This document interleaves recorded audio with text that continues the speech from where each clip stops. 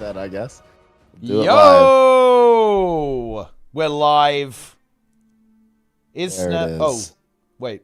Yeah, is Sneb audible? I think he is. Yeah, we're in business, Sneb. We're good to go, dude. And here we are. There we go. Here we are. It's been a little while, hasn't it, guys? Since the last raid tournament, we are officially back in business with the Chaos Raiding Open. We're not going to mess about it, actually. We're going to get straight into this very, very shortly. We've got some absolutely incredible teams playing in this, and this is also a really exciting event. And actually, I'm going to hand over to Sneb, actually, to explain what on earth is going on here. What is the Chaos Raiding Open, Sneb? How does this thing work? The Chaos Raiding Open is an open tournament, which is to say that anyone can enter this. We'll have players that are some of the best in the world. We'll have players that are just scrapping to make a name for themselves. And they're going to go through a bit of a challenge here. So every round, we're going to ban, the chat will ban us collectively, the chat. Yeah. We're going to ban one class from each armor weight set. So heavy, medium, light. Of course, in light, you have Necromancer, Elementalist, Mesmer. Medium, you have Ranger, Engineer, and Thief. And then heavy, you have Revenant, Guardian, and Warrior. So one of those will be banned in each round. And guess what? The teams don't know which, because the chat's going to vote live. What this does is it forces each team to make decisions. They'll have a short period where they get to decide how they're going to approach this challenge, which will probably mean somebody's going to go, oh, I can't play my best class. What are we going to do? And then they go and they race to the finish. After each round, teams are awarded points based on their standing. So if they got first, they get a higher number of points, second, lower, and etc. all the way till the end. And then at the end of 4 rounds, that's kind of the round robin, we'll take the top, I believe it's top 8, correct? That's correct. Top 8. We'll take the top 8 and they'll race, and then it's sudden death for 3 rounds until the finals will have 4 teams competing for the bold, the great, Oh, yeah. the incredible community hero title. Oh, yeah. It's all on the line there. It's going to be a pretty meaty tournament as well, actually. And, you know, I want to kind of get into it pretty soon.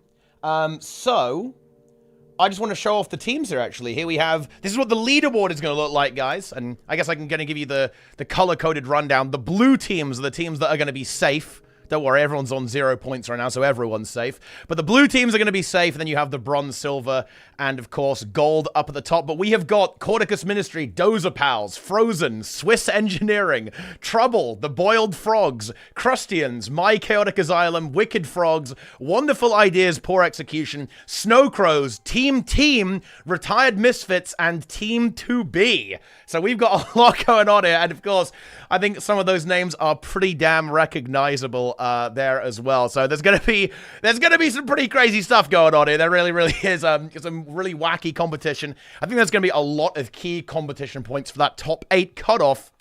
And, of course, for that top 2 spot there as well. Now, one thing that we are going to talk about, by the way, guys, is we are going to be actually rolling the wings ahead of time. So the wing order is actually going to be known to the teams ahead and to you guys as well. This is simply to kind of help, essentially, with the speed of the tournament. So teams can, you know, there's not that additional complexity going like, well, hang on a minute, what's going on here, what's going on there? And we want you guys to be thinking about your bans as well. So we're going to go ahead and do that, actually, so we can actually get our first round countdown going real quick. One quick thing, Teapot, that I yeah. forgot to mention that's very important. Oh. If you ban something in round 1, for example, you cannot ban the same thing in round 2. But then in round 3, that is true. You could ban the same things that you banned in round 1. So every other time you could theoretically ban the same things, but you just can't be like, we absolutely hate Elementalists. They will be banned in every way. You're not allowed to do that. That is illegal. A bit of diversity. Yeah, and I guess we should also say that the prizes, we have some fun categories for prizes as well, right? It's not just like the teams that win get the big stuff, guys. We also have special categories for not just the fastest teams, but also for the most creative team comp, the best dressed team, the most challenge modes completed, the closest call, the most thematic team composition, the most valuable player, and the most overly complicated strategy. But anyway, no more stalling. We have actually got some wings to roll. We're we're going to get that done quickly so we can start our first round and get our first set of bands underway. So here we go. Let's get started on that. Let us roll. So let's see what one is going to be coming on up first. It is going to be Wing 7 is first. And by the, yeah, these are non-repeating, by the way, guys. It's non-repeating raid wing, so that's Wing 7 out for the tournament. So Wing 7 is going to be coming up first. Let's go ahead and roll the next raid wing. What is it going to be? Here comes the next raid wing. Oh, all the way back to the start. It is going to be Spirit Veil. Wing 1 is going to be coming up next there, guys. So it's going to be Wing 7, then into Wing 1. And raid wing number 3, here we go. Wing 4, Bastion of the Penitent. And bear in mind, guys, the first 4 wings are important because these are the ones where you are going to be qualifying for that top 8 spot going into those knockout rounds. All right, then. And what is the final wing going to be for the initial kind of, I guess you could say, round robin era that Sneb was talking about? Let's see what it's going to be. Let's roll. Okay, so bear in mind, it's non-repeating, so it can't be 7, 1, or 4. And it is going to be 6, in fact, for the final round of the the initial stage of the tournament, the seeding rounds, as it were. Okay, so now we're going to roll the elimination ones. This is still non-repeating, and it will actually be the remaining wings. So it's going to be 3, 5, and 2 are going to be the final, the remaining ones. But the order of that is yet to be determined. So let's go ahead and determine that right now. So this is the first knockout round. Let's see what it's going to be. It is going to be... Ooh, Wing 3. Now, that is a fun way to start off there. So we've got just 2 and 5 left over now. That is a fun one, though. Bit of a classic speedrun wing. A lot of fun bands to be had on a lot of these, I think. All right, and rest assured, we'll discuss each wing strategy, maybe for bands in depth, before we do the bands. All right, and here we go. It is going to be Salvation Pass is going to be the second to last wing.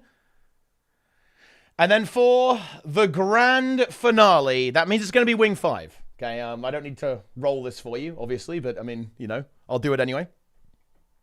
But it's going to be Wing 5. How could I possibly predict this? It's because there's only one left. And there it is. Hall of Chains is going to be the ultimate finale. And let's just go ahead and get into the bands, guys. And you'll be able to see a nice visualization of this. I am going to go ahead and start the bands now for this first wing. Okay, guys, I'm going to reset, because one person already voted. I'm going to reset in 3, 2, 1. And there it is, chat. Unleash. The way this works is you can type !vote space and then the name of a profession. Okay, so !vote space then a name of a profession. And you can actually do all of your votes in one go. You can vote for all of these guys. Just so you're aware, you can vote for 1 light, 1 medium, and 1 heavy. And you can do that in one message, or you can do it in separate messages. Any of those actions will actually work just fine for you. Oh boy, people hate Mesmer. I think there's a little bit of a favorite here. And you know what? Honestly, on Wing 7, I definitely get that too. There's a lot of portal tricks to be done here, right, Sneb? Like navigating. Let's talk a little bit about why. In this, one of the bosses at the beginning, one of the Cardinals, Sabir, has a trick where you can portal on a platform to skip a pretty significant amount of time. So portal can save you a ton of time if you do that. But not only that, Mesmer in the final boss in Kadim is one of the most popular choices and perhaps one of the most potent choices for a pylon, which is to say you hold this pylon node and you blink back and forth to get to catch this orb, and you deal quite a bit of damage without really sacrificing anything. So Mesmer is just perhaps the best choice in Wing 7 a lot of the time. And if you were to pick Mesmer as a support class, of course, Heal Chrono is a very, very powerful option. It absolutely is. And I have to say, these are definitely some of the bands that I was expecting. I think we're going to be seeing quite a lot of Mesmer bands, and definitely Thief too. You know, like Thief is one of those professions that you don't always see that often, and I guess, you know, quote-unquote normal play, as it were, if you want to call it that. But in these speedrun scenarios, it is unbelievably good. It's so powerful. The mobility, the damage output of some of these conditioned daredevils, especially with the new Venom stacking potential you have there. And look, it's really close between Rev and Guardian Snap as well right now. Like Rev with 92, Guardian with 81. And what's actually interesting is that Firebrand recently got some massive buffs, right? With the mantras automatically recharging in combat in PvE. So that build is absolutely cracked right now with its power level. But of course, you've got the good old faithful Revenant over there as well with that fantastic Herald build. So definitely some competition, I think, with what to ban. But yeah, you know, poor old Necro sitting down there with only 18 votes. Necro, NG, and Warrior bringing up the rear right now. Basically, not a lot of bans going on there. Ellie getting a couple. And I think we're going to get started pretty soon, guys. I will go ahead and let this vote run for another couple of moments. I'm going to say another 30 seconds, guys, and then we are going to confirm these bans so our teams can kind of begin their theory crafting phase. We can kind of start to see those team compositions form. We can also have a bit of an overview of what's going on. Yes, once again, after the voting phase, we'll have about 10 minutes for the teams to get sorted, because, of course, they probably have spreadsheets where they planned every possible option. And so they'll need to go and make sure that they can get each player on the role that need to play before we begin the race. We absolutely can. And I think we are going to be locking in 5, 4, 3, 2, 1. And that is it, guys. The bans are going to be confirmed as Mesmer, Thief, and Revenant. Now, don't worry, everyone. We're going to be voting every round, of course, and these are now going to be banned. So, in other words, Mesmer, Thief, and Revenant will not be banned in the next round, guys. Ooh, so start thinking about Wing 1, because I believe you said that was the second one. That's right? Correct. Yeah, Wing 1 is going to be coming up next. And I think, you know, Mesmer and Wing 1, I think people are, I feel like the teams are going to be breathing a sigh of relief, actually, that they're going to be able to play Mesmer in Wing 1, as that's a very important thing there for a lot of that movement there as well. It absolutely is. So there we go.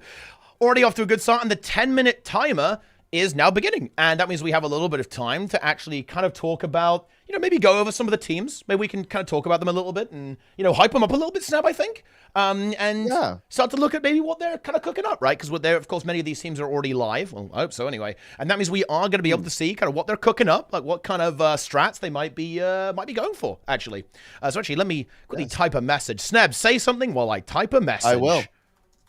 Well, one thing that's pretty exciting is we have the returning champions of the Ready Check Cup, Retired Misfits, is making a comeback for the Chaos Raiding Open, trying to defend their title of Raid Tournament Champion. But we also have some big players, some teams that have been, you know, just kind of sitting in the background waiting for their opportunity to play. Some teams that are very elite. You have teams like MCA, My Chaotic Asylum, and you also have Snow Crows, just as two examples here. The Snow Crows obviously very well known for some of their build website and for their very elite raiding guild. My Chaotic Asylum, you'll see them on the Reddit a lot with their challenge runs, some low mans, some speed runs. They are also very powerful. So I think we're going to see some extremely tight races coupled with some very creative team compositions. I've actually been in contact with the two Skane Gang teams, which are Trouble and Team. I've been kind of watching from the sidelines a little bit, and I saw one of the team's spreadsheet, and they were like, yes, it is unhinged. And they just had, they had every possible option, and they were practicing every option. So they're going to be a bit creative here, and they are very prepared coming into this. Yeah, you know, it's actually funny, you know, like we wanted this tournament to be a little bit of fun, and it definitely is, right? You know, I think that it's really cool to see a lot of new teams showing up here as well and just kind of giving it a go, and you know, I think it's really cool that we've got these categories that are going to allow teams who don't necessarily win and don't have the same level of speedrun expertise that some of these top teams do. They're still able to kind of compete and have some fun there as well. But also, this rule set is brutal, Sneb. This rule set is so difficult if you really get down to it. I think it was really funny to read some of the responses on Reddit where people were thinking that, oh yeah, this is kind of too easy. We need to make this harder. This rule set from a speedrun perspective is absolutely brutal. With the amount of classes you need to be able to play, the amount of like theory craft you need to be able to do on the fly, it is really intense. Yeah, keep in mind that most Guild Wars 2 players don't even raid. So then you have to consider that these are some of the best players in the game from a DPS perspective, and we're asking them to go way outside of their comfort zone, play classes that they may have never played before, or play builds that they may have never played before, team comps that they've never played before. But not only that, we're asking them to do it on every single boss for every raid in the entire game, and to be able to swap and adapt on the fly. So this creates an infinite number of, seemingly infinite number of combinations and things that could occur for the teams to consider. So this is a brutally difficult rule set. Yeah, and you know what's fun, Seb? We're seeing a lot of elementalists popping up here, actually, and that's not a surprise, of course. The recent balance patch introduced kind of an old favorite, I want to say, actually, into the game with that Fresh Air Tempest, of course. It's the best build in the game. It's such a good build. It's so much fun to play. It's so much fun, and it is so powerful as well. We see a lot. I think basically every team is actually utilizing that set. Let's go and see what... Oh, SC, actually... They're keeping it locked down, Snap. We actually have a lovely little waiting screen here with some kind of smoke and snow in the background here on the UE stream there. Love to see that. Very soothing, actually. Oh, hang on. Oh. Look at what we have here, Snap. And honestly, look, this is a bit of an interesting cook here if you take a look at this. We actually have Blade Swans coming into play here from SC. And bear in mind, guys, if anyone cooks, it's going to be Snow Crows, right? They are literally the benchmark when it comes to doing damage here. So, well, this is interesting, actually, if they're taking a different approach. I'm really curious what MCA is actually up to as well, in terms of like what their theory craft is looking like as well. It's looking quite different, actually. Kind of having... Wait, we've got Reapers and Tempests? What on earth is going on here? We've got some insane setups here, actually, Slab, from all these different teams. A lot of variety here. I'm seeing a lot of Tempest from the two Skane Gang teams so far. Dozer Pals also rocking the Tempest. Well, I actually lied. Team has one Tempest, a Willbender, several Rangers, four or five Rangers, two Berserkers, a Scrapper. This is madness. They've got like one of every other option. Yeah. Bit of a variety pack here, and you know, that is kind of what the rule set is for, right? That is kind of the intention, is to make things a little bit chaotic. You know, it's kind of in the name there, I suppose, with what's going on there. I'm just kind of scrolling through. Oh yeah, what's going on? What team should I be looking at? I'm looking at Retired Misfits right now. Let me load them up. The reigning champions of the Ready Check Cup. They have 1, 2, 3, 4, 5, 6. I think it's a little bit blurry, but 7 Tempests. 7 Tempests? 7 Tempests, 2 Scrappers, which I assume would be for quickness, and 1 Druid. So presumably the Druid is there to do the healing. The Scrappers are there to do the quickness, and 1 Tempest in subgroup 1 is providing Alacrity. This is absolutely insane. Now, the great thing about Tempest is that it can provide quite a few boons just naturally through its rotation. So this gives teams quite a lot of flexibility if they bring a couple Tempests to just rock some boons. Absolutely, it definitely is a build that it's got a lot of options on Tempest. I mean, you know, you can play that Alacrity build. You can obviously play the full-on DPS build as well. You can even play heal if you're into that. Of course, Tempest does have a bit of special utility on this raid wing because you can actually use it to ignore some one-hit mechanics on the first boss of this raid wing. So there's some kind of extra added value from the Elementalist there. But we also... That's using the Elite Rebound, correct? Yeah, but we can also be seeing that, actually, from the Warriors, too, right, with Defiance Dance, right? Like, and that could be something that SC could be utilizing here as well, with their setup, kind of getting that going at the same time. So, oh, man, this is very interesting, and I believe we're going to be starting in... About the Bladesworn choice. Well, very curious about it.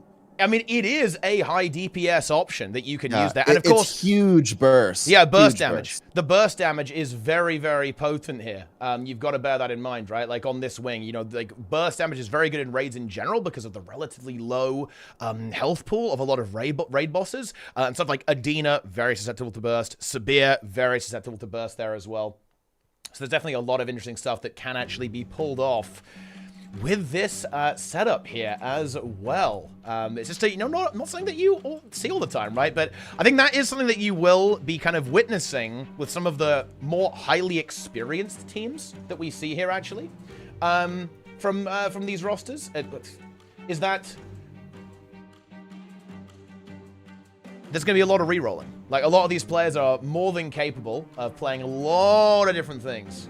Oh, interesting, by the way, Wipe is also going with Blade Swans and Soul Beasts. Kind of a little bit of a similar setup to Snow Crows, actually. Not quite the same. Soul Beast, another class that is very, very powerful. Didn't it get buffed? Didn't Stone Signet get buffed? So theoretically, you could try to skip mechanics with Stone Signet. Oh yeah, you definitely could. Yeah, that's a it's a really good utility skill now. 30-second cooldown, basically strike damage immunity for a decent chunk of seconds as well. It's a very, very powerful skill, that's for sure.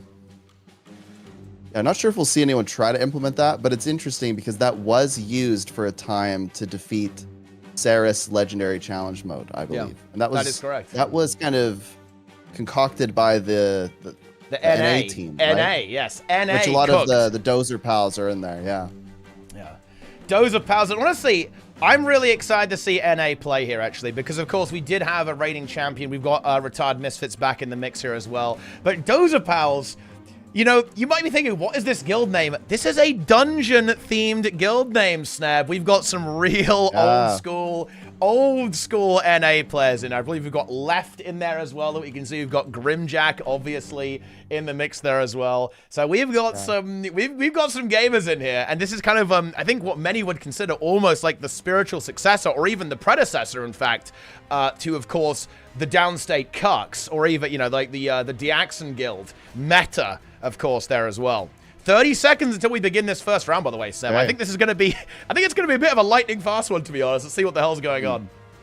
One quick comment for everybody watching here. One thing you'll probably notice is you may not see the same players every wing for each team, and this is because they're allowed a certain number of substitutes. What this means is that theoretically you could have a couple specialists, like Left, for example, is an excellent Thief player, perhaps one of the best in the game. And this means that if Thief is an option, Left is playing. Absolutely. I mean, I believe Left is actually is playing in this one as well, if I'm not mistaken. Actually, yeah, playing as East, as you can see here. Actually, there is Left on the Tempest, if I'm not mistaken. And, well, let's see how these teams handle this. There's actually a lot of optimization that you actually can pull off here, of course. You can see a lot of these teams going far forwards here to actually deal with these champions, making sure that these champion Jin don't end up in these capture circles so they can progress the gate event as fast as they possibly can. But of course, you know, the real stuff is going to be going on after we get through this event, actually. Look, we actually see the SCUE perspective. He's actually assigned to just, like, tank, literally sword and board tank this Jin while the rest of the team actually captures these circles. But, you know, this is something that you do have to get a bit of a handle on, right? Like, this is something that you have to be aware of, right? The speedrunning element of raids is not just about the bosses. A big part of it actually is these intermediate events. And already, we actually do see RMF with a slight issue, Sneb. A Jin is in the circle. They're denied. They're being denied by a Jin. And every second is going to matter in this race, and quite a lot. These teams are going to be razor-thin margins. All of them have practiced for, well, basically since we gave them the rule set, and some of them several times a week. So I imagine that every little mistake like that is going to compound and put them lower and lower on the leaderboard. Oh yeah, it's very important, and of course, that, you know, your performance in all of these upcoming rounds, it does matter, right? That is how you're going to get your way, of course, into the top 8 into those knockout rounds. So you want to do well. You don't just want to, you know, even if you don't win, you still want to place as highly as you possibly can in all of these rounds. And it's a bit interesting because each team has to consider the strategy here. You need to get into the top 8. You want to get into the finals. But do you play very risky or do you play a little bit safe? Because teams that play a bit risky, something could go wrong. They could wipe at a boss, and that could just absolutely demolish their standing for that wing, which would kill their points. But if you play really safe and everyone else succeeds, then you're going to be pretty low regardless. So there's a bit of a push and a pull here between what teams should do as far as risk taking. Yeah, absolutely. You know, like you are going to have to go incredibly fast to keep up with some of these teams. And, you know, the funny thing is because this is kind of it's a pretty no-holds-barred tournament at the end of the day, right? We are seeing 10 players. There's no challenge modes. You might think, oh, that's a relatively kind of easy thing to do. Like, surely these teams can get this clear done, right? And get all that done. Well, you got to bear in mind, guys, these teams, because of that, because the rule set is relatively relaxed, that means they have to go all in on the optimization. We're going to be seeing, of course, solo heal on basically every single encounter. We're going to be seeing even no heal on, I think, a good chunk of encounters as well. And that means that mistakes can end up being extremely, extremely punishing. Looks like we're seeing a bunch of teams clear gates now. Looks like most teams are done the gates, and at this point, they're likely going to split. That's my guess, at least, is that most teams would split and complete the pre-events. Yeah, definitely. I think we are going to be seeing the Cardinals, and then you have a choice between which Cardinal you take on first, that being Sabir and Adina. Yep, and I think we are going to be seeing teams go for Sabir first, then going into Adina. It just kind of flows a little bit better that way. Teams kind of trying to set up this dialogue skipper. There's a good, there's a good chunk of RP here.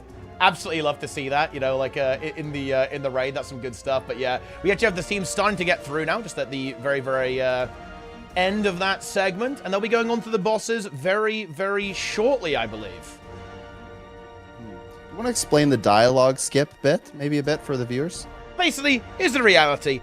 There's some weird gimmicky stuff that happens, but when you get a dialogue bubble over your head, if your character dies, you can end up kind of skipping some of the sequences. That's basically how it tends to operate, and you can save a little bit of time. Save a little bit of time in your weekly clear, That's how it goes.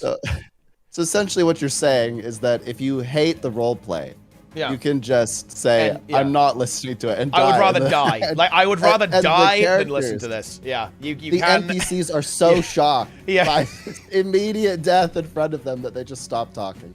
Yeah, and it's funny, right? We're 5 minutes into the run, and I think that these bosses are going to end up being a little bit quicker, right, than honestly the previous segment. These bosses are not going to last long. One thing that is really interesting to note here, actually, Seb, of course, is that of course, there's no Mesmer, right? And a very common strategy on this boss is to utilize Portal to actually skip some of these things. If we look at Snowcrow's stream right now, we can see them climbing up these platforms. You can actually do some clever, funky stuff with a Mesmer Portal to skip a good chunk of this segment, and now they're actually going to have to play it out normally. And by the way, we do see that Defiant stance on SC's Warriors, so they are going to be utilizing this to completely ignore this mechanic. This is good for 2 reasons. One, you just straight up get more uptime, but secondly, you're also going to be capable of not losing any of these little electricity charges that the boss puts on you that do make you do more damage. So it's like a double DPS increase for that reason.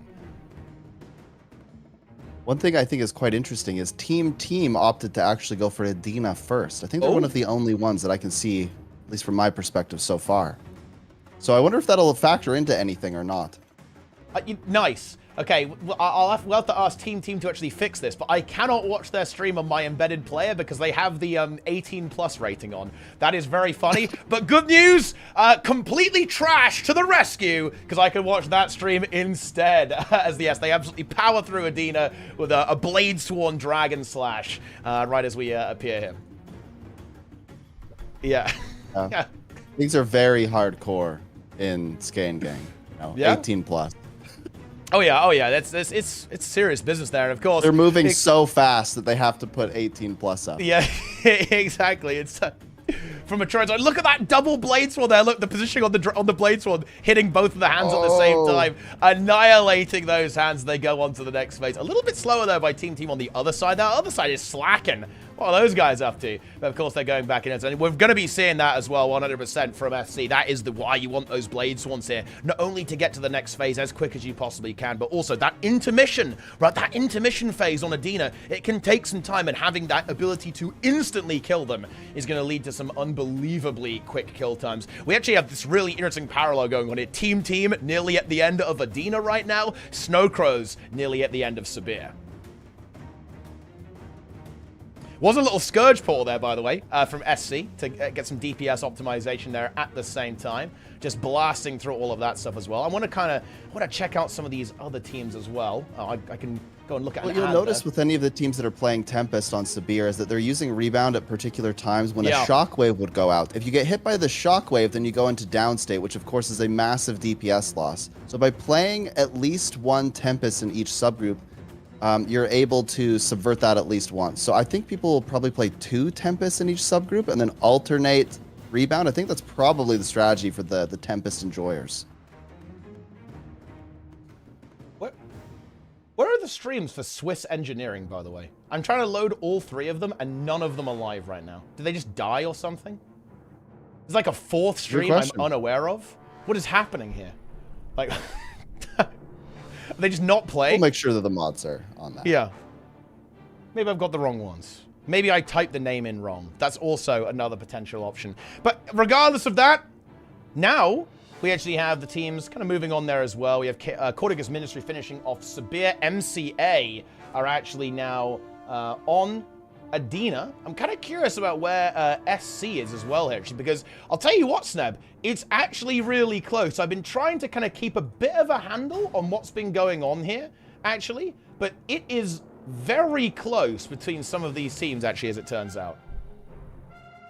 Oh yeah, it's funny because in the Ready Check Cups, you'll have, obviously that's kind of our introductory raid tournament. We specifically only allow teams that are beneath a certain skill threshold, that we have like a rating system. There's a lot to that, but you won't see huge. You'll see pretty huge differences in the times in the Ready Check Cup, but here I actually think it's going to be really close a lot of time. So it's going to be very difficult, especially with some kind of stream delay, to identify who is exactly in the lead the whole time. Yeah, it's certainly not going to be a pretty easy. tight race. Yeah, I think it is going to be a tight race, and there's a lot of powerful rosters here. We actually see Boiled Frogs kind of facing off against SC right now, actually. And again, Boiled Frogs kind of actually a really interesting team. It's kind of a Reki's team, I guess you could say, who actually runs a kind of weekly speed clear of raids, like streams that live on Twitch, gets some really, really fast times on all of the raid wings, of course, as well. Just like a little bit of a hair behind SC, in fact, right now. SC, I think one of the teams that is leading, but it honestly is very, very difficult to actually call at this stage. We actually see a fully defeated player from one of the SG teams, Team Trouble. Not sure exactly what happened there. I missed it, but one player has gone down. They're just pushing forward. It looks like they've got Adina at about 50% regardless. Oh, but they made a huge mistake with the pillars. They tried to do the pillar stacking, but one of them missed it. So there's 2 pillars up, Teapot. Oh no, they're gonna have to try to get behind those. Oh no, they hit the DPS check regardless. Oh, that's huge. With 9 players and a pillar mistake, they still hit the DPS check. What does this say about the current state of Tempest? Yeah, I mean, yeah, on Adina, you've definitely got, I think, a little bit of leeway on a lot of this stuff in terms of the damage output, especially on normal mode. On challenge mode, it gets a little bit tighter, of course, but yeah, DPS. They also didn't have quickness. DPS it's pretty damn high. We actually have, these teams are weirdly neck and neck. Again, I'm trying to keep track of all this stuff, guys, actually, but there is a lot of stuff going on here right now. Like, Dozer Pals are also kind of loading into Kadim the Peerless right now. Just about the same, just a hair behind Snow Crows, actually, and we just see this kind of across the board. Boiled Frogs team also is now just doing finishing up Sabir soon. I think they're at about the last 30% or so. These are brutally close. It looks like Retired Misfits, though, might be completely done and going on to Kadim the Peerless. Yeah, Teapot. They are way ahead of some of these other teams. Yeah, they absolutely are. And there's Boiled Frogs is there too. Yeah, there's a fair bit of disparity actually between these teams. That is kind of what we expected. That's for sure. But yeah, Boiled Frogs about to start. Kadim 2 actually, and then yeah, SC also doing the same thing actually. Like, where is MCA? I need to load up MCA at the same time. Teapot. Oh no, we might see a wipe. Wait. Team Trouble. They've got 4 players down. One is in the sand. I can't load all of this stuff at the same time, Seb. I can't look at it. They're desperately trying to heal everybody up. Oh, they might wipe here. They're just trying to come back. They've got 3 players in downstate. Oh, they managed to save one of them in the sand. They're getting back up. They're clawing back. They will not. Seb, I can't see this. There's no way I can look at this, by the way. You must load it, Teapot. I literally can't. Barely surviving. I don't know why you're talking about this. Two. That's not possible. Oh, Yeah. they're gonna wipe. Oh, jeez. Oh, look. Oh man. Oh, you missed it. Yeah. Anyway, we're on Kadim 2 right now. Okay. Boiled frogs. Oh wow, they are neck and neck right now. Oh yeah, it is indeed neck and neck.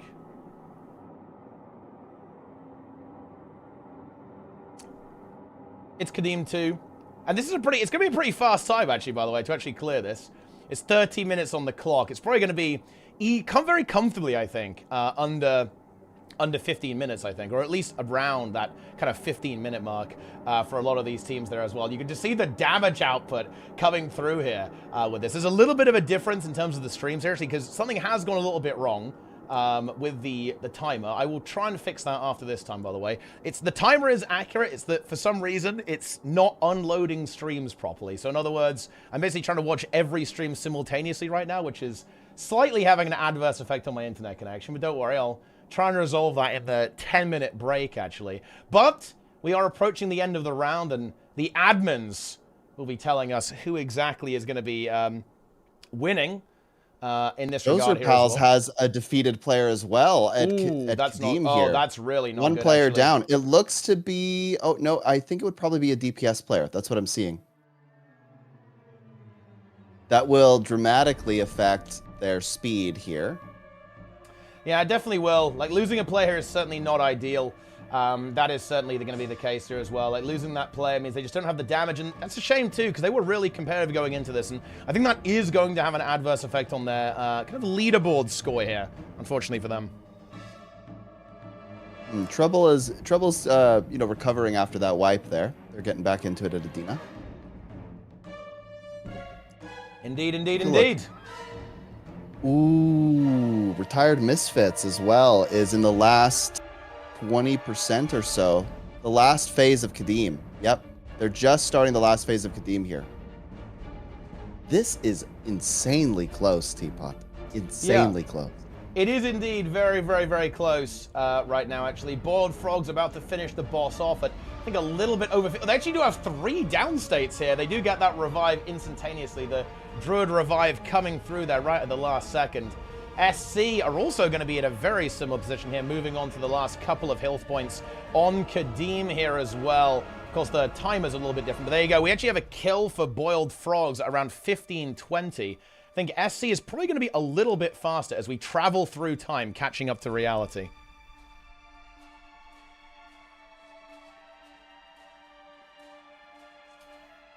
Here we go. But honestly, I kind of too close to call, actually, because it's quite difficult to keep track of all the teams right now. There's a lot of teams currently in the game right now. It's simply a little bit tricky to see what the hell is going on. I think Wipe is also nearly done as well, if not done, in fact, in real time at the very, very least. But of course, have no fear, my friends. The admins are going to be looking at this stuff. But I think very, very close, actually, like SC killing Kadim, I think at about 15 minutes exactly, in fact. Yeah, it looks like Retired Misfits is just cleaning up, though. They have 2 people in downstate, or 2 people defeated, actually. That's pretty wild. Dozer Pals look to be finished. Team is just finishing up as well at Kadim. It looks like Trouble, they did have a little bit of trouble at Adina. So they're going to be heading to Kadim here pretty soon. Dozer Pals finishing off Kadim here as well.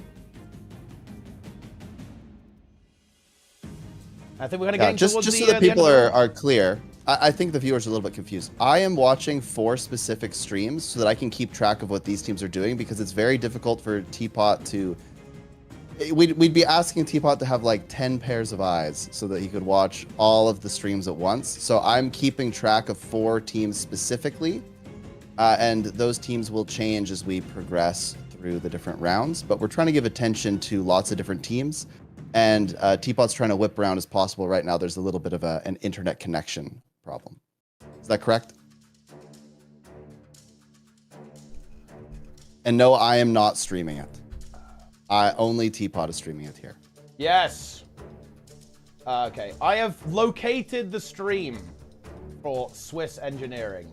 And as this round comes to an end, guys, I will use the next intermission to actually fix whatever the hell is going on here, actually. But that is okay, my friends. It's all good. We're just saying a little bit of live development, guys. You know, in the same way that ArenaNet like to test stuff on production, I do too. Just like that 3v3 tournament. We're kind of going with the theme here. We absolutely are. But I think that's kind of getting towards the end of the round, actually, with this one. So I think we'll actually go ahead and get our bands set up for the next round. So even though I know that there are probably still a couple of teams going, actually. And I will try and hit the spectate with a hammer, so it will actually work next round. It's going to be good. Yep, trouble's going hard there at Kadim right now.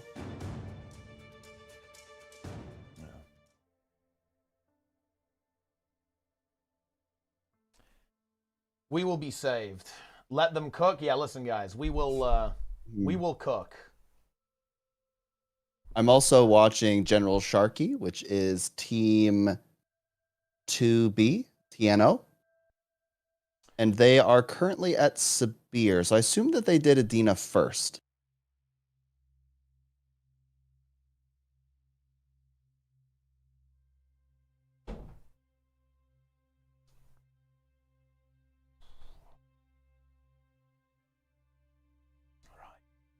Sneb, say things while I fix this siesta. Gladly. I think what we saw was a very interesting tactical choice here. You saw some teams take Tempest, which I would consider to be perhaps in some ways a safer option. Tempest has a lot of boons. It has the ability to use rebound if you wanted it to. But then you also had Warrior, which was big damage, big burst damage. So I think there was a bit of a stylistic choice, a tactical decision made. And I think both worked out pretty darn well. These teams were often very close, even despite those slight differences. So right now, for me, it's actually hard to determine, was one strategy a lot better than the other? Was it the execution that was better? Or was it simply that the players were more skilled on certain classes? I think the beauty of this kind of format is that you get to see all of those variables playing in at the same time. And that makes the matches far more even, in a sense.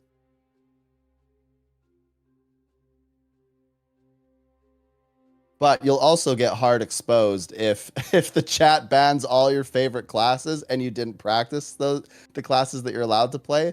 Suddenly people are like, we better go look up the build quick and just slap that on there. Why is Discord being weird? It keeps despawning you. Does it? It does. Can I make it undespawn? There, I think I fixed it for you. Yeah, you've undespawned. Yeah, Discord is being a bit weird lately. Yeah. Hello, I'm here. Indeed.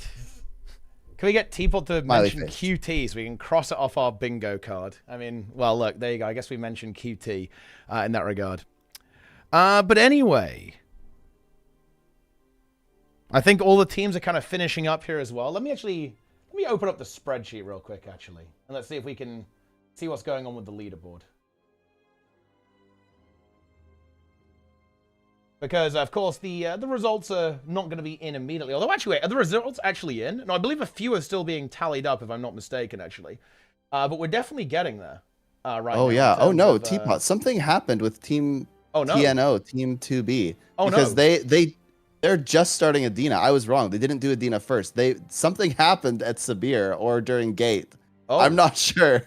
But they are just starting Adina, so they're quite behind right now. Yeah, that is fairly far behind, if I'm being honest. That's definitely not ideal.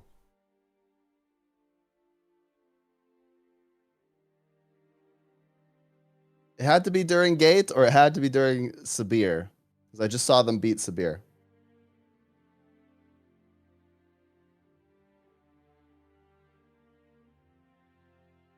That's a bit unfortunate. That's a bit of a wipe. Sorry, guys, I have to quickly do some live fixing of this because something is not behaving quite as it's supposed to be. It's me. I'm the problem. Yeah, Sneb is the problem. As usual, Sneb is the problem, guys. Not Not a massive surprise, is it? But I am Low try and fix DPS, it. bad at PvP, True. toxic, It's all true. evil, hates all char. Yeah. Wait, all char? I thought you hated all bad players. Well, you I know, thought that I was go it. into Guild Wars 1 and I just go to the pre-searing and I just kill char. That's kind of my pastime. You know? Oh wow, that's a little bit messed up, dude. Yeah. What's up Farm with the that? char across the gate. Yeah. Got to get those char salvage kits. For those that know, some of you will know, and for those that know, you are very intelligent. Charcoal. Pre-searing. Yes. Some of you will know, some of you will not know. Charcoal is the new meta. Wow.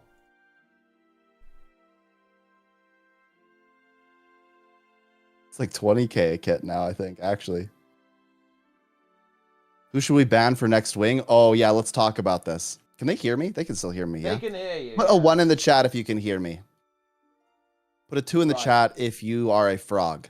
Put a 3 in the chat if you are a frog that can also hear me. We can do the bands. We can do the bands. It's going to be Wing 1, by the way, guys, coming up next. Wing 1 coming up. And do not worry, look, you can see those bands are there. Those are the previous bands, but I'm going to restart it now. Here we go. All right, guys. Okay. Ban away for Wing 1. Wait, what? I need to talk about this. Wait, what do you... Okay, talk. Speak. Wing 1. Okay, Wing 1, very important to note. Power classes are very, very powerful, especially at Veil Guardian, because Veil Guardian has lower inherent toughness. It's about a 36% difference. So if there's a class that does a lot of power DPS, cough, cough, Soul Beast, then you might want to remove that. You know, you might want to remove that. And Tempest. Or if... Oh, and Tempest. Yeah, you know what? It turns out that Tempest is a pretty powerful class right now. So you know what? My personal picks would be Ranger and Tempest to just remove them, or Elementalist, that is. And then I actually am unsure on Heavy, to be honest. I think there's probably some Bladesworn action that could be used, because that's just a very powerful DPS class, of course. But I don't know. I think that Guardian also has a lot of good things about it too. I mean, I don't even know what people would play. You could play Willbender. I think Willbender has a pretty good DPS class. You could even play a Firebrand Quickness if you wanted to. Well, I mean, Guardian, I think, is going to be a bit of a popular option here because, of course, Willbender, really nice on Veil Guardian. It's a bursty condition build, which is super useful because you do need to play some condition damage, of course, on Veil Guardian to deal with the Red Guardian. So that might be kind of the play here. To go with that. Mm-hmm. What I find interesting is if people don't use... Okay, everyone's going to play Mesmer here. I think we're going to see a lot of Mesmers, especially from a support perspective. If you ban Ranger and there's no Druid allowed, then I think the next best option there is likely going to be Heal Chrono. So we'll see a lot of Heal Chronos. We'll also probably see a couple... Revenants, some Heralds for some additional boons. And then I think these bans are really just about what DPS classes do we not want them to play. And Teapot, it's pretty close between Guardian and Warrior, but I think that people do not want to see the God Emperor Tempest. They do not want to see it here. So we're not going to see Soul Beast. We're not going to see Tempest. And then right now, 20 points ahead, it looks like we're probably not going to see Bladesworn either. So what DPS classes are people even going to play? I think we might see some power verts. We might see some... We might see some Hollowsmiths. I think that Hollow is a very good choice for here. It's very bursty. It competes with Soul Beast, but probably isn't quite as good. We might see... We'll definitely see some Power Heralds, Power Quickness Heralds. And then, like you said, we'll probably see Willbender if Guardian doesn't get banned. Yeah, I absolutely do think so. But yeah, the DPS choices are going to be interesting here, as you say, because, you know, a lot of the options that you might be seeing here, especially those elementalists, they are going to be removed, but I do think there's still some pretty powerful options there. You know, you're going to have stuff like Thief still available. Hollowsmith, I think you're absolutely right, is going to be a popular one there as well. And Mesmer is going to be featuring a lot here too. You've got Chronomancer. I think you're seeing a lot of Boon Chronomancers, heal and DPS there as well. Like Revenant, of course, also being in the mix too. You could play Vindicator as well. So it's going to be interesting to see what's going on there. And guys, I'm going to say the bans are going to be finishing up in 30 seconds. So get on that now if you want to vote. And then we'll be wrapping that up shortly. I think it's a pretty done deal that Elementalist is going to get banned, and Ranger, I think. But it's still very close between Guardian and Warrior. So if you want to vote, guys, you've got to vote now. If you want to see no Guardians, you've got to actually step up to get rid of that. We still have a couple teams running Teapot. How close are we to time? We must be at time limit here. I mean, yeah, we're gonna be at time, honestly, basically now, I imagine. I don't know exactly how long it's been since we started that round, but of course we do want to be moving on to the next one relatively quickly. Of course, a 10-minute timer is going to be coming through after these bans. Yeah, I just want to make sure that the teams that are currently running will have the same amount of time, right? As far as like once we hit 10 minutes go, I think that's important. So we'll have to make sure that we have the cutoff ready here. Yeah, we absolutely will. And Guardian has actually overtaken Warrior. Oh, but no! Wait, but Warrior is now fighting so back. Close. It's 155 to 155. Oh. It is so close right now. The chat is baffling. We should just ban them both. If they tie, we ban them both. I mean, I don't. Is that how it works? Like, I don't think we really have a. We don't have a rule for that really right now. But if we tie, I'm banning them both. I guess we'll have to see what's gonna happen here. To be honest. Oh, Warriors. Oh, Warriors pushing ahead. Warriors pushing ahead, actually. Looks like there's been a resurgence of support from the Warrior haters. Oh, no, that was Guardian. Guardian is getting a surgence of support. Oh, it's really neck and neck. Okay, I'm going to call it, guys. I'm going to call it in 10 seconds. 10, 9, 8, 7, 6, 5, 4, 3, 2, 1. Guardian is banned. It is going to be a Guardian ban. If it flickers, it might flicker a bit. Too late, guys. Too late. It is Guardian. Okay, is gone. It was so close. It was so close there in that regard. And of course, that is going to mean that Elementalist is going to be unbannable, and then Ranger is going to be unbannable next time, and Guardian is going to be unbannable next time. There it is. That is it. It is a Guardian ban. That was the closest thing I've ever seen. Holy. People were really getting their angst and anger out in those two classes. What do you feel about that, Teapot? I mean, it was... I'm surprised that people voted for Warrior almost, actually. Like, what did Warrior ever do to anyone? No? Like, do you know what I'm saying? Like, did Warrior deserve that? I think they don't like the Bladesworn roleplay. They just, it's like a roleplay thing. It's like by it. Yeah. It's kind of an RP situation. Mildly offensive, you know. Yeah. Okay. Right. That's enough of that. And then we try and hold this thing together with glue. Okay, but don't worry, that's what I always do anyway. Right. Hot glue. Just like Eparch. Did you all know that this is actually in the lore, by the way? I definitely didn't just make this up. But Eparch, the reason why Eparch doesn't move around in the meta in Innernios is because it turns out they're hot glued to the floor. Crazy how the lore works, right? It absolutely is. It really is. And let's go ahead and load in. Here we are on the Spirit Veil. I'm not going to lie, Sam, we might be a little bit limited on the teams we can watch here, but we will do our best. We absolutely will. And of course, our wonderful admins will be carrying us. Actually, do we actually have the full results from the... We should check the results before we begin, yeah. I believe we do, yeah. We actually do have the results. Let me actually load up our leaderboard. Hopefully it's worked. It has. Okay, so, Steb, here are the results. Snowcrows were first, then Mycotic Asylum, then the Boiled Frogs, then Dozer Pals, then Wipe, then the Retarded Misfits, then Frozen, Team Frozen, then Cordicus Ministry, Crustians, Wicked Frogs, Swiss Engineering, Team Trouble, and then Team and Team 2B bringing up the rear of the event. So interesting. I actually think team would be a little bit higher there in the standings. They just had that one wipe that really messed with them at Adena.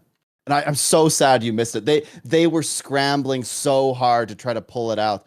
I think they had a glyph go down or something. I don't know. They had some kind of heal skill go down. It's res skill. People were popping back up and then instantly going down again. It was so close. It was one of those situations where they took a bit of a risk, like a 30 to 45 second risk in trying to salvage the run, but it didn't work out. Yeah, and that is a little bit on the unfortunate side.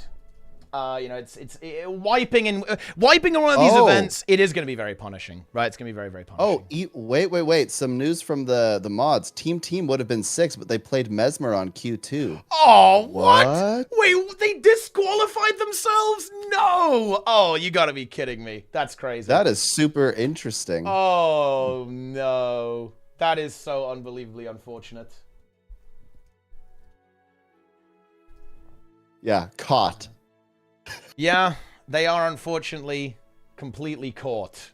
You know, that's base. They're like, you know what? I like Mesmer. I'm playing it anyway. That's good.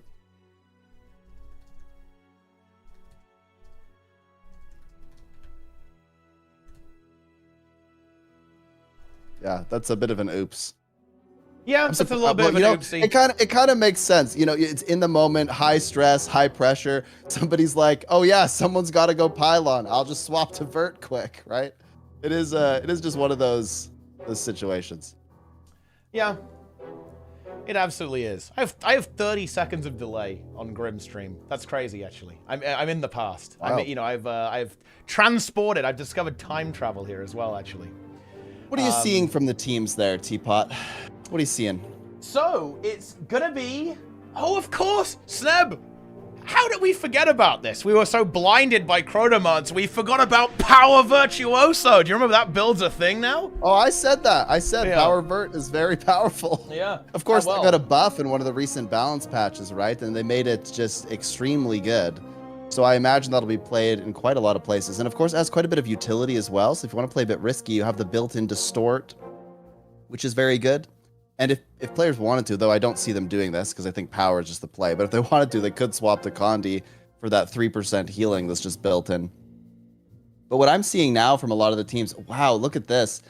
I'm looking at Team Trouble right now. They've got Harbinger, Virtuoso, Berserker. Then they have a Thief, a Herald, a Warrior, a Chrono, a Scourge, and a Vindicator. They have like one.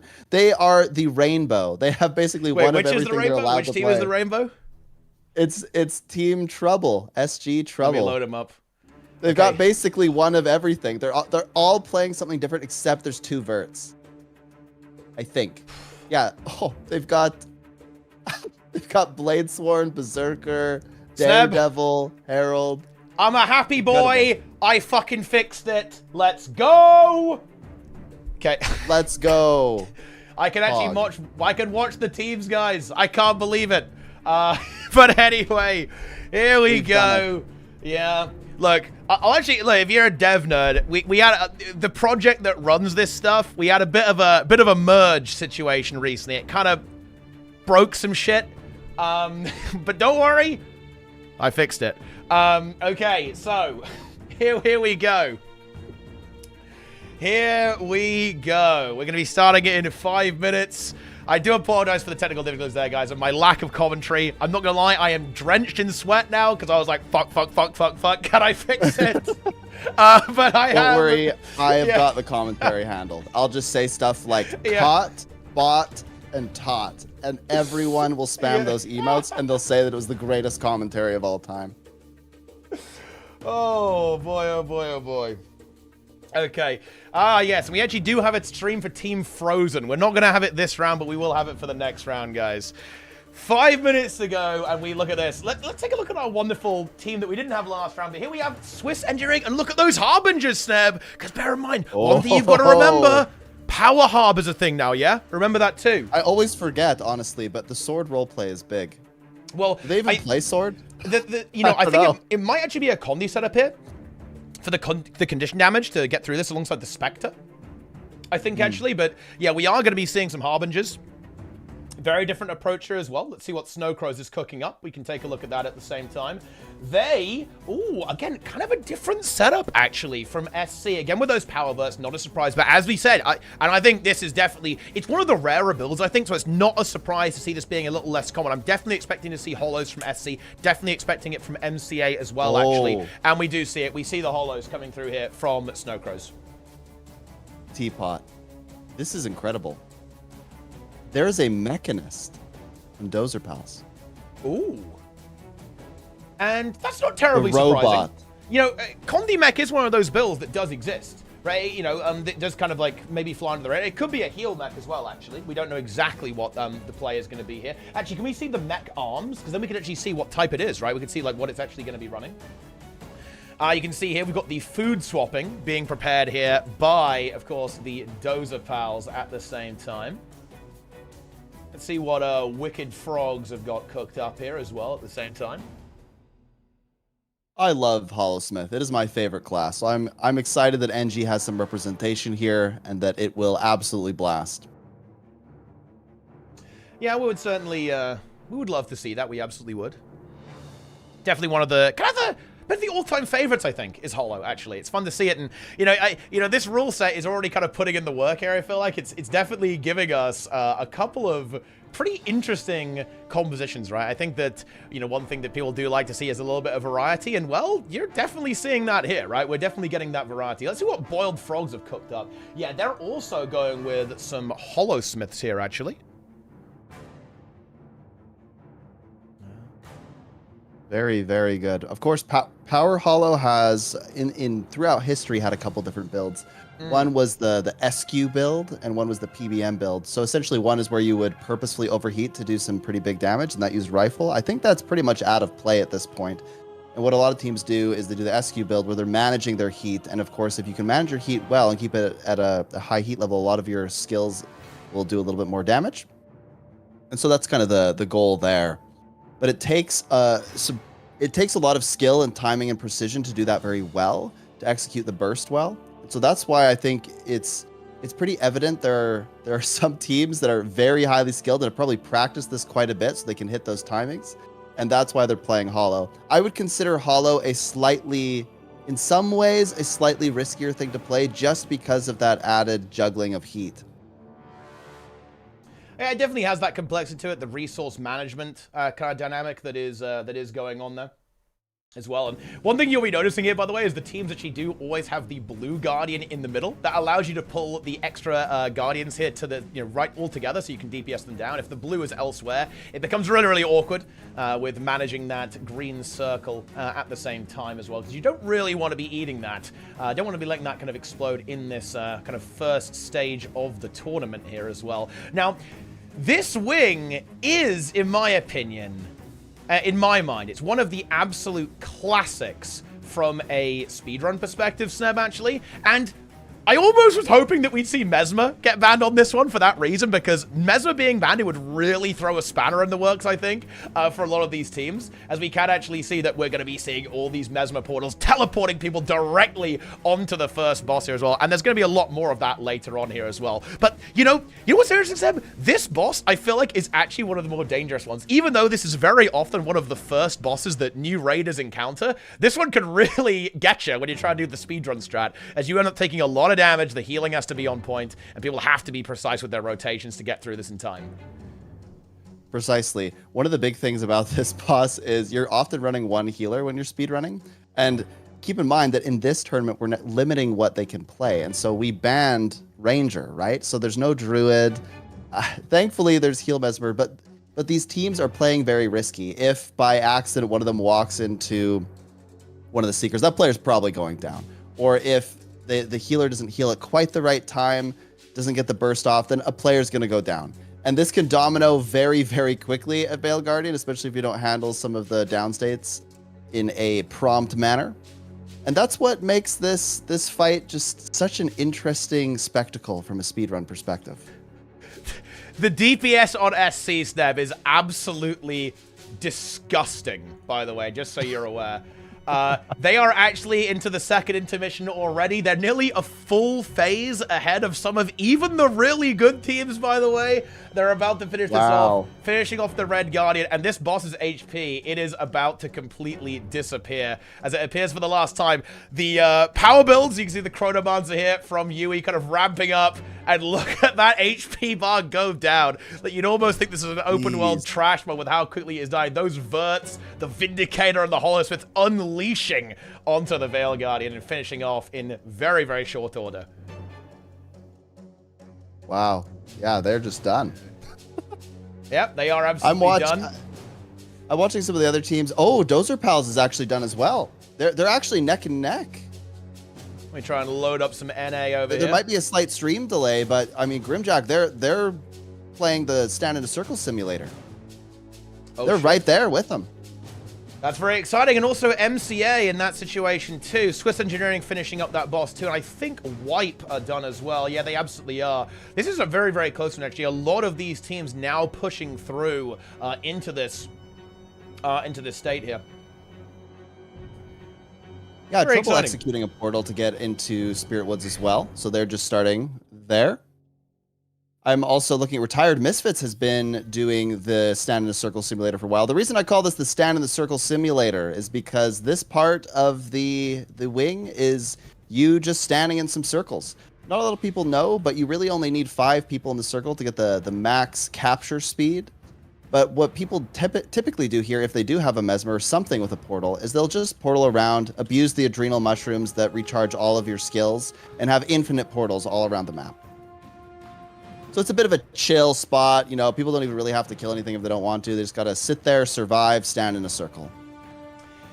Absolutely. Not going along here. You know, this is why Wing 1 is a little bit weird for me, because I love the speedrunning tech on this one so much. Like getting through the Spirit Run, like the final set of portals going up to the last boss. But it is a bit unfortunate we have this random time gate right in the middle, you know. But, you know, it gives us a bit of downtime, right? We can kind of chill out, talk out the teams, kind of see where everyone's at right now. MCA in there as well. Swiss Engineering looking competitive too. And, of course, Wipe in the mix. SC looking really good. Dozer Pals got almost halfway through the event now. Retired Misfits in a similar situation. It's very, very close. But I actually, look, I do actually want to hype up some of these other teams as well. We've got Crustians, who are also doing very well on this kind of intermediate phase here as well. Gonna try and load up some of these other rosters while we actually get through the mixer as well. Let me load up some of the SG watching TNO teams as well. Yeah, I've got some of the SG teams on my screen here, so I'm just watching them. General Sharky from team what is this? TNO Team 2B. Team 2B. They're on the last phase of Veil Guardian here, just cleaning things up. They do have one person that's defeated, so that's going to slow them down a little bit. Meanwhile, Dozer Pals, I see them doing the Stand in a Circle simulator. Retired Misfits, they're there as well. Team Trouble is porting around doing the circles. We're in a pretty good shape here. This is pretty competitive. Yeah, and in Wing 1, it is really, really competitive. It absolutely is. You know, and I think this is definitely one of the wings where I think all teams are going to perform pretty well.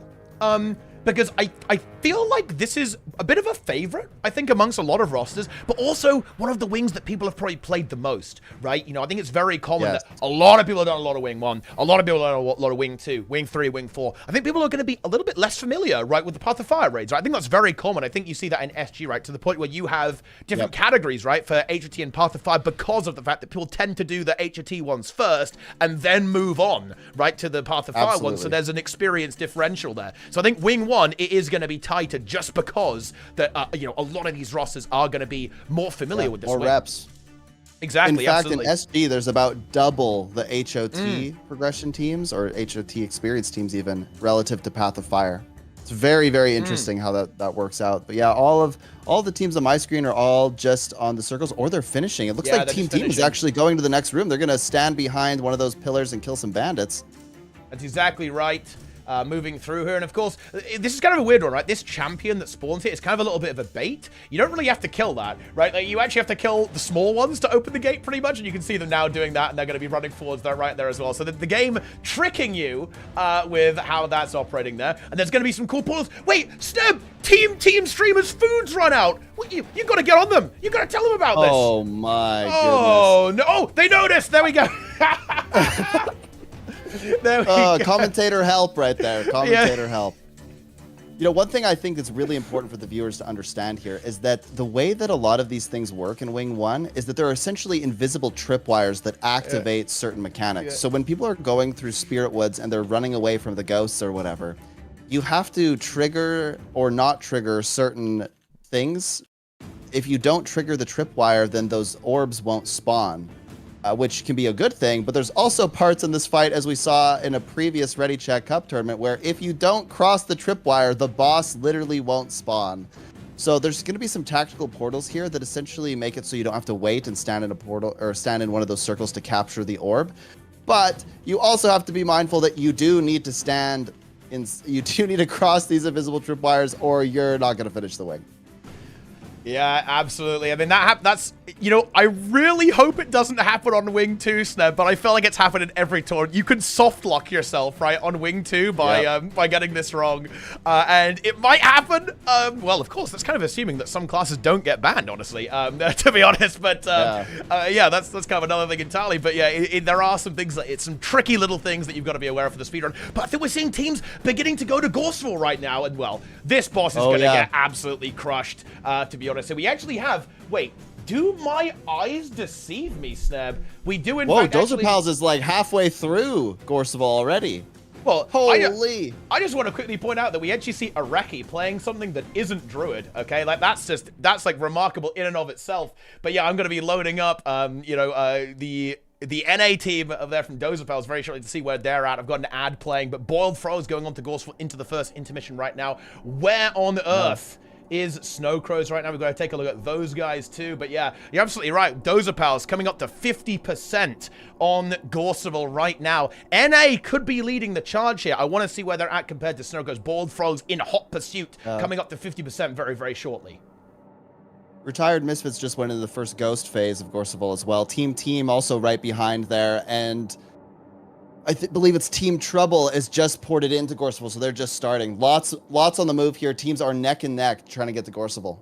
Oh my god, Sneb, the animations on the SC stream and Dozer Pals on Gorseville are synchronized. That is how close this is right now. You can actually within 1 second. You can see the auto attacks going through at the same time, actually. Dozer Pals, maybe even a little bit ahead. SC about to kill it. Oh, no, SC killed it a couple of seconds before, or maybe even at the exact same time, accounting for that stream delay going on there. This is NA versus EU lockdown right now. People, this is going to all be about execution of this pre-event, and then subsequently what the strategy is like at Sabbatha. But this pre-event actually matters a lot. Keep in mind, what you have to do here to be able to progress on to the next boss is you need to kill a certain number of bandits. There's a lot of portal play involved here because it'll allow you to speed up this pre-event quite a bit. But if a team, for example, accidentally doesn't kill enough bandits, it's pretty much over in this race because they're going to have to backtrack a bit to kill the bandits.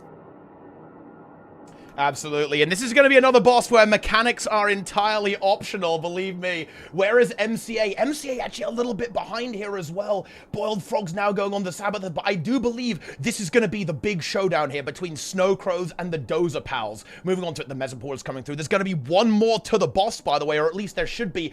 SC finishing up the last of the bandits, but I almost feel that, is DP slightly ahead? Sorry, not DP, that's confusing. That's the other NA guild that doesn't even exist anymore. COF is the guild tag here for Dozer Pals. Is Dozer Pals ahead? They actually might be. They start Sabbatha at the exact same time. What is going on? Oh, this is going to come right down to it. So, people, this is where things get very interesting. There is a strategy that I really like to play called no cannons, where you just do as much damage as possible to Sabbatha, and you out DPS the platform timer. Because, of course, Sabbatha is being propelled into the middle of the air by these little helicopter pad things. And if the platform gets too destroyed, you lose. So there's a bit of a time crunch, but you can theoretically kill the boss fast enough with insane DPS that is actually completely irrelevant. But you have to be able to survive the cannons. So in some ways, it's maybe a little bit faster, but a little bit riskier. I'm curious if anyone will do cannons at all, or if people will just do a couple cannons for safety. I guess we'll find out. Yeah, if the absolute maximum is going to be 1, but the damage output on these teams is going to be so damn high that they may not find that necessary whatsoever. You can see this boss is simply melting. All these classes just blasting away like crazy all over the shop here. We're just 12 minutes into the run, by the way. I think we have MCA also now on Sabbather as well. Boiled Frogs, I believe, here in the first intermission, but honestly, at this stage, it is a really, really tight race between these two teams, between Snowcrows and the Dozer Pals at the same time. Corticus Ministry coming up there as well, actually. Swiss Engineering about to start now. And now about to start on Sabbather. Yeah, Team is actually on Sabbatha as well. I'm looking at Retired Misfits is on Sabbatha. I think they're just hitting the first 25%. Dozer Pals. Oh no, you probably they lose a player. One player defeated. They lost a player. Oh no. No, I don't believe it. They got flamethrower. They must have lost to the flamethrower. Yeah. Oh no, a flamethrower death. That will dramatically affect their DPS. I think that hands it to SC. I think SC will now feast on Sabbather at this stage. I don't see there's any way for Dozer Pals to actually achieve victory here at this point. That is really unfortunate. It must have been like a kick from something weird, like being kicked into the flamethrower by one of the ads, or maybe a continuum shift gone wrong if that was a Chronomancer, or something like that, of that nature. But yeah, Snowcrows, I think, are going to be able to actually take it home as a result of that, as you can see here. Oh no. Oh no. Dozer Pals, they've got some downstate. We're seeing 4 downstates. Surely we couldn't see a wipe here. They're going for the revives. They're getting the revives. They should restabilize. Yeah, they're getting the recovery, but they keep going down. These are a bit rocky, though. Yeah, there's a bit of chaos going on right now. We've got the AoEs. They're in the final phase. SC finish it. They have managed to kind of get back on their feet. So we are playing right okay. on the edge here. They're all so low. Yeah, but wait, the question is, recover. Can Boiled Frogs actually take this victory from them? That's the question. Can they get those extra points? Boiled Frogs on 90% on the boss. I believe a very similar situation for Dozer Pals here, actually. Why do I need to see an advert right now? MCA also on 13% on the boss right now on Sabbather. The top couple of spots here for this matchup is going to be absolutely ridiculous. Dozer Pals just finished.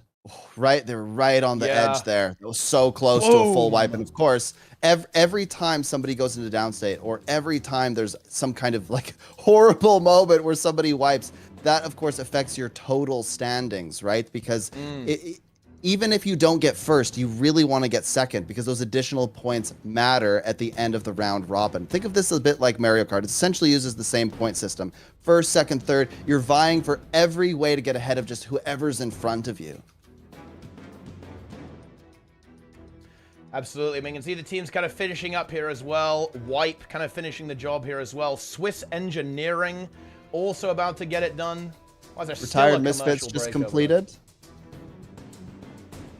Wipe finishing Retired up. Misfits just completed. Team, I believe, about to clean things up as well. Actually, it's kind of close between Swiss Engineering and Team, by the way. Very close. Oh, it's very close. I think Swiss Engineering maybe have it by a couple of seconds, but it's not clear. Yeah, Swiss Engineering actually get it done. Team, just a couple of seconds, maybe even like 1 second later, or at the exact same time. Oh my, those were so close. Yeah, that was really close, actually. That was really, really close. Goodness me. Some crazy stuff there, actually. I think most of our teams have started to finish up now at this stage. I'm just going to try and load up some of the other streams so we can see what's going on, but that's going to be a fun one for the admins. They are absolutely going to have to do a little bit of investigation, I believe, there to see what's going on. Corticus Ministry just about to finish up here, by the way, in just a couple of moments here. Coming in at a very cool 16-minute wing one, Sneb. These times are very, very good. Like, worst case scenario, Sneb, these guilds are getting some good gold per hour here. Oh, yeah. One thing that I think is important to note is that if you're, let's say you're running an experienced pickup group in the LFG, if you complete this wing in 25 minutes, I think you'd be pretty happy. Oh, yeah. Generally. Yeah, like 20-25 minutes per raid wing, you're happy in a pug for sure, yeah. That's nobody complaining there. This is high optimization, especially with the rule constraints. Yeah, and I believe all of our teams have finished up, Sneb, if I'm not mistaken. No, I'm watching General Sharky. They're at Gorseval right now. Yeah, we are actually on Gorseval right now. And you know what? I actually want to show some support for this team. Let's actually watch this round and see if they can play this out. So they must have encountered a couple of issues, if I'm not mistaken, Seb, if they are on Gorseval right now. But they are going to try and finish this off right now. We have the Heel Scourge in play. And you know what? I do like to see a face cam here, actually.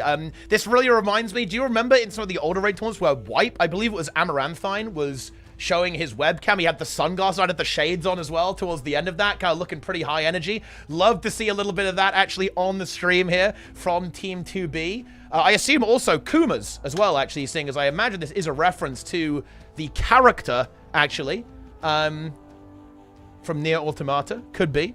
But, I mean, look, you know, we don't judge here. And they're about to finish off Gorseval here. Playing the Heel Scourge. I love to see that, Seb. Ooh. We actually see Gorseval's final attack coming through here. Will they succeed the DPS check? Wait, it's actually looking a bit spicy, but they get it in the end. And we're going on to Sabatha right now. Yeah, I just want to give a huge shout out to teams like this. It's really cool to see a team just go, hey, we want to get in there, have some fun. It's an open tournament. We know that a team like Snowcrows is there, but we don't even care. We just want to go and play with our friends. And you know what? We have some different options for ways that teams can compete, even beyond just the speed, right? We talked about this before, but most creative team composition, best dressed, most challenge modes completed, closest call, most thematic team composition. We have the MVP, of course, and most overly complicated strategy. So there's lots of ways that teams can get involved and have a little bit of fun. Can we get a big clap in the chat for Team 2B? I think it's awesome. Look, they got a smile on their face. I love it. We love to see it. And I really do want to echo that sentiment as well. Like, we wanted this event, and we hope future events like this to be an opportunity to really showcase these teams. I want to see these rosters popping off and blasting. It takes a lot of courage to do this, Ned. Like, we're live right now in front of 2,000 people, by the way, right? And to do that, I think that is worthy of some serious respect. I want to give a massive shout out to all the teams participating here. We're going to do our absolute best to showcase all of these rosters popping off here as well. And yeah, we really hope to create a really fun, accessible and inclusive environment for everyone to play, everyone to have some fun, and we want everyone to have something to show for it, to be able to compete as well, not just play, but also to compete in a variety of different categories. And that's what we're really looking for. That's what we're really trying to do with this type of event. We want to let the sweats have their fun, you know, and get some pub, but that's where they can dazzle us. They can dazzle us with the theory craft, right? They absolutely can. We love that big DPS, but, you know, I love this stuff. I'm very passionate about the competitive scene, the esports scene, and all the teams participating here are absolutely incredible. And I want to give a massive shout out to all of them actually there as well. Spam the CMCB to support Team 2B. You're goddamn right. Let's go. And they're moving on to Sabatha in just a moment. So let's see how they're able to tackle this one. Are there any other teams running, by the way, so that we could have alongside, or do we just go full view? Not that I can see on my screen, but there may be. I don't see any. I have checked through many of them, but I'm not totally sure on that. And we're going to follow Team 2B to the bitter end. Let's go. Spam that B. I also just want to make a comment that it's very cool to see a team like this in the competition, because as one of the leaders of Skane Gang, I obviously am privy to see a lot of different teams from all different skill levels, from different experience levels, etc., come together and raid with their friends once a week or twice a week or whatever it may be. And there are actually hundreds of teams out there that play weekly with their friends, and they meme around. There's teams that do all Elementalist runs. There's teams that only play Scourges, and they just go in there and have a good time. And I think that sometimes the public perception is that raids have to be the sweatiest thing possible, and you have to be super elite and super skilled. That's actually not the case. You could just go and find some friends and just get in there and have some fun. And if you wipe, you wipe. If you pass, you pass. Yeah. But at the end of the day, you're just having a good time with your friends. You're playing some video games. Absolutely. And, you know, I actually do want to say, you know, kind of a bit of a meme on this team, actually, to kind of reinforce that. You know, General Sharky was in my chat just yesterday, I believe, saying, like, oh, yeah, I'm really excited. Like, this is the first time we've ever done anything like that. And I just love that energy. You know, I really do. And we're getting towards the end of Sabatha now. The final well, sorry, not the end. The start of Sabatha, actually, as we have that first mini-boss being finished off, going up to 50%, where we're going to see the next intermission going on there as well. And I just love that energy as well. And yeah, enjoy. Wait, I want to comment on the Scourge choice, command actually work? Because I thought I coded this, but it might have been delusional. Wait, is it X-Truck Streams? No! Wait, I thought I added this command. Because You did not. I didn't. What that's supposed to do is link all of the streams that I'm currently watching, but I guess I didn't add that. Okay, but anyway, we're going to be going on to our next set of bans very shortly, by the way, guys, so start thinking about what you want to ban. I believe it's Wing 4 next, if I'm not mistaken, right? Wing 4? Yes, there's almost, yes, there's like basically some political lobbying going on in the chat right now where people are saying, ban Necro and NG now, leave Mesmer and Thief for Wing 6. And the reason, of course, that they're saying this is because on Wing 6, if you ban Mesmer and Thief, you can't portal. So you're going to have to do some interesting jumping puzzles. You're going to be much slower.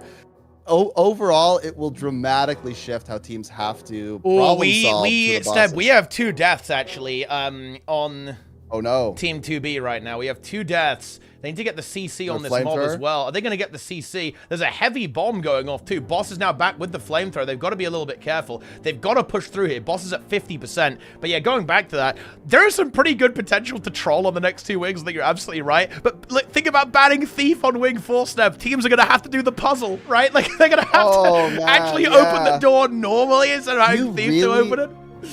Do you really want people to play Thief to open the door, or do you want to force them to go to the wiki and look up where the rocks are? Exactly. They might not know. They might not know. Some of these teams will not have opened the door for years. Of course, they'll have done their research, right? Like, they've got big spreadsheets. They know what they're doing. They know what's going on. But very, very funny. A completely different way of speedrunning this wing being introduced by this profession ban.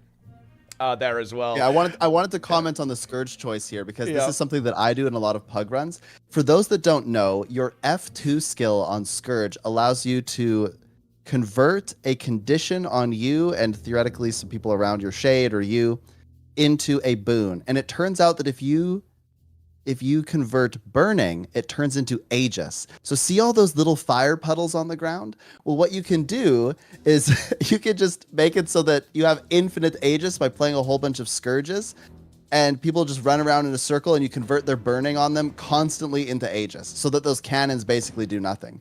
So I recently did a 10 Necromancer run, and we played a lot of Scourges. We had a bunch of barrier and infinite blocks, and we did no cannons.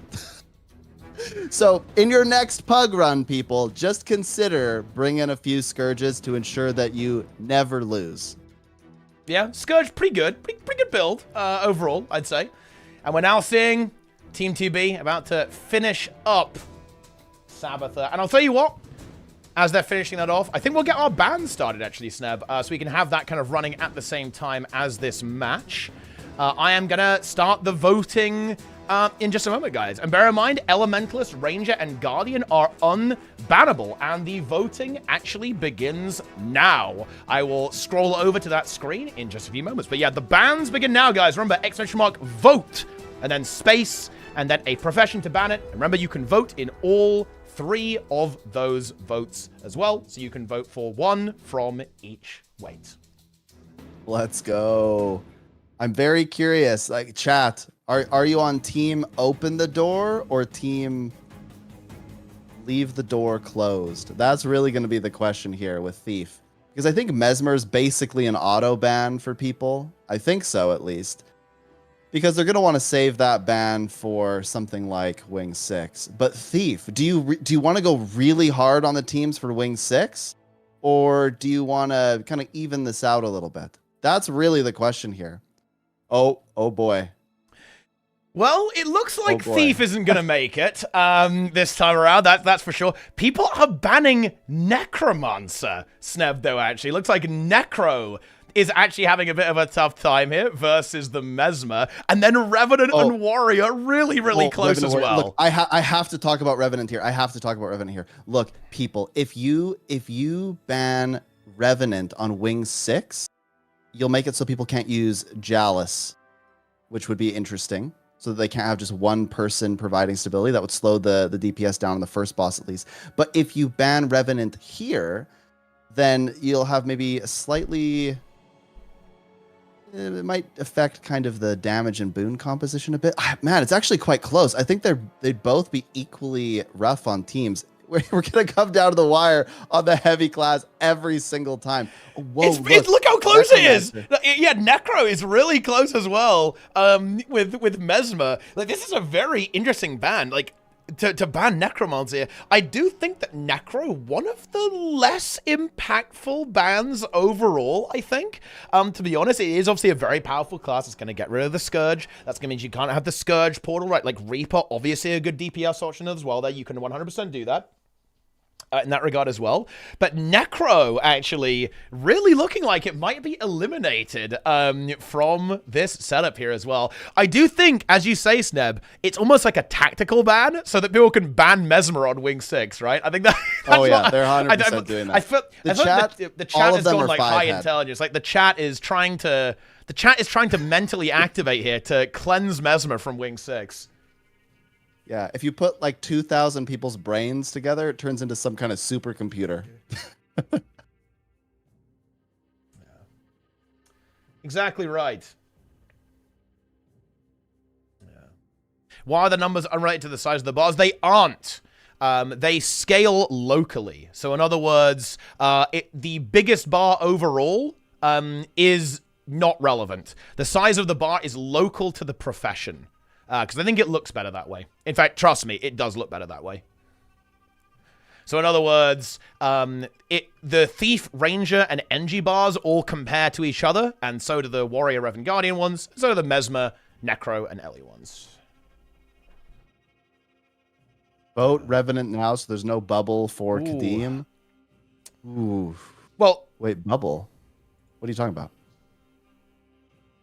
Bubble for Kadim. Yeah. Why would you want the bubble for Kadim? What are we talking about here? I'm confused. Okay, the times are actually confirmed, by the way, for the previous one. Wait, why are we talking about Kadim, by the way?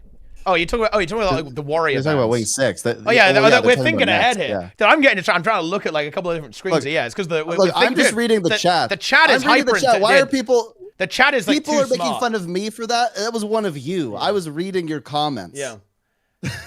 Yeah. But it's getting really close. And guys, we want to move on. So I am going to say this. If you want to vote, do it now. We are going in 30 seconds, guys, until the 10-minute thinking time is going to begin. Vote. 30 seconds, guys. It's super close. If you want Mesmer banned, you're going to have to step up, guys. But it's super close between Rev and Warrior. Ban Rev right now. Everybody ban Rev. Because at Wing 6, if you can't use Bladesworn on the first boss, it will be hilarious. Because people are going to expect to do like the power up, like super role play, kill the hand thing with Bladesworn. Oh. Here we go. Rev is powering up here. 106. You're rigging the tournament, Seb. You told them about it. You can't do that. I'm just helping them out. This is what I want to see. Vote with me. Also vote for me for Guild Wars 2 president. Let's go. Oh, wow. Okay. Look, I said it. They did it. Yeah. And guys, I am closing the vote in 10, 9, 8, 7, 6, 5, 4, 3, 2, 1. That is it. Necro, Thief, and Revenant banned. And I'm going to quickly make sure that is not going to be bannable next time. And of course, this is kind of a tactical ban here, to be honest. I think the chat was tactically banning with Wing 6 in mind.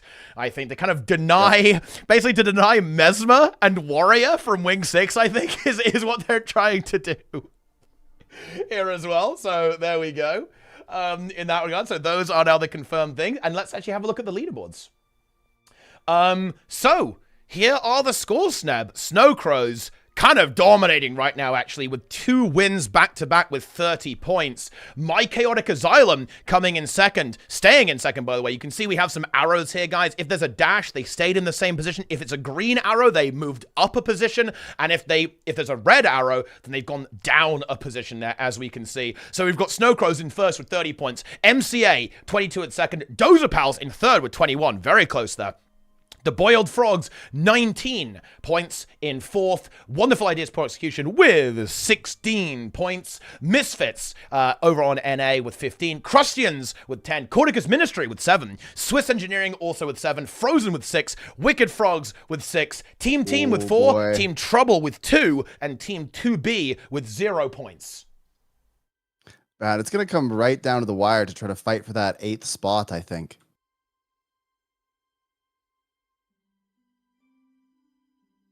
Yeah, and as you can see, guys, like, the key thing to look at here is that top 8, right? Because the first 4 rounds are essentially pushing these teams into the elimination, the knockout rounds, and the top 8 teams are the safe ones, as you can see here, in that regard.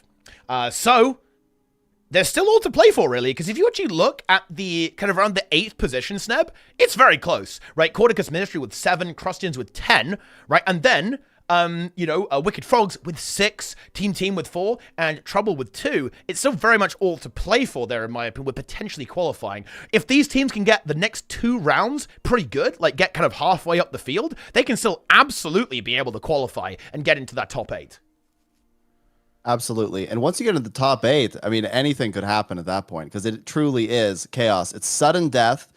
And so, of course, we go from 8 to 6 to 4. And so if you just have a bad wing or you wipe, it could be completely over. So this is why teams are really going to vie to try to get in that top 8 spot, because then at that point, anything could happen. Absolutely, absolutely, absolutely. And I think we can go ahead over to the stream area, Sneb, as the teams are beginning to cook some stuff up, I think. Certainly, yeah. I'm looking at a couple of the teams here. Let's see what we got going on. It looks like there's a bit of a roster change, probably putting in one of the subs, I think, on team. There's one person missing, unless they were just doing that to get into a clean wing. That's also possible. It looks like we are actually going to see a Firebrand. We have got a body pillow situation from Wonderful Ideas Poor Execution. Is that grounds for disqualification? You know, I don't think we put that in the official rules set, so I don't really think there's anything that we can do about that. But the chat will say "ay or whatever a lot. Looks like we're seeing some Tempest action here, Mr. Teapot. Of course, we're seeing Mesmers as well. But I am shocked to see a Firebrand. Never thought I'd see the day. Well, I mean, Firebrand. Firebrand is very powerful right now. We've got 2 on Dozer Pals. And of course, we have a Druid there. Very interesting setup so far. It's very diverse. Yeah, I think it's not surprising to see a little bit of variety here because, you know, the ban system really kind of forces this. It means that you're going to have people who are specialists, right? So instead of going for necessarily like the perfect comp, it's going to be like, oh yeah, this player's really good at Firebrand and we need quickness, right? So we're going to put the Firebrand here instead of the Mesmer potentially. For example, there's a lot of different options. We even see a Scrapper from Team Crustians right now. Dozer Pal's loading in. Of course, as you say, we've got those Firebrands. We have a Mesmer here from Grimjack. That's a Mirage for now, but again, we're going to be doing a lot of build template swapping. Mirage is going to be used simply for like leaping around all over the place, of course, I think, is going to be popping up there as well. Let's see, is SC visible right now? They are not. They're still cooking up some stuff by the looks of that. We actually have Wipe. Has actually basically fully cooked, I believe, with those Tempests. And yeah, I mean, Tempest right now, it is a little bit like Heart of Thorns at this point. Like, Tempest, it's real good, right? Currently, with the DPS, it is one of the strongest damage options that does currently exist. So expect to see a lot of it. Also being played by the Boiled Frogs as well, over on this team too. And let's see what MCA is up to as well. Oh, wait, hang on. This is wait, what is this actually? We have some memes, I believe, on MCA's stream. Okay, we have clown-to-clown communication, technical difficulties while they're discussing the comp. It's okay. We have some.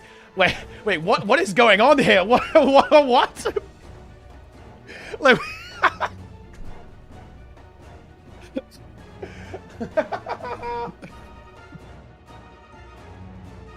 Like, okay, some good little memes about the place here. We'll see what they're going to be cooking up in just a moment, actually.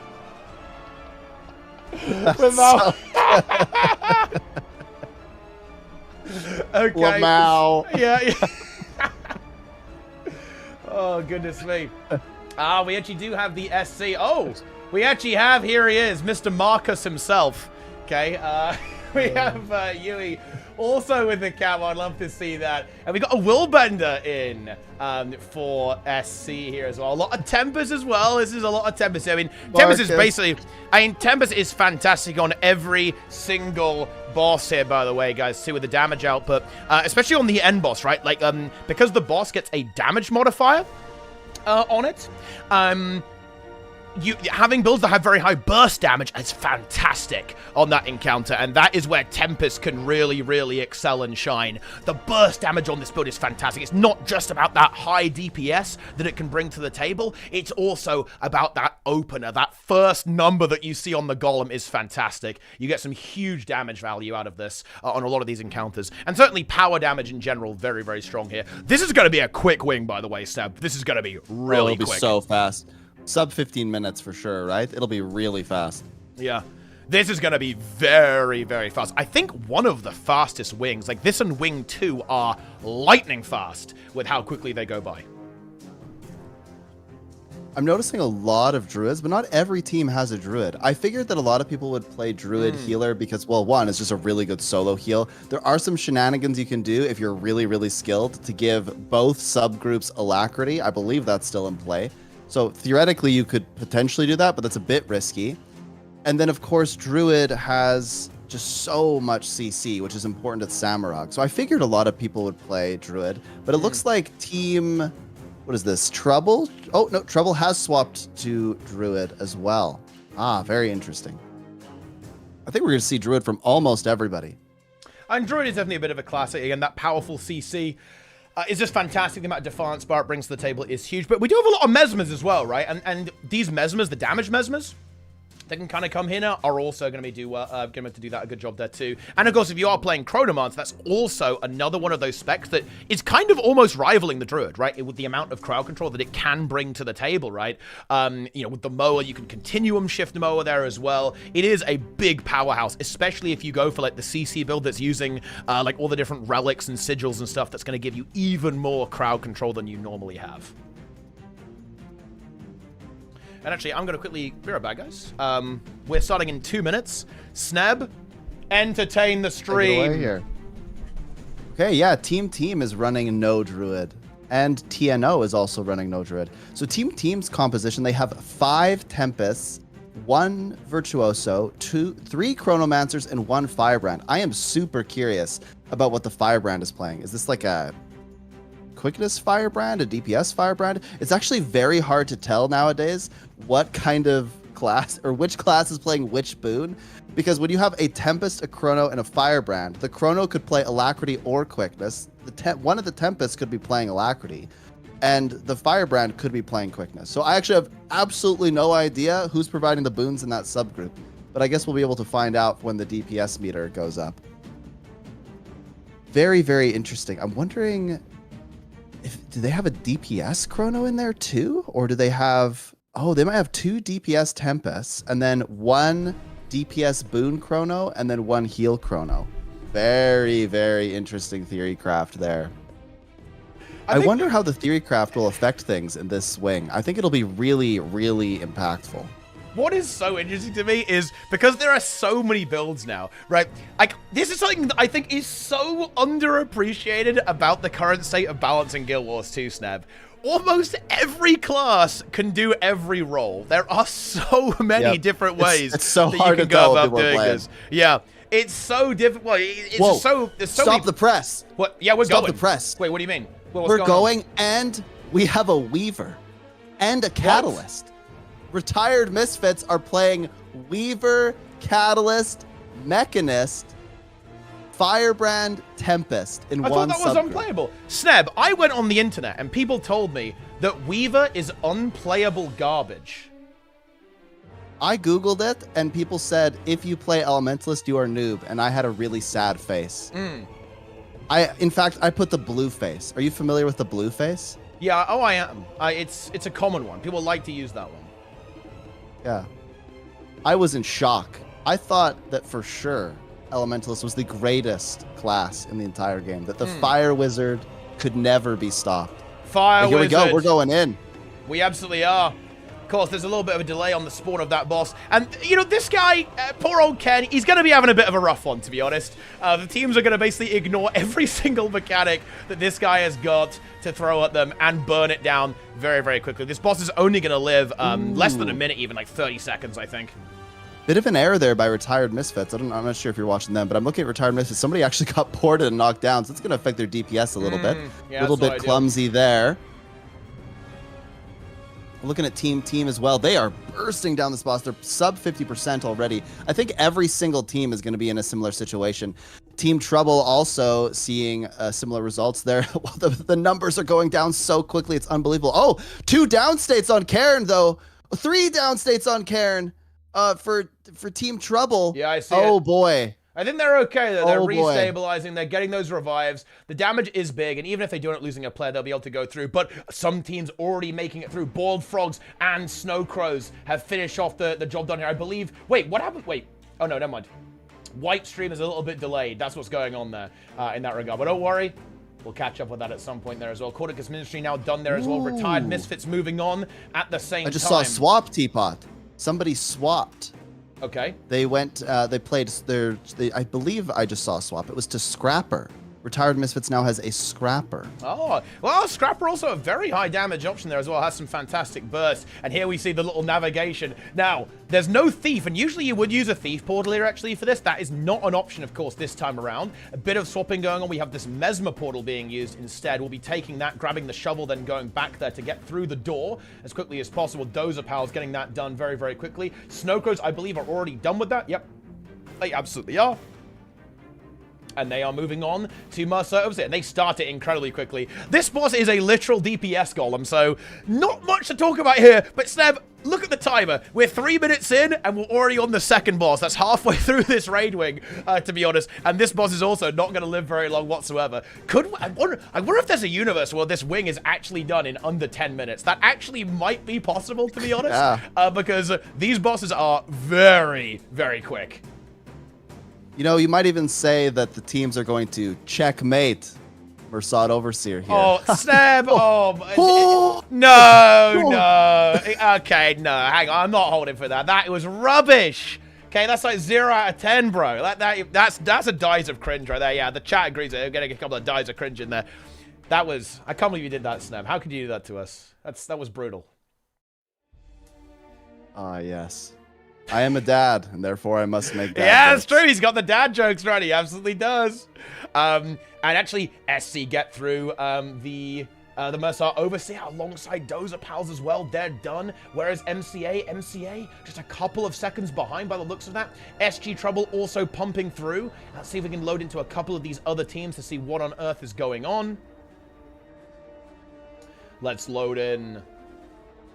Gonna be loading in just a couple of moments here. Team just all GG'd to start the next fight a little bit faster. They're moving on to Samurag. Yeah, looking at Retired Misfits, they're neck and neck as well too. They're all scrambling. They're trying to figure out where to go so that they can get those rocks to open the door. They're panicking. You can see they're actually trying to find where the rocks are, because you have to basically, the normal way you're supposed to do this is you have to look in some rocks to get some keys to open this door. This is not something that ever normally happens because you simply use a thief to pick the lock and go through. But now you can see these teams scrambling to try and make their way onto the boss. SC have managed to do it though. We see some portals being used by Wipe to get back to the door as quickly as possible to make it through. I actually think that might have been one of the reasons they swapped to Scrapper there, or Retired Misfits did, is perhaps the little bit of super speed would just save them a bit of extra time, but still unsure on that swap. Yeah, absolutely. I mean, it might just simply be a DPS option being utilized there, of course. Or it could be for hand kiting, right? People might be opting to use... Because bear in mind, we do need to hand kite here as well. And we do see rangers about the place, like Soul Beast could be used there as well. We might see from some of the more experienced teams, Druid actually being used. So the Druid will hand kite and heal and give alacrity, right? While, say, a quickness giver tanks, right? Like a firebrand or something or whatever. That's kind of how you can kind of roll compress even further. That is a strategy that players have gone for. Same with the Mechanist as well. Can kind of perform a similar role in that regard. there as well. So we might see, that's why the engineer is here potentially, in fact. But yeah, we'll see what exactly is going to be going on there as well. Now we're on Samrog here. We're blasting. They're blazing through Samrog right now. One of the slower bosses, to be honest, actually. And teams will have to kind of get through this intermission. There's like a pretty lengthy intermission here where you've got to deal with these 2 ads before moving on to the next phase of the encounter. The boss has got a lot of health as well, to be honest. And these periods where you can't really damage it because of the Defiance bars. So it's going to slow, a bit of a speed bump for the teams here. But as you can see, we are still moving lightning fast through this round. Yeah, it's actually so incredible because, like you said, this is one of the slower bosses of the wing. But even so, these teams are going through this at such a high pace. It's quite remarkable. I think about all the trainings that I've done, all of the pug groups I've ever been in, and they're essentially doubling the speed. They're lapping me, so to speak. Yeah, they're definitely bringing some pace here, that's for sure. MCA actually doing very well. Currently just checking in with them. I think they're about to go into the second intermission. They absolutely are. Is Snowcrows through it? Oh, they nearly are. SC, they're going for it. The SC and SC stands for speed clear. Final phase now for Snowcrows, pumping away, blasting with some massive DPS. Kind of getting into the mix. The other teams are all kind of in and around 50% at Samrog. Some are a bit lower.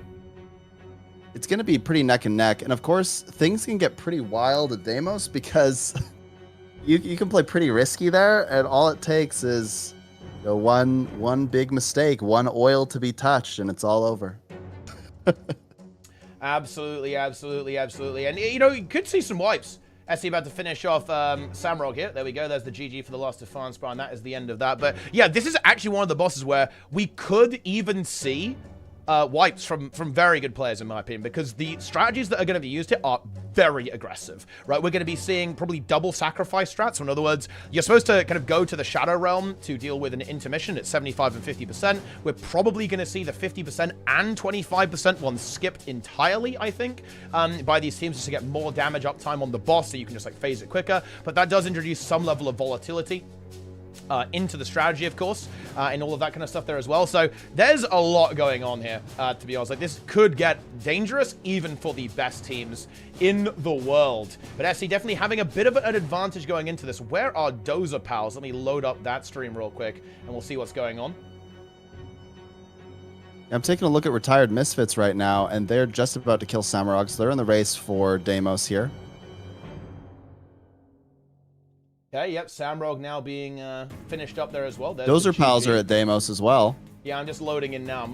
I'm enjoying a nice advert, actually, in between my raiding. It's good to kind of break up the raiding with ads, it kind of really gives you that immersive experience. But yeah, we see Dozer Pals about to teleport over there, but I do believe that SC is leading pretty nicely here, actually, so far. So I think the big competition is going to be some of these like second, third, and fourth places. Boiled Frogs are looking really good, actually, going into, I think, yeah, there's going to be a big race, Seb, again, between Boiled Frogs and Dozer Pals, I believe. It is unbelievably close, actually, right now.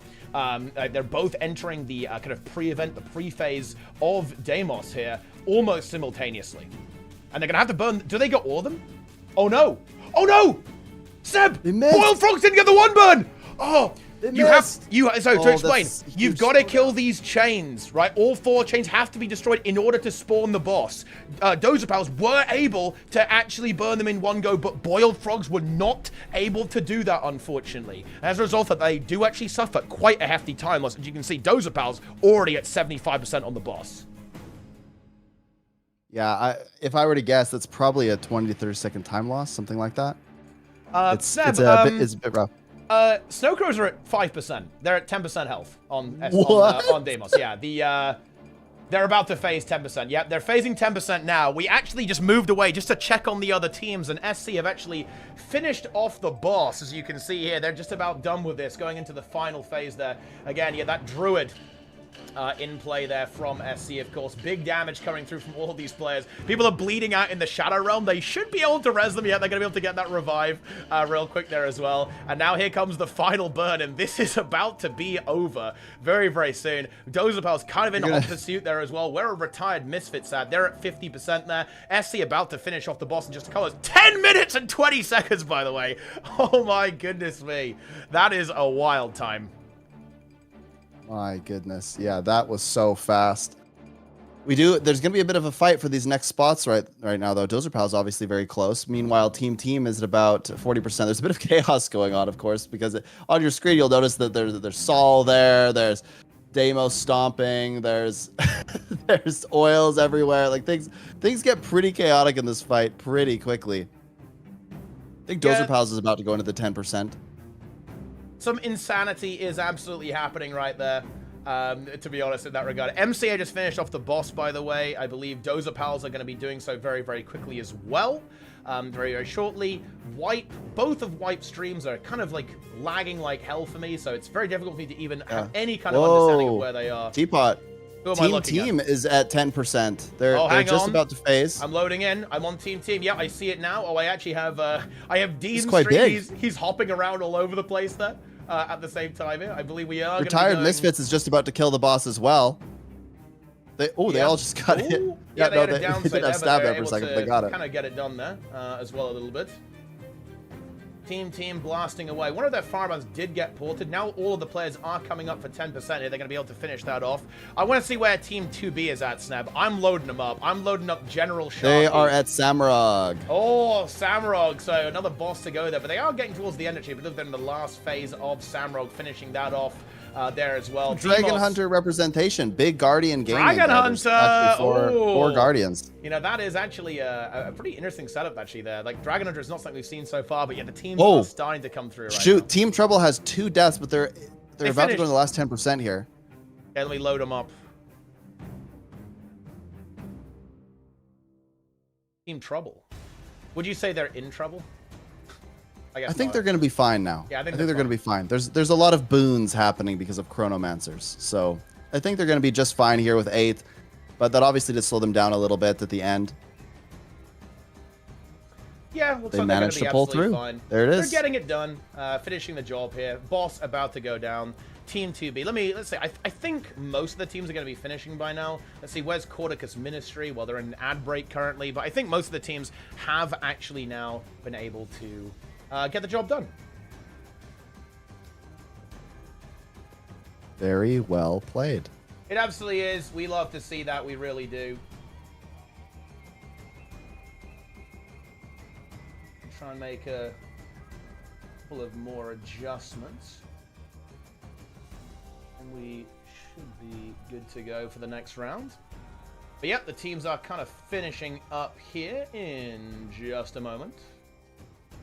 Team 2B about to take down Samra, going into the last phase. We have SG Trouble waving at us as they finish the job and move on to the next round there as well. And we are going to be, of course, getting the bands set up relatively soon. Going on to Wing 6, I believe, for the final seed round. So that's going to be some content.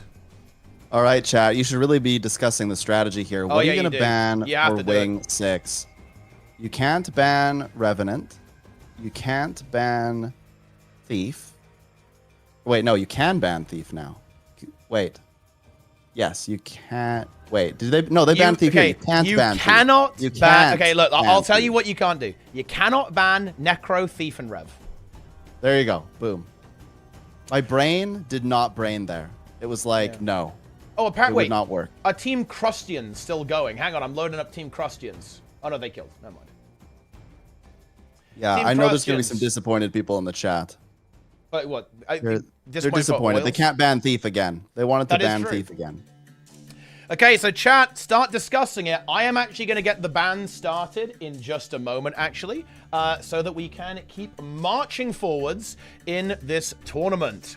Okay, guys, I am going to open the bans now. And let's go ahead and scroll over. So, guys... Yeah, Wait. Where's Team Frozen? Have we seen Team Frozen in a while? I cannot see their stream right now, but I will be able to next round. That's the good news. Oh, good. Yeah. Because they have... Okay, they weren't streaming on Twitch. Even though... Oh. But these things happen, right? But now they are. So I will be able to find them, to locate them, if you will. But anyway... Here we are, and looks like Mesmer's getting banned for Wing 6, Neb. It's not looking good. I don't know, it's pretty close with Elementalist. This is going to be a weird one. It looks like we might see Mesmer and Ranger get banned, and Warrior. Mesmer, Ranger, and Warrior getting banned, which is kind of interesting. What are the implications there, Teapot? What are the implications? Well, we're not going to have Chronomancer, which means we're not going to have Portal, which is going to be, you know, we'll be able to see Thief Portals be used on Kadim. And, of course, Thief is going to be a great pick for the Lamp as well. So we actually might end up seeing a good chunk of Thieves. You know what's kind of weird, actually? Ranger is really strong on the swing for multiple reasons. Obviously, you've got Druid, but also Soul Beast is really good on Largos, as it turns out, because that boss is very sensitive to Burst, actually. And, of course, it's great on the first boss. And it's also good on the last boss as well. So I think we're probably going to end up seeing quite a lot of Thief as DPS here, and Elementalist. I think that's what's going to be happening here too. No Warrior as well. So that's also that's actually really big. This is why I was like, no, you got to think about this in the other round. The reason is because no Spellbreaker and no Bladesworn. And I believe Bladesworn is actually quite good at Conjured Amalgamate. And the reason is because you can kind of charge up, if you time this right, you can charge up the big, what is it called? Like the Dragon Slash or whatever. You can charge that up and do huge burst on the hands, which allows you to then get to the boss a little bit faster. So I figured that was something you probably want to consider, but no Spellbreaker does make things a bit interesting. It might mean that we actually see a Necromancer here because of, what is that skill called? It's an elite that removes boons. Is it Breached?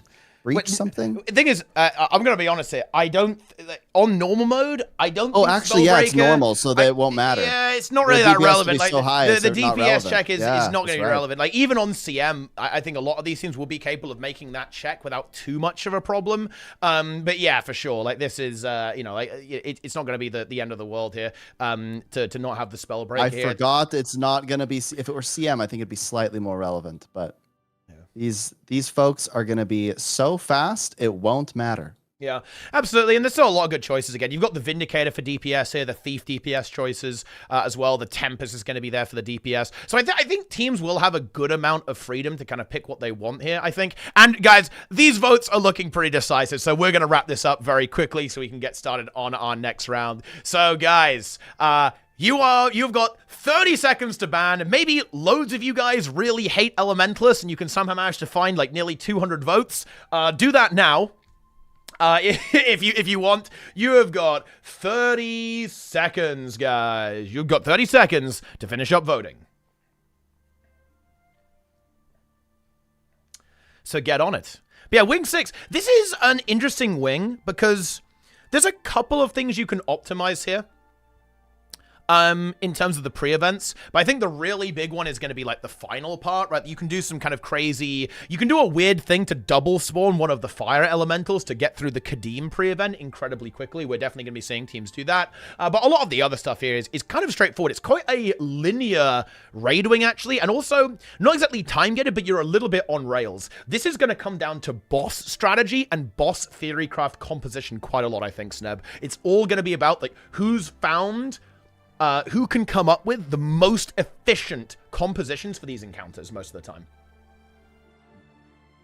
What I think will be very intriguing is who do they get to kite? I think that it'll probably be a Thief. I think most teams will pick Thief. Who's going to kite at Kadim? Who is going to, what kind of DPS are they going to utilize for CA? I think we could see some Vindicators. I think we could see... but it's funny because most of the time when I play, I see a lot of things like Bladesworn. I see a lot of Soul Beasts, but those are out of play. So I think we're going to see some Holosmiths, Teapot. A lot of Holosmiths. Well, we're about to find out what we're going to see. And guys, the voting is over. The bans are Mesmer, Ranger, and Warrior. I'm going to input those so they cannot be banned next time, guys. Remember, we cannot be banning Mesmer, Ranger, and Warrior the next time around. And that is the confirmed set there. But yeah, I'm expecting a lot of Thieves, actually, Sneb. Because again, the kiting, the lamp as well, bear in mind. And it's a good DPS option as well for a lot of these encounters. I'm not sure we'll see Thieves everywhere. This might be a wing that's got a decent chunk of relogs. Because here's the interesting thing. There's actually a good amount of opportunities where you can get a cheeky relog in here. To be honest, to actually swap classes, there's some kind of downtime involved in some of these intermission phases between encounters. So we might be seeing some bit of a relog action. Yeah, I think we'll see. I was just thinking about that, actually. I think this is the wing where we would probably see some of the most relogging, just because, especially between CA and Largos, the different things that classes can do, they're just basically you're basically going to completely change your team comp for something like Largos versus CA. But the issue with that is that if too many people swap, this is actually a relevant tactical thing to think about. If you have too many people swapping, you can't move on to the next part. So you either have to swap very quickly, or you're going to actually slow down on the pre-events a bit. Yeah, I mean, there are a couple of spots where relogging is relatively free in most of these raid wings, and it is a key of, like, where do you do it, right? Like, where do you do it that you're going to minimize the downtime, you're going to be able to continue playing and so on? Like, that is a really important kind of part, like, of this entire kind of tournament format, is finding that level of optimization, actually, as well. Also, I think Team 2B is still on Demos, by the way. That's kind of based, actually, that they're kind of still doing that, but that's, you know, look, they better move on to the next round, okay? They need to get on that as quick as they possibly can. Also, oh, no mind. Hang on, let me get a couple of things loaded up, and we will actually see what these teams have begun to cook. One of the things that I think is so interesting for me is we've been doing a lot of the lower level raid tournaments, right? Where we're trying to get new people into the scene, get them excited. And the way that they approach the game is very different. So a lot of my commentary, I'm thinking about, oh, what would I do? But what I would do is very different than what Snow Crows would do, or what MCA would do, or what any of these teams would do, really, because they're so much more optimized than what I would do in a pickup group that it is insane. Like when I made the comment about Warrior using the bubble, there's no way that these teams would ever need that because their DPS will be so high. And for the swaps, I don't even think that's even that relevant, because I think the classes they'll choose are probably just going to be bursty everywhere. So it's interesting for me because I'm thinking, my experience is so much different than these players. It is truly a spectacle and a privilege to see players play at this high of a level in the game. Absolutely. It is definitely a different world, all this speedrunning stuff. We actually see the players ready up on the Beetles as well here. I absolutely love to see that because, of course, we're in Path of Fire now, Seb. That means mounts are actually enabled, right? We are good to go in this regard, actually. And that means you are going to have to be able to pilot your mount. And this is actually one of the ones where you are going to want to use the Griffin. You are going to want to use the Beetle, actually, for maximum speed. There's a message for us. There's a message on Team Trouble. Oh, okay. They put a message on the screen. Oh, well, hang on. Let me load it up. Oh, we need to, wait. We need to look at the leaderboard, by the way, I believe. No? Yeah. Check out the leaderboard quick. I also did break the leaderboard, guys. I refreshed it. And as a result of that, it... also, Wipe's name is too long. Wow, fuck you guys. Unbelievable. Yeah, whoops. This is a tie for third right now?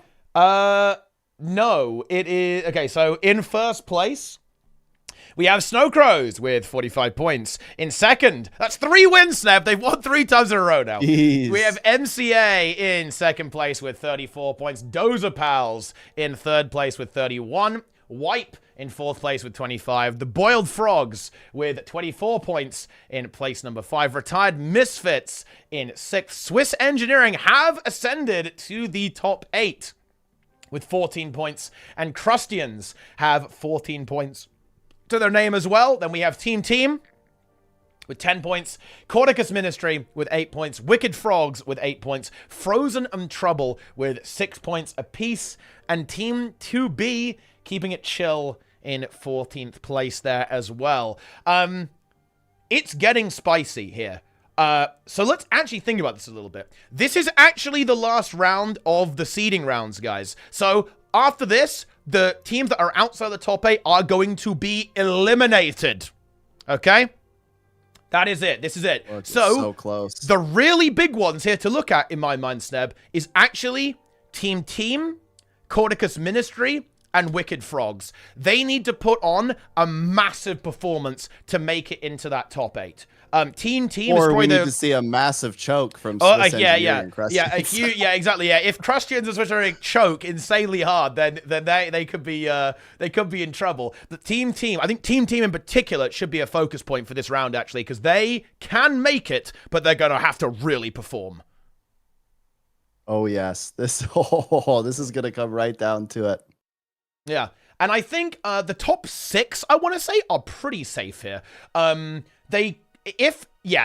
realistically, the top 6 are pretty locked in. So, for example, retired Misfits would have to DQ themselves, and Team would have to win in order for Misfits to be relegated at this point. So the top 6 are pretty okay in making it. And you know what? That is kind of exciting, because bear in mind, guys, it's elimination next round. So you don't have that safety net of, you have to kind of do well on aggregate. If you mess up, if you end up wiping or mess up at like a piece of technology, you could lose, right? You could be eliminated from the tournament. So this is where the stakes are really going to get higher. The safety net is gone. It's going to be all in. You have to make it work. Otherwise, you might end up getting eliminated from the entire tournament.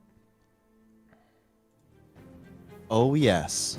Teapot, do you like the color red? Not particularly. Because it turns out that retired Misfits really enjoy the color red. Oh, yeah? There are 7 Ellie? Tempests. I mean, it's a good wing for it, honestly. That Tempest build is popping off. It is very, very powerful. And look, guys, welcome to the tournament. Team Frozen. They managed to figure it out. They got a Twitch stream going, guys. We've got some Ellies. We've got some Thieves. Revenants in there as well with those Heralds. Of course, it's going to be a good option for DPS it, for the quickness position. With that wonderful big burst damage from the Power Quickness Herald. Let's see what MCA is up to. It's the Vindicator for MCA, and I think I'm expecting a decent chunk of Vindicator, actually, from a lot of these teams. It is, I wouldn't say it's like a niche build, but it's certainly one of the less common builds, potentially, but it is a very powerful tool in the arsenal. I think of, in particular, the more experienced teams. Retired Misfits ready to go. SG Trouble. And where's Team actually? Let me load up Team. We need to see some Team action here, guys. Because this is going to be a very important team. Yeah, Team in the mix. Running an interesting setup, actually. Here, actually. Wait, do we have like, what, again, very high variety. We have 2 Scrappers. Oh, yes. We have Hollowsmith. We've got a Herald in there as well. Reaper, 3 Tempest, Harbinger as well. So a lot of variety, actually, from the wonderful Team. Wicked Frogs. Has anyone done any challenge modes yet, by the way? This could be a good wing for it, no? I don't like think for so. Contra and Amalgamate CM? Like, surely someone's got to go for it, like for the gold. Because, look, it's a 500 gold prize, guys, for anyone who pulls off the most CMs. Wait, is someone gonna... Surely someone's gonna go for Doom CM. Oh, no, isn't it like the last map? There's no way people are gonna do it. No one are gonna do it. No. Wait, can't people... Wait, No. people can do Desmina, though, right? Because it doesn't even really make it that much harder, or in a particularly relevant way. No, they could. Yeah. TNO has 5 Necromancers, 4 Reapers. Which Thoughts? team is TNO? I don't see the tags, by the way. Is that Team 2B? 2B, yep. I'm loading it. Let's see what the SC comp is. Yeah, it's Vindies. Herald and Hollowsmiths there as well, Snab. You predicted the Hollows, and here they are. 4 Hollowsmiths coming through, actually, from SC. We're starting in 1 minute. Prepare yourselves mentally. Content is about to hit hard. This is going to be content, Snab. Are you ready? Team 2B, rocking the Reapers. Now, that's what I like to see, okay? That's what I'm talking about. Firebrand, look at that. Guardian and Necro. Team 2B running an actual good comp. Love to see that. 30 seconds, guys. Here we go. And let's see what's going on here. This first boss, by the way, Sneb, don't blink. Don't blink, you say? Don't blink. It's not going to be around for very long. Oh, really? Yep. Guess we'll find out. And here we go. Oh, I forgot to hit this timer button, but it's okay. I hit it now. We're going. Look at that. Look at... Oh no! 17! Oh no! I'm so sorry for watching that. A team member missed. They missed the jump. No! Oh no! Oh no! I don't believe it. 9. Look, you know, the memes are going to be ramping up, guys. It's actually it's Dean who missed the jump, who is, of course, from completely trash. So, unfortunately, living up to the name there, living up to the guild name there, is Wow. Dean. But Ore, the Conjured Mal getting melted down here. This boss is just so vulnerable to that burst damage. The arms going down incredibly quickly, and then the teams blasting their rotations during this burn phase as the swords are thrust upon the boss for that damage multiplier. Yep, very straightforward boss here, to be honest. From most of these teams, I don't really foresee any particular difficulties here, Snap. I don't think we're going to be seeing any issues, in my opinion. Some of the tactical choices might be, you know, who's doing the swords, who's doing the shields, when you use the swords, how you use the swords. Those are just some of the things that teams have to think about when they're doing a boss like this. But otherwise, it's pretty straightforward. Sword, do more damage, burr, DPS, big. There you go. Everyone's going to play power DPS here because, of course, you cannot achieve any level of ramp with anything Condi here. So it's not going to be relevant. Condi DPS is not relevant in any way at this point. This is not a Condi boss. Let's put it like that. The conditions simply do not have time to tick, unfortunately. They can't tick. Making it a very inefficient choice for this boss there. But you know what? Power damage is kind of fun. I think that playing around burst windows is always like a really enjoyable thing, actually, in my mind. So you kind of love to see it, really. You know, it's funny, actually. I think we're actually going to see a lot of power setups, actually, even on Lagos, by the way, which is considered, you know, a lot of condition builds do really well there on that encounter. Oh, wait, what's going on? What's happening? Retired Misfits has somebody dead. Oh, that's not good. Yeah. Somebody's dead. I don't know what happened. I missed it clearly, but somebody is full dead, Teapot. Oh no, and the shields got through. Everyone used their swords. Oh, 2 other people are in downstate. Oh, it's a little bit messy right at the end, but they're gonna get it. No problem. No problem. They're good. They recovered. It's fine. Everything's fine. Good recovery there. Boiled Frogs have made it through as well. Crustians finished that off too. Retired Misfits have now got that boss kill as well. And you'll actually see bit of a funny sequence break here, by the way. Instead of going through the sand portal as you normally do, it's actually faster to go back and take the rift and then immediately do the dialogue skip over here, moving on. And it's the ooze, by the way. Good news. It's not the mini pet, so there's no Choya RNG for anyone. It's time to pump. Team Frozen nearly about to finish off Conjured Amalgamate as well, I believe. Yeah, just a couple of hit points left over there for them. But again, I really do want to kind of keep an eye on Team here, to be honest, Sneb, actually, because they need to do well here if they want to be capable of qualifying. Yeah, absolutely. I'm also keeping an eye on TNO just to see how their comp's doing. Looks like they are making their way through CA right now. Some swords being thrown down on the shields. They do have a warrior. Oh, they're doing the CM. They're doing the CM. Yes! Wait, I've got to get. Hang on, I'm loading in. We've got to check that out. They're actually doing CM. They're going for it. Team 2B. They want to go for that challenge mode. Do you think they'll go for Lagos as well? Are they going to attempt Lagos? I hope they do. I hope they do. Let's go. Let's go. This is a good one to go for, honestly. Not the hardest challenge mode in the world, to be honest. Doesn't really change the fight that much, to be honest. You can kind of just do your thing and play through it as normal, actually. But we are going for a challenge mode run here from General Sharky. We love to see that. Yep, there we go. Look, the scepters. There they are. They're appearing. Let's go. So the challenge mode here, basically, little scepters pop up. And will target a player. Oh, it's actually targeting the Sharky here, actually. He needs to get to safety here. Nice, does manage to do it before some of that burning damage comes through. Because those lasers, they will beam you to death if you're kind of on your own. You need your team to kind of shield you a little bit. You can use a reflect as well, actually, but who cares about that? Anyway, we got that going on. Dozer Pals are also about to pump onto... directly onto Lagos here as well. Let's see what the comp is going to look like here. Yeah, Hybrid Scourge being played here, by the way. This build, very, very good, particularly on this fight, actually. We're actually seeing it being played by both subgroups, actually, of Dozer Pals there. Not a surprise to me, actually. There's a lot of damage that you can kind of get here. Not a lot of healing pressure on this boss in particular, so you can kind of get away with running almost like half a healer in each subgroup, right, rather than running a full one. So you can just, like, squeeze out, you know, an extra 20,000 DPS at the same time, which is exactly what these teams are going to be looking for here. I think it's really important to note that Flint does not have a sky scale still. This is absurd. Wait, what? Wait, in which team? Wait, how is that possible with Secrets of the Obscure? That's not possible. Do they not have Soto? He's still... Do you remember it was like a year ago when they were like... They flashed that up on the screen for Ready Check Up. Like, he still does not have a sky scale. I want to point out, Seven, an MCA player fell in the water, okay? I just want to point that out. I'm not sure what happened there, but they fell in the water. I just caught it. I caught them right as I tuned into their stream.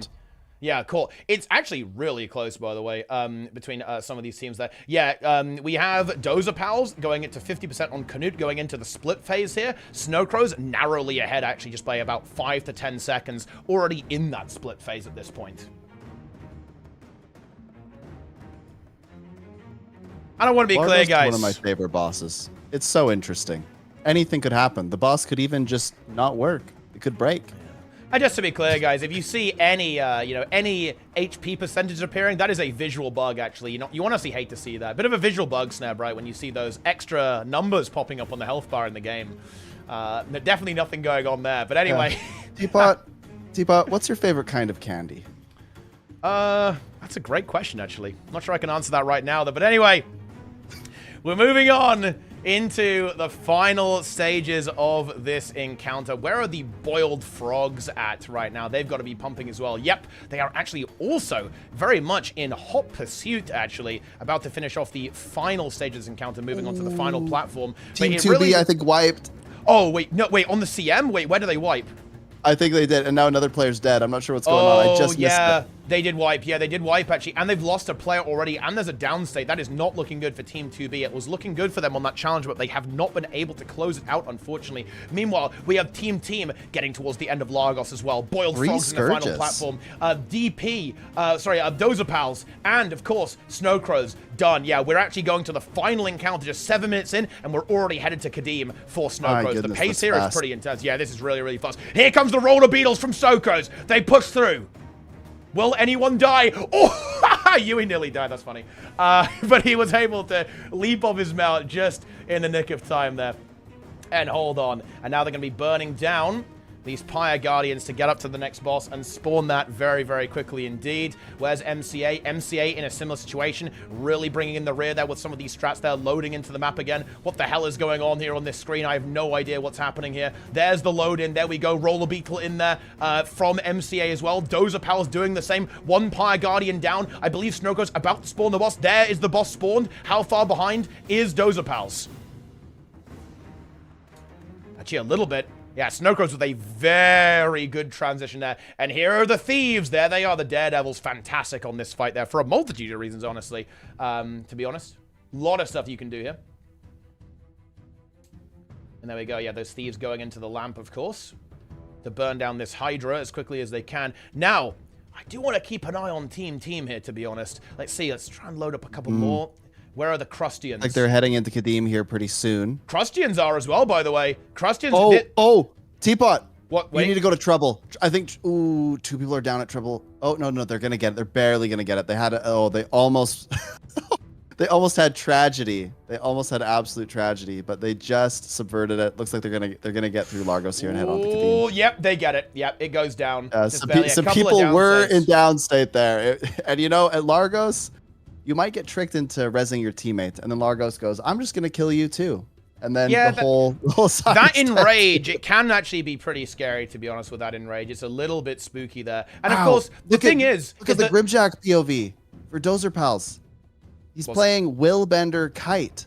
Oh. I've actually never seen anyone do that before. I have actually not seen people do that. That is definitely unusual for sure.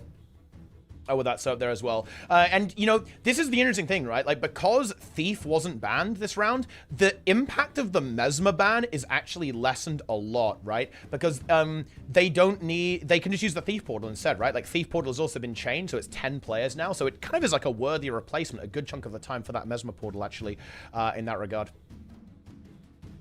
But yeah, SC are just kind of powering ahead here. This is looking like a very, very strong performance here from SC. MCA still a little bit behind. Boiled Frogs also a little bit behind as well, I believe, actually. This is pretty wild stuff. Like, I think there are some chaotic wings ahead, that's for sure. But, I mean, SC is looking pretty untouchable so far.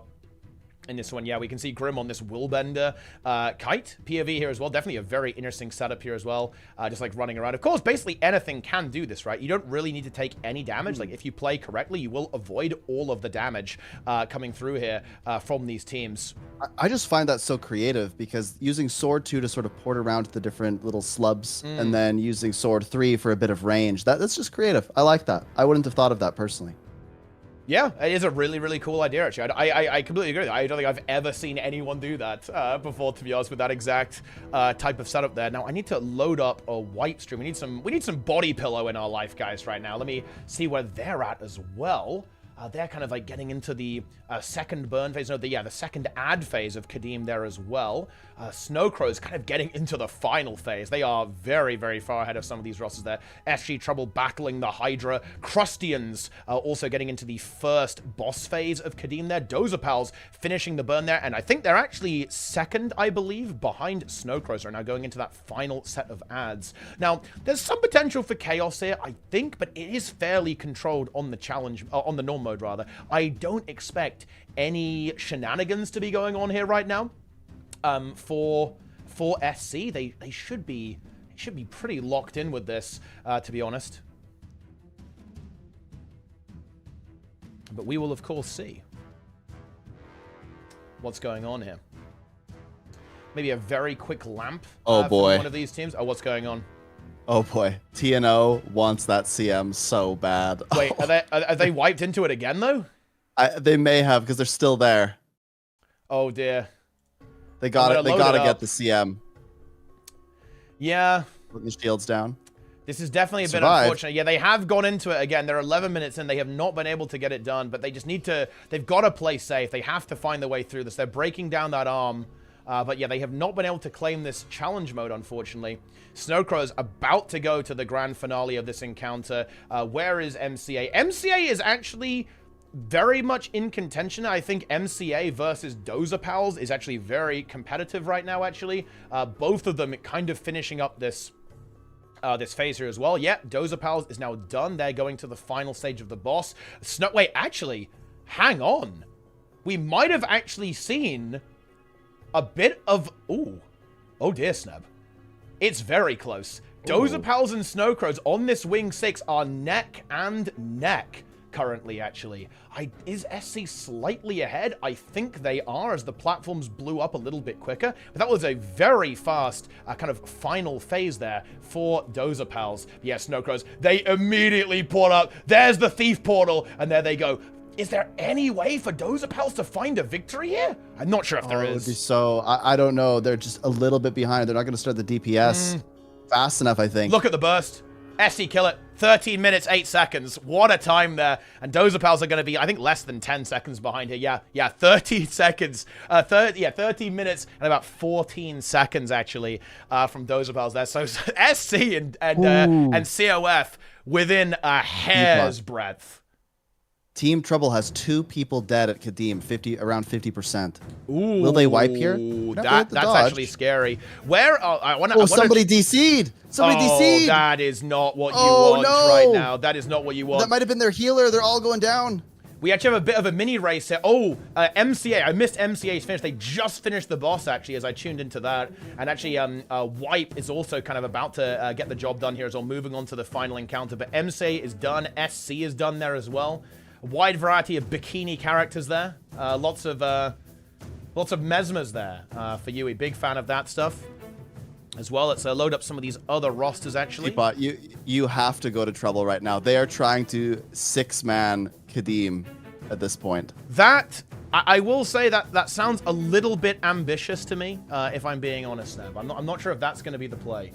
We actually have 3 dead and a DC. Are they going to be able to pull this off? Retired Misfits about to actually finish the boss off there as well. Team is also at the final phase of Kadim at 33% here. So let's take a look. Where are they compared to Retired Misfits?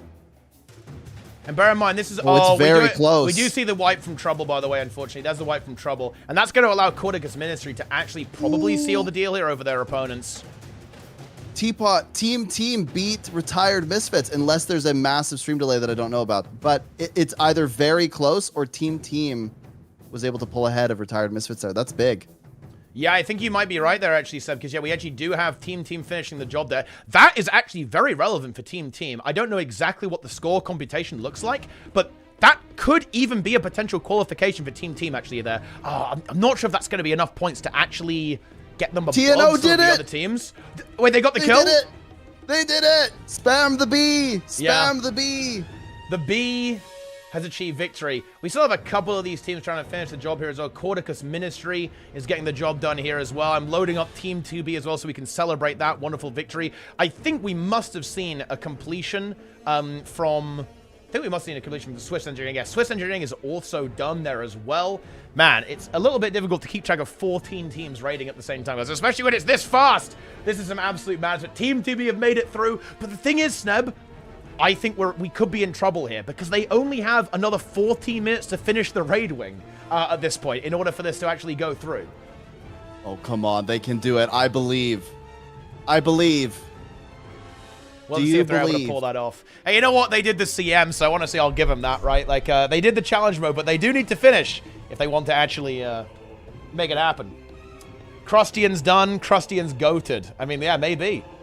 Cordicus Ministry also finishing up now as well. At the same time, Team is done. Where the Wicked Frogs at? Where? Yeah, I'm loading up Wicked Frogs. Wicked Frogs are... Oh no, Sneb! They must have wiped! They're going on to Kadim now, I believe. This is bad. Oh, my. Oh, no. They must have had trouble. Yeah, can we get a flash of the leaderboard real quick? Well, I don't think... Okay, we can. There it is. I think Wicked Frogs are out. We haven't got it updated, by the way, guys. We will soon, obviously, but we don't have it updated yet. This is not updated, but this is just what they're playing for, right? So Team, they're already done, right? And so a lot of these teams that are competing there. What about Swiss Engineering and Crustians? Are they already done too? Yeah, they absolutely are. Swiss Engineering and Crustians are completed. I think Team might have gained some points over them, but I'm not sure if it was actually enough, unfortunately. I believe that Team is not going to make it, just kind of eyeballing it, because they finished, I think, a little bit ahead of those two teams that were, that were ahead of them on the leaderboard, and I think that's not quite enough. But actually, wait, hang on, Sneb. Isn't this actually really brutal? Was it not correct that Team actually got 0 points on the first wing because they played Mesmer? So they've been disqualified because of that then, no? Oh, no. Yeah, pretty much. Oh, no. Yeah, they've been eliminated by that unfortunate accidental rule break on the first round. That is not what we like to see, really. And Team Frozen actually finishing up Kadim. There it is. Team Frozen get the job done. And yeah, I think Wicked Frogs having a bit of a crumble, I'm afraid, Snab, actually, in this particular round. Slightly crumbling. Oh, apparently Misfits missed the jump in on mounts as well. Oh, so and that's why they were behind. They lost some time there. Yeah, that's unfortunate.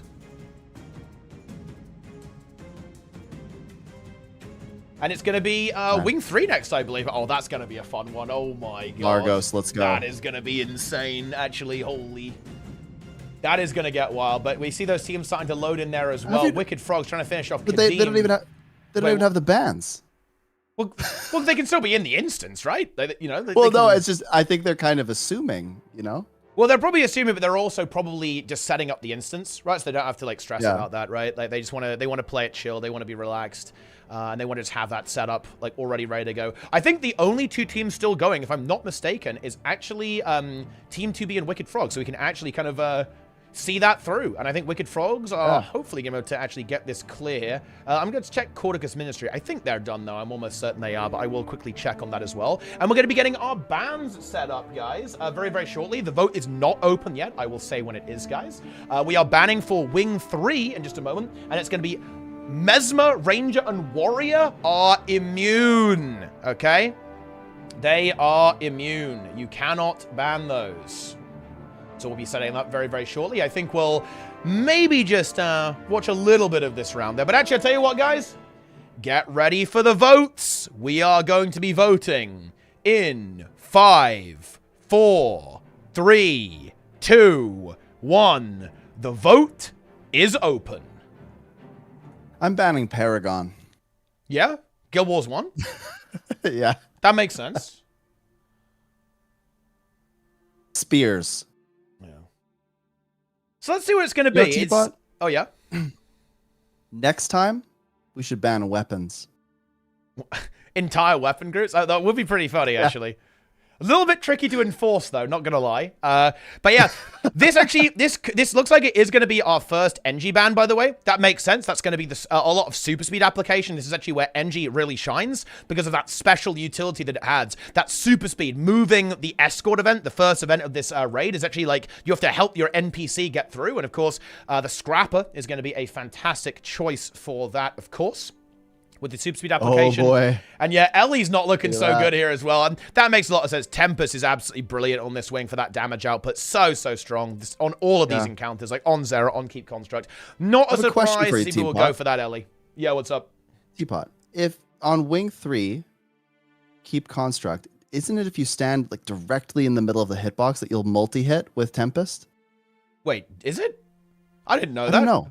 That sounds broken. I'm wondering if that's true. I thought that, and I could be wrong about this, but I thought that on Hollow, if you stood right in the middle, you could like double hit it. But somebody else is probably way better than me will know that if that's true or not. Yeah, but NG's not looking good here. Ellie is gone. But actually, the real fight here, the contention, is once again that Revan Guardian. Both very good choices, by the way, for the spot here as well. The Herald, very, very powerful indeed. Actually, very, very powerful indeed. Oh, but yeah, I think we are going to be actually able to see the standings very, very soon, guys. I will update the leaderboard. This may not be its final form, by the way, guys, but because there might be still some teams coming in, but I will quickly actually generate up the standings so we can see what teams are going to make it. And wait, what? Yeah, I'm not sure if this is, to be clear, guys, I'm not sure if this is totally accurate just yet. I will ask the admins for confirmation. I will ask if this is confirmed. No way. I will answer if this is confirmed. But we appear to have an insane comeback from Team Trouble. No way. Oh my God. There's no way. Wait, no, I believe, no, actually, no, that is not accurate. Gotta be wrong. Guys, that is not accurate. Currently on the spreadsheet, it does appear that, the times for Team Trouble and Wicked Frogs are not in, and that means Team Trouble and Wicked Frogs are currently being reported as first, guys, and second. That is not accurate. Just to be clear, this is a scuffed leaderboard, because we have a couple of teams still coming in, so be aware of that. So this leaderboard is completely useless, unfortunately. But don't worry, they're going to be on that very, very soon. Oh, okay, apparently we might be good now, guys. We might be good now. Okay. Oh, yeah. there you go, yeah. Oh! Oh, a tie! No! I don't, Oh, there, it's gone. It's gone. There was a tie, and then it was gone. Team, look at 8 and 9. 1 point! 1 point! Oh, no. Oh, no. And bear in mind, guys, they got a 0 on first round because they broke the rules and played Mesmer. No. That is very, very unfortunate. We go to Wing 3, guys, of course. And I can now officially confirm that our top 8 are in first place with an undefeated, flawless record, Snow Crows, with 60 points. In second place, My Chaotic Asylum with 44 points. In third place, Dozer Pals with 43 points. Fourth, Wonderful Ideas, Poor Execution with 34 points. The Boiled Frogs with 29 points. The Misfits in sixth with 29 points. Swiss Engineering making it happen with 22 points. And the Crustians holding on to that top 8 with 18 points. And that does mean we are going to be saying goodbye to Team Cordicus Ministry, Wicked Frogs, Frozen, Trouble, and Team 2B. And I just want to really give them a massive shout out actually for playing in these tournaments. Of course, we had some incredible moments, some really entertaining matches there from all of the teams. And I want to say thank you to them. And do you want to say anything as well, Sneb, to our sadly departed teams? Oh, man. Yeah, it's so painful. It was so close. You know, that fight for 8 was real. And, you know, I just love to see that teams are putting themselves out there and getting practice, because it turns out that the first time you enter any of these, there's a lot of nerves. It's difficult, right? People are watching you, people are commentating, and you have to go fast. And so every time that you play in one of these, you get a little bit better. And it just takes that first step. So I'm really proud of all the teams for taking that first step, for putting themselves out there, for putting in the effort, for practicing, for going in and just having a good time with their friends. Awesome job. Clap in the chat. Okay, And I think the bans are just about done here, guys. I'm going to give you... It is a little bit close between Guardian and Rev, so I'm going to give you guys another 30 seconds, yeah? 30 seconds, Guardian and Rev in contention. Engineer and Ellie almost certainly banned here. And it's going to be between Guardian and Rev. So if you want Guardian gone, guys, you got to vote Guard. If you want Rev gone, you're going to have to vote Rev. And we are moving on to the next phase of the tournament, guys. So I think we actually should quickly clarify how this works. The way this is going to work is the slowest 2 teams in each wing are out, right? That is how this works. So it is sudden death at this point. Every wing counts. There's no safety net. It is every round we are chopping off 2 teams every single time. Mm-hmm. This is final sudden death. Yup. And it's so 3 at this rounds, point, guys. Every mistake is extremely relevant. Yeah. If you miss the jump and everyone dies, that could be the end of the tournament for you. Anything could happen. Yeah. And that means it's, 8 points, 8 teams, then 6, and then the final is 4 teams. And the top 2 are going to be getting that ArenaNet stuff, right? And then top 3, you don't be top 3. I don't know what to tell you. In that regard there as well. So, let's keep it going, guys. Let's keep this energy. Oh, yeah, it is very close. And, guys, voting ends in 10, 9, 8, 7, 6, 5, 4, 3, 2, 1. Done. That is it. Elementalist, Engineer, and Revenant are banned. Oh, you know what I think's going on here, Teapot? I think that the chat has collectively put their brain juices together and they've decided to ban all reflex on Wing 2. So they're thinking ahead here. This is the 7 million IQ play. They definitely want to ban... I think they want to ban Mesmer and Thief next wing, right? Because there's a lot of portals going on there. And I think we're definitely going to see a Mesmer and Thief ban on Wing 2 for sure. And that also, bear in mind, guys, this is actually a really funny set of bans, by the way. Because, Sneb, do you know what this means? The chat can ban Mesmer and Guardian in the next wing. So in other words, that's going to kind of like 2 of the key reflect sources are going to be essentially removed from the potential pool in Wing 2, which of course is necessary, right? For the final boss there as well. So teams are going to have to come up with a little bit of a cook to try and figure out how they're going to approach that. Of course, there are other reflects in the game, right? Like there's other things you can do, obviously, right? I have a few ideas about how they're going to do that, but we'll talk about that. We will. We'll get to that when we get to that. That is, of course, not what we're doing right now. And I think let's go ahead and just take a look at what the teams are up to, I think, is what the plan is going to be, at least for the time being. Boiled Frogs in the mix, and now, because there are less teams, we've actually basically halved the number of teams we have, guys. We can have a more intimate look at what's going on. Wait, is Team 2B still fighting, by the way? Or is the stream... For me, the stream is frozen for some reason. They ended the stream, it looks like. Yeah, okay. It's like I have an infinite shot of Lagos here for... on my end here as well. But let me just load up some of these streams so we can see what on earth is going on. Let's get the Crustians in here. And let's do... Yo, I don't know if anybody has said this yet, but I really want to note this because I think it's actually insane. Team was 8 seconds off getting into the next spot. No. Even despite their 0 in the first round. That's impressive. You have to respect that, right? You definitely do. 8 seconds.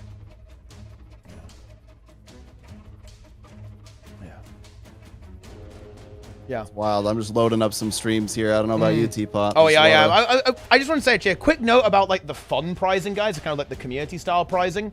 I just wanted to actually say that I think what we might end up doing, by the way, guys, is actually having a special stream where we go over some of the highlights. We've got our admins, our team. And by the way, guys, a massive shout out to the admins. We actually have... Look, this tournament is smooth. We have got 10 admins working away right now from the HS and SG community. So massive shout out to all of those gamers who are working tirelessly behind the scenes to make this up. And actually, I do want to give a special shout out to Lynn, by the way, who actually designed a really, really smart spreadsheet for this entire setup, actually. That kind of makes the entire thing very, very seamless, actually. We really appreciate that for all the work that the team is doing there as well. Yeah, they are indeed in the basement in that regard. And I want to give like a massive shout out to those gamers as well. For kind of making this all possible, making it actually work there as well. It's pretty fantastic stuff. It really is. But yeah, we're going to be getting into it pretty shortly. It's going to be about 8 minutes, 7 minutes from now before the teams will have had their allotted theory crafting time. And again, this is where the battle really begins, right? And any mistake could happen. I do want to say this actually, Snub. No team is safe here. Wing 3 is volatile, right? You can die here.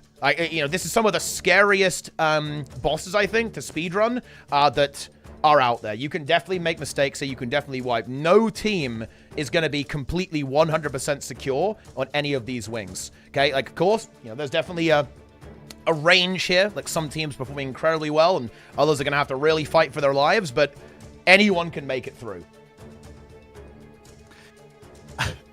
Wing 3 is actually one of the funniest wings because a lot of people, they go, escort, really chill. Escort is like the most competitive part of this entire wing.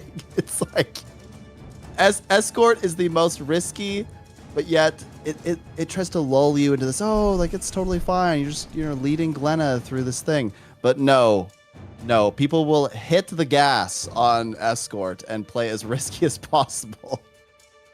So brace yourselves, folks. If you're kind of new to the speedrunning scene, but you've played some wings before, you maybe seen some tutorials or something online, you're going to go, wow, this is completely different than I've ever experienced or seen before. Oh, yeah, indeed. It is going to be interesting without the engineer, though. Right, because that is going to limit the super speed application that these teams are going to have access to. So we're going to have to see a couple of different solutions to that. Of course, there are other ways to apply super speed. And we see, look what Grimjack's doing, right? Notice the glamours. We actually have mass glamours being used from the Mesmer here. And that's going to be super speed application coming through there, I believe. With that to make Glenna go a little bit faster. And we have a couple of other Mesmers that can also be helping out with that as well, as we can see there.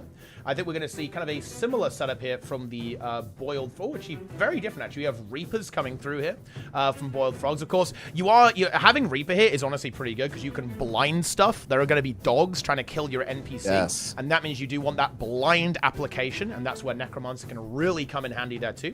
And of course, all the usual Mesmer and Thief here, because you are going to want to do a couple of portal shenanigans to kind of speed the entire process up. Kind of across the board. Crustians, looks like basically all the teams have a very similar setup here, actually, Snub. A lot of Mesmers, some Thieves in the mix there as well. Reapers about the place. Let's see what SC is up to, actually. Let me load them up. Let's load them up real quick, shall we? We've got MCA. Let's see what they're doing. And let's get SC in here, where they're at. So yeah, MCA, they're all dead, actually. So I can't see what they're running. But they're running something. And yeah, Wing 5, guys. Wing 5 is the last wing. So we are going Wing 3 here, then we're going Wing 2, and then we're going Wing 5 for the final wing, guys. Yeah. Oh, yeah, MCA is also going thinking about those bands. MCA have got a similar setup here. They actually have the Reapers, the Druid in there, Chrono, and a Vert at the same time. So kind of the same old that we've seen there. And SC also, yeah, everyone's basically running a very similar setup here, actually. Not terribly surprising. This is kind of... I think the strategy for Escort is very well established, right? Basically, it's like a very well-established strategy for this particular encounter. So not terribly surprising to see basically all of these teams having a very similar approach. And I think in general, that will be a bit of a theme for this wing, actually. I think all the teams will probably have pretty similar strategies and compositions because this wing is one of the more optimized raid wings in terms of speed, I think, and with like a more the most well-defined strategy. So I think this is, again, kind of similar to the Wing 6. It's going to come down very heavily to execution, like who can do these strats the best, because there might not be that much strategic diversity. It's going to be how quickly can you capture these towers to move through the siege event, how much damage can you do on Keep Construct, and how much damage can you do, and how quickly can you handle the pre-events, pushing all those orbs around and standing on buttons on Zera. Yeah, if I had to make a guess, I would say that teams probably spent some of the most time theory crafting Wing 3 in the event that certain things, especially those that provide super speed, would be banned. What do you think, Seb? Which two teams do you think need to pump? Who's Man. fighting? Who's fighting right now?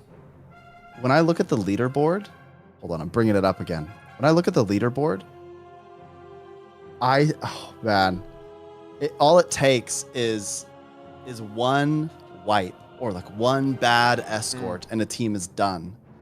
So I think that Swiss Engineering and Crustians, they have to just blast here, but they also need to be a bit mindful about the other teams. If any of those other teams wipe, then they just got to play it cool and get through.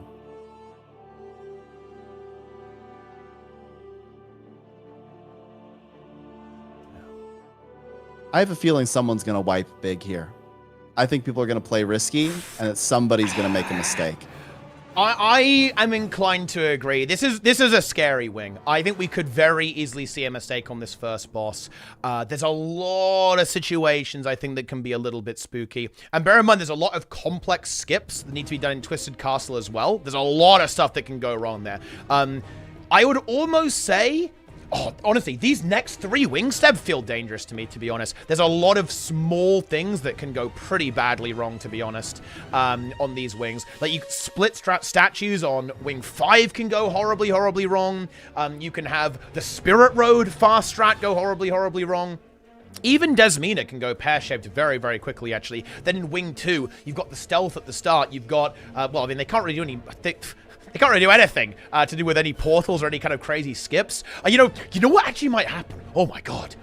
Teams could even, like, low-man trio and have players, like, ready to start the Matthias pre-event early or some crazy stuff like that to try and optimize that without the usage of those portals. I have honestly no idea what these teams are going to do. But anyway, never mind that, because here we go. We're opening it up with Dozer Pals versus Snow Crows here.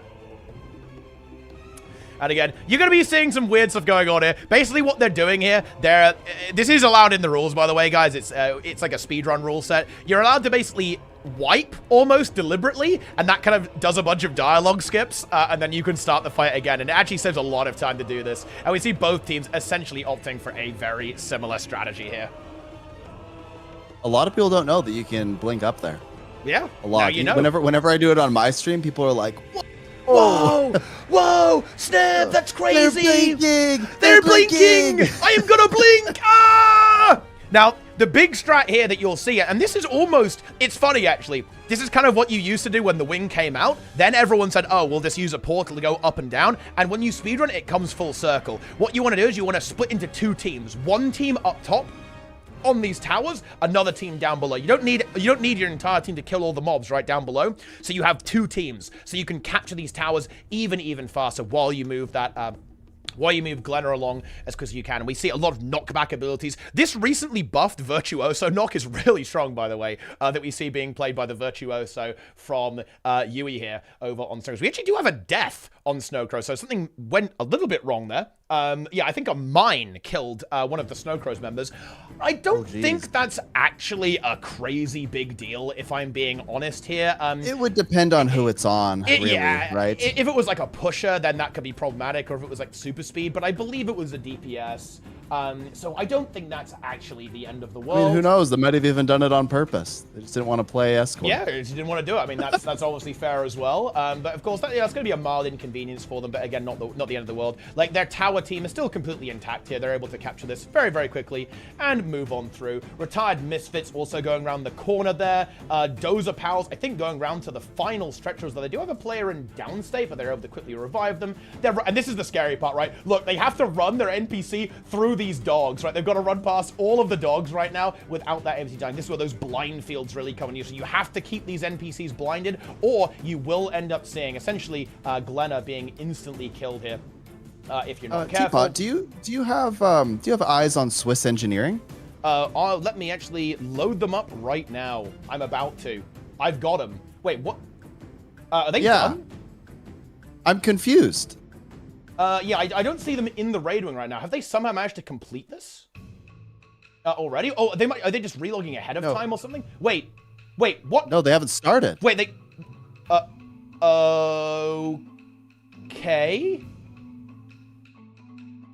I'm confused. Right. I'm very confused. They appear to have missed the start signal. which is definitely not ideal for them, obviously. Snowcrows and Dozer Pals kind of burning down this boss at the end. Crustians, a little bit behind, actually. Still kind of towards the middle of the escort event here as well. Looks like Dozer Pals are actually done. Oh, Dozer Pals got a skip, I think. They got a skip burn, Seb. That's massive. They were able to actually get through this a little bit quicker than SC, who I believe did not get a skip burn. Oh, wait. MCA, Seb, we missed it. MCA wiped. They wiped. They did? Yeah, we missed it. Oh, no. Yeah, they wiped. They wiped. We weren't watching at the time, but they did go down. That's very bad for MCA, by the way. It's almost kind of good for them that we did see the late start from Swiss Engineering, but they're actually going to have to try to catch up against Crustians. Crustians finishing the job right now. MCA are going to have to desperately gain some time. Otherwise, they're actually in position for relegation at this point. SC finishing the job here as well. We see Dozer Pals actually surging towards Keep Construct. They're going to get there a good chunk of time before SC, in fact.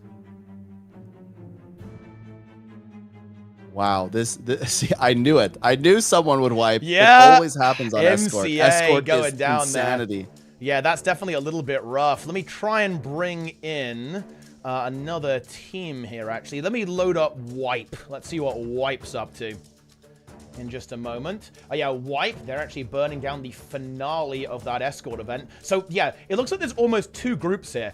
And the teams to watch out for is definitely, can MCA make this recovery? Wait, they wiped again, Seb! Oh, no! What? They wiped again! They did! No way. Yeah. Oh, no. Oh, no. How are they wiping? And they must have just had their NPC die. I think maybe a bit of nerves, a bit of stress here, I think, actually, from MCA, making a couple of mistakes, leading to all. And look, you called it, Seb, right? This is volatility. This is where that volatility really is. And now MCA is behind. They're actually behind Swiss Engineering, who actually started 2 minutes late, which is quite a story. Wait, wiped! Did they wipe? Oh, no. Ooh. No, they didn't. Okay, no, it was a relog. I couldn't see the event. Ooh. Okay, never mind. They're okay. Dozer Pals into the first intermission now of Keep Construct. Snowcrows also in a similar scenario, burning the boss down to that 66% phase. Of course, the intermission is a time lock. You cannot make this go faster. It's all about the actual boss damage phases here. Yeah, Retired Misfits is just behind Dozer Pals. They're about to hit the first 66%, and then blast. Yep, it's blast time. It absolutely is. For these rosters. You know, I'm watching Swiss Engineering, and they're on the penultimate tower, the second to last tower right now. So I think that's actually, given that there's been some wipes, I actually think that they're kind of back in it in a sense, because if somebody else wipes, then suddenly they're in sixth. Yeah, so I think Keep Construct should be okay for most of these teams. The danger zone is going to be the Twisted Castle, to be honest. I think is when things can really go wrong. One wrong jump and it's all over. Yeah, and then you're going to lose a lot of time there's a lot of very technical skips that you can do there, and if you do miss those, it's going to be a big time loss, and that's going to be very relevant. Again, like every second counts here. Boiled Frogs, by the way, are absolutely cooking. Going into the second intermission on Keep Construct, just a hair behind Dozer Pals. Snowcrows actually in third position, I think, now, if anything. MCA, where is MCA at? Retired Misfits are on KC as well. MCA are now in the mix there as well, just about to finish the Escort event. Where is Swiss Engineering, though? That's where things are really going to excite. We need to see Swiss Engineering. Let me load them up real quick. Swiss Engineering is at the... Wait. Did they wipe? Oh, they did. They did. Oh, no. Guys, they were at the second to last tower. They wiped. Escort. Yeah, Swiss Engineering wipe. They start 2 minutes late and they wipe as well. I mean, that's going to be... Look, if MCA hear about that, they're going to be breathing a bit of a sigh of relief there. But hang on. MCA are still in trouble. Where are the Crustians now? We need to see the Crustians. Crustians are on KC. MCA are in massive trouble right now. They've got to come back. They need more than this. They have to dig very deep here. MCA have got to do a miracle, Snap. They have to somehow overtake another team. They need to actually have the game of their lives right now if they want to actually remain in contention for the tournament. Boiled Frogs. About to finish off Keep Construct. They didn't quite get the Giga DPS check there. You can actually skip that entire jump up phase with how much damage you have these days. So a quite unfortunate time loss there. That will probably put them a little bit behind Snowcrows, I think, actually. Oh, no. Snowcrows in a similar scenario, actually. They are going to get the DPS check, though, I believe. Oh, they also just barely missed it, actually. In that regard, but yeah, we actually see the GG. They're just, yeah, we're gonna see some fun stuff from Yui here, I think, on the Mirage leaping around. But Boiled Frog's now already moved on to it. And you look, if you haven't seen this, by the way, your mind is about to be blown. Like some pretty wild stuff tends to happen on this particular sequence. So enjoy this, my friends. Like things are gonna be getting really, really crazy just about now. Boiled Frogs is ahead. This is actually quite exciting. Yeah. We might actually see a wing where Snowcrows doesn't win. Yeah, this might be the first wing where SC actually show a, they bleed. They actually have that vulnerability. Show some vulnerability. Yeah, they can actually be beaten. This might be the first non-perfect wing. And Snowcrows, they actually wipe. Yeah. They wipe it. Oh. Yeah, they're forced to wipe. The skip did not go their way. They were not able to execute correctly, unfortunately. This puts them right in line with Retired Misfits. Yeah. It does. It does. Of course, bear in mind, SC, like, they have got a bit of breathing room because of how much of a fiesta Escort was for some of the other teams. But still, couple of things not going quite right there. I believe Dozer Pals have made it through. Yep, Dozer Pals are now on Zero. What a beast of a Wing 3, actually, here. Boiled Frogs, I think, are also through at the same time. So Dozer Pals absolutely pumping right now. Swiss Engineering just finishing Escort right now. Is that an MCA are on Keep Construct? They need more here. This is so bad for MCA. An MCA wipe on KC. They had a disconnect or a crash or something. They wipe on KC. I don't believe this. No. I don't believe this. Chaos has arrived, my friends. The pressure is absolutely mounting for these teams right now. People, imagine, you know that you're racing for your life. This is sudden death. The bottom two teams will be eliminated in this format. Yeah. Who's in elimination right now? Swiss Engineering, like, did they wipe again or something? They still haven't finished Escort. What is going on here? Two people are dead. Two people are dead. This is insanity. Where are the... Oh, wait, I'm loading up Crustians. Crustians are finishing KC. Swiss Engineering and MCA are in so much trouble right now. Spam the crab. Spam the crab. I'm sorry, guys. Crustians are here. Crustians are about to activate. MCA, they wipe. They've got their player back now, going into Keep Construct.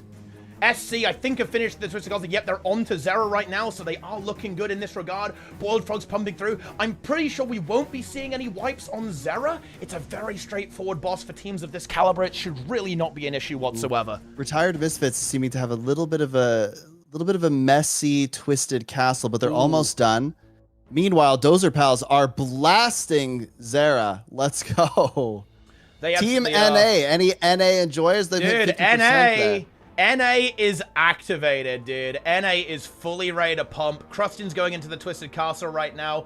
Swiss Engineering! Wait, did they wipe on Escort? Please tell me they didn't. No, they didn't. Not again. They were able to defeat McClear there. They're going on to Keep Construct. Boiled Frogs burning down the boss here as well at the same time. Dozer Pals completing the fun gliding puzzle in the middle of Zera. MCA doing side strat KC at this point. Okay, they have downgraded the strategy a little bit. To make sure they're able to get through it, but I think they're dead. Unless there's some kind of insane wipe from the there'd have to be a wipe at Zera, but you have to know that these teams almost certainly have their subs or whatever watching some of the other streams, feeding them information, letting them know, okay, hey, you don't need to play really risky right now, or maybe you do, depending on the situation. You need to just play it out and get through to the next round. And if I am any of these teams at Zera right now, I'm not necessarily thinking about getting first or second. I'm just thinking about getting the top 6. Survival. You've got all about survival. If you can make it through. But meanwhile, at the bottom, everyone is thinking how I have to play super risky just to try to catch up. The thing is, Crustians are actually the team to beat. Swiss Engineering and MCA must catch up. To the Crustians, and the Crustians are approaching Zera right now. That is an almost insurmountable advantage, I believe. The only way that Crustians don't make it is, I believe, if they actually have a full wipe on Zera, or if their Twisted Castle is just a complete aberration and they aren't able to make it through for some bizarre reason. Yes. Oh my, this is Wing 3, the breaker. Yeah, it Wing 3, the breaker, indeed.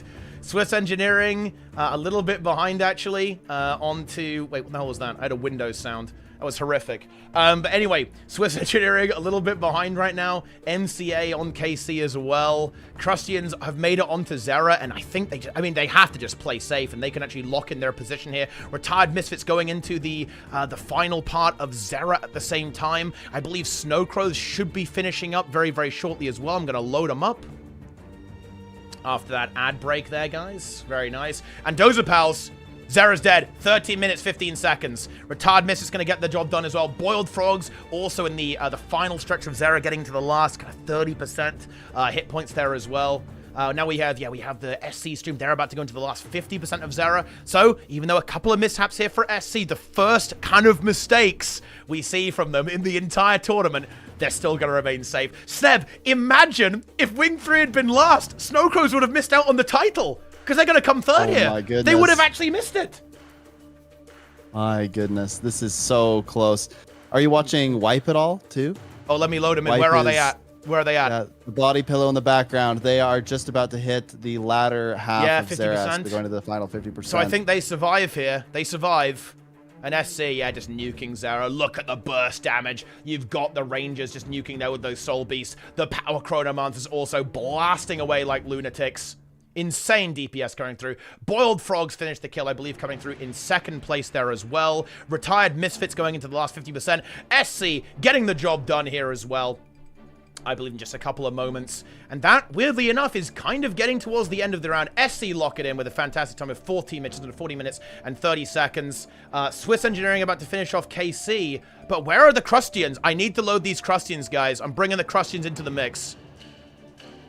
Hashtag Crustian moment. Hashtag rise of the Crustians. Swiss Engineering is about to defeat KC, it looks like. Yeah, very close. And this is the thing. This is where things get really scary. Because, of course, MCA...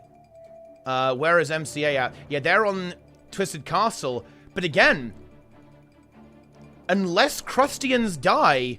Crustians gatekeeps MCA from the top 6, I believe, no? Is that not accurate? Because Wipe is about... Yeah, Wipe just finished. Wipe's finished.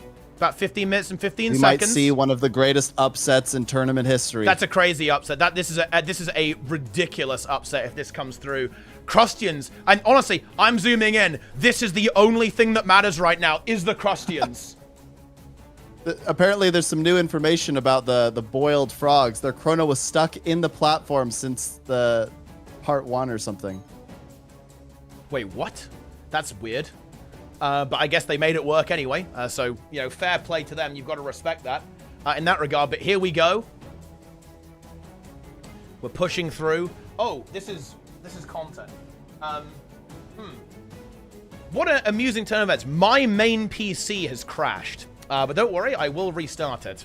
I was like, yeah, why can't I see the Twitch chat anymore? It's because my PC has crashed, but don't worry, I will be able to restart it after this round. However, the Crustians, they've just got to bring this home now, and they are actually going to be going forward into the top 6 to battle against the other teams. I believe it's going to be, what is it? It's going to be SC, obviously, Dozer Pals, Wipe, Boiled Frogs, Crustians, and Retired Misfits, if I'm not mistaken, right? So this is going to be it. Right.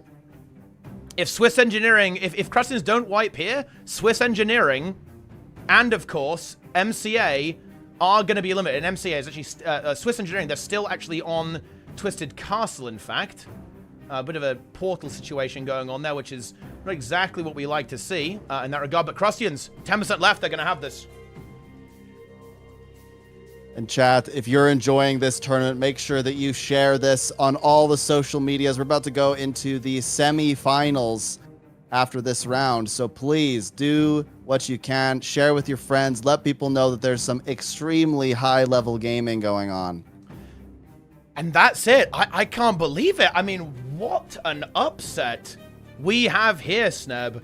Crustians make it work. I believe they were 8th, actually, if I'm not mistaken. 8th seed. And now they have actually been able to secure the 6th spot. And MCA and Swiss Engineering are going to be our first 2 teams eliminated. Bear with me while I restart my computer. It shouldn't affect the stream in any way.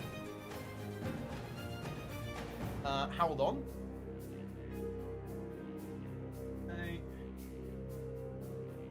And we should be good in just a moment, guys, in that regard. But I mean, I'm a little bit speechless there. Like, what a round. What an insane round. Unreal. That was, we knew it was going to be crazy, unreal. But I don't know if we knew it was going to be that crazy. Yeah. That is wild.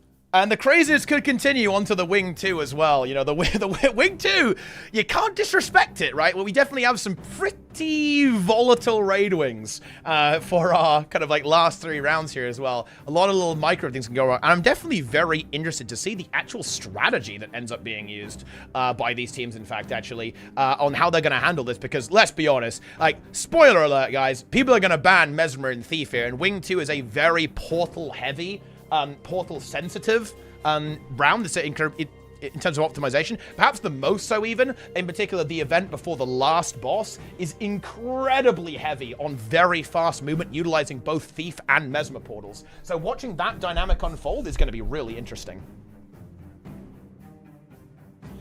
And let me just go ahead and... The last 2 teams then? Is that I where we're believe at? so. I think this is going to be just about it. And I'm just quickly starting up my machine again, guys, so I can see all of the wonderful Twitch chats once again, guys.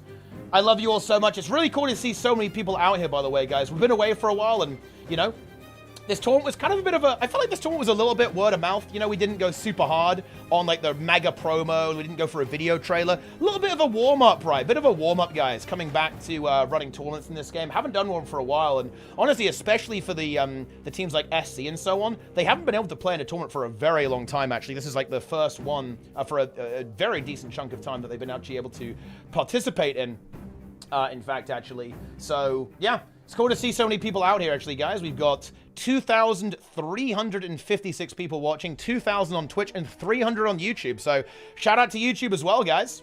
And I think we can actually get started on voting for our bands because our final standings are actually now confirmed. So, let me go ahead and get this going. Quickly remind me, I had to restart the ban thing, actually, because I'm running it on my PC that crashed.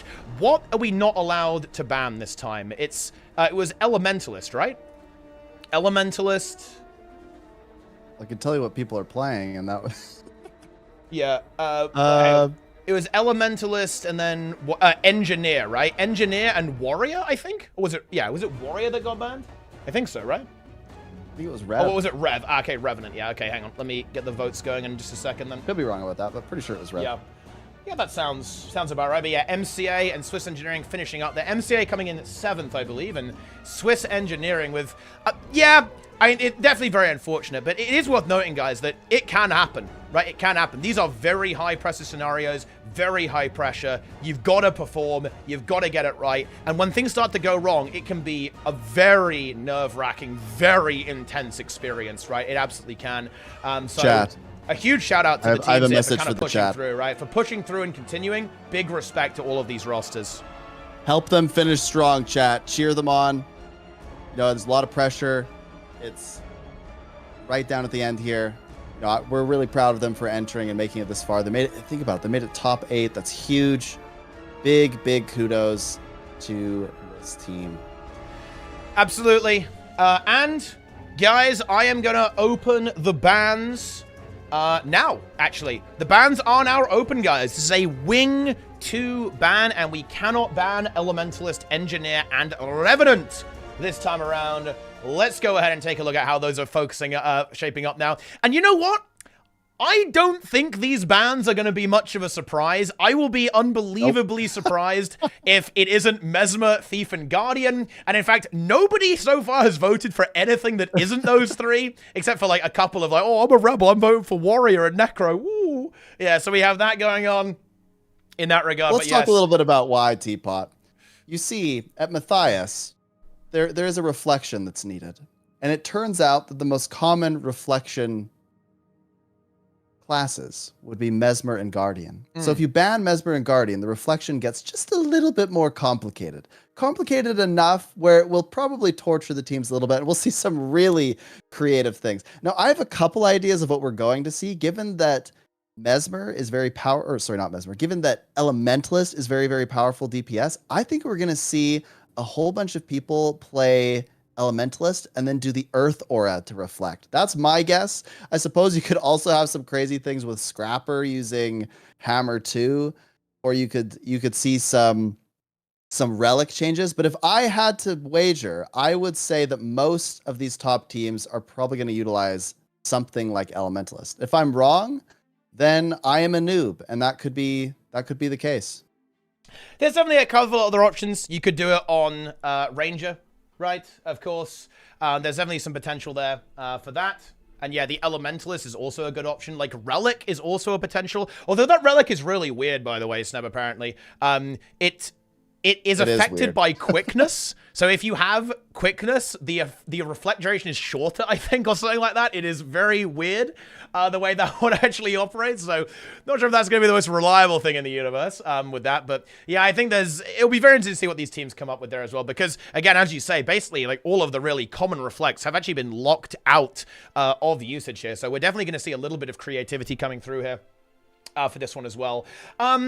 But yeah, I think we can probably stop the voting now by the looks of this, as it's really not that close. 171 votes for Mesmer, 143 votes for Thief, and 160 votes for Guardian. So, yep, the way this is going, guys, I think I'm going to go ahead and stop the voting in 5, 4, 3, 2, 1, and that is it. The final bans are confirmed with Mesmer, Thief, and Guardian. We're going to go ahead and lock that in, guys. That is complete landslide.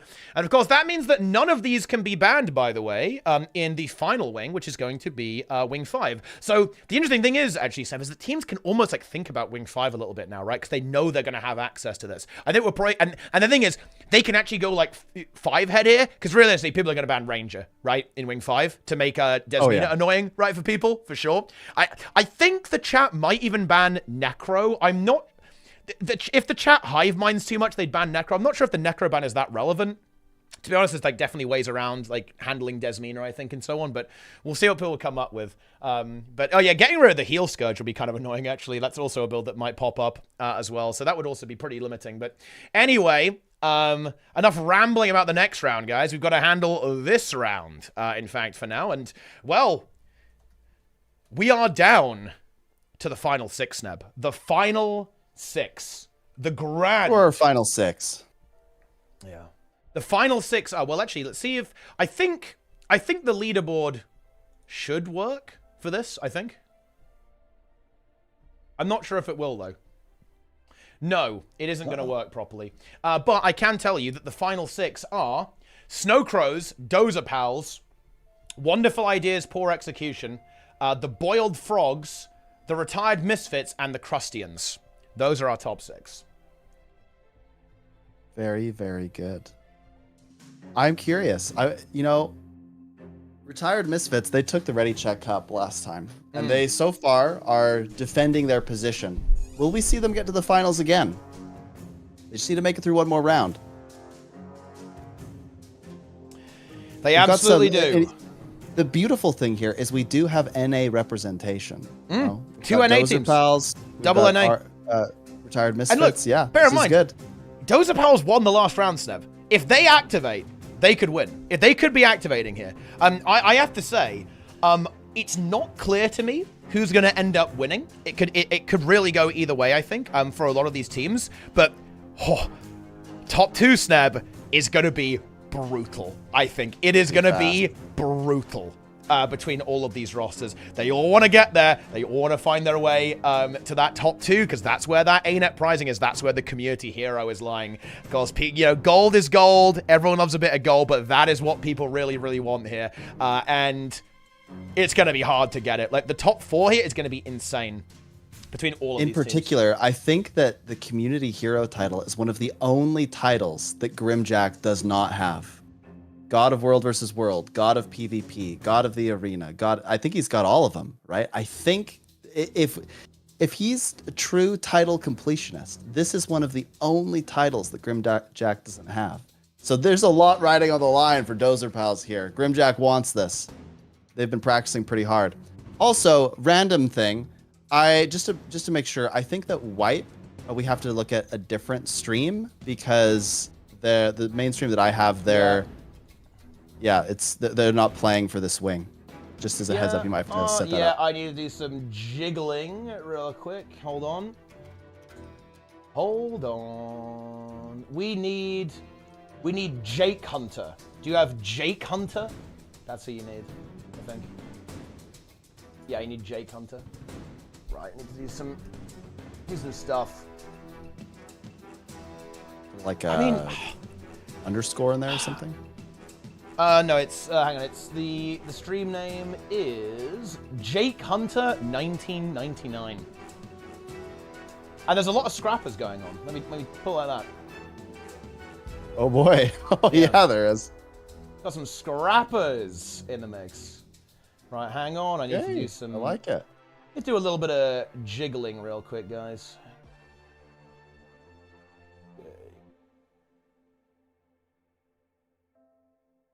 Bear with us, and we will get this set up in no time at all. Okay.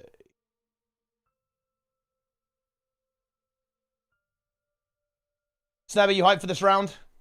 Are you ready? I like how I'm not on the stream again. I think that's good. are. Oh, I'm back. I put you back. Oh, I'm gone.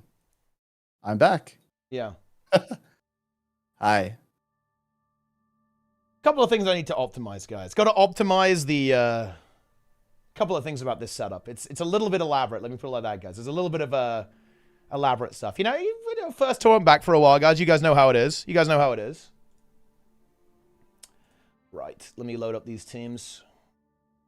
I am loading the teams. I think Sneb is a wizard. Well, fire wizard. Yes. I do think that Elementalist is the only relevant class in the game now because Lightning is very, very powerful. And you can kind of cosplay being a Sith Lord. Like, your character, like, does this thing, right? It's like, oh, like, and then lightning comes out of the scepter. That's pretty good. I like that.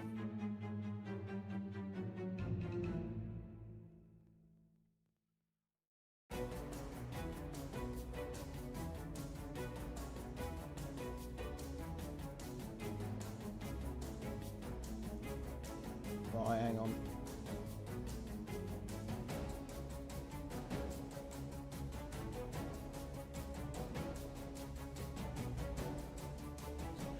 Oh no. I broke it, guys. Good. I like that. I broke it. Hang on. Get to see Snab again. Enjoy seeing Snab. Hi. Fortunately, I have 5 minutes. Dude, the 5 minutes is good.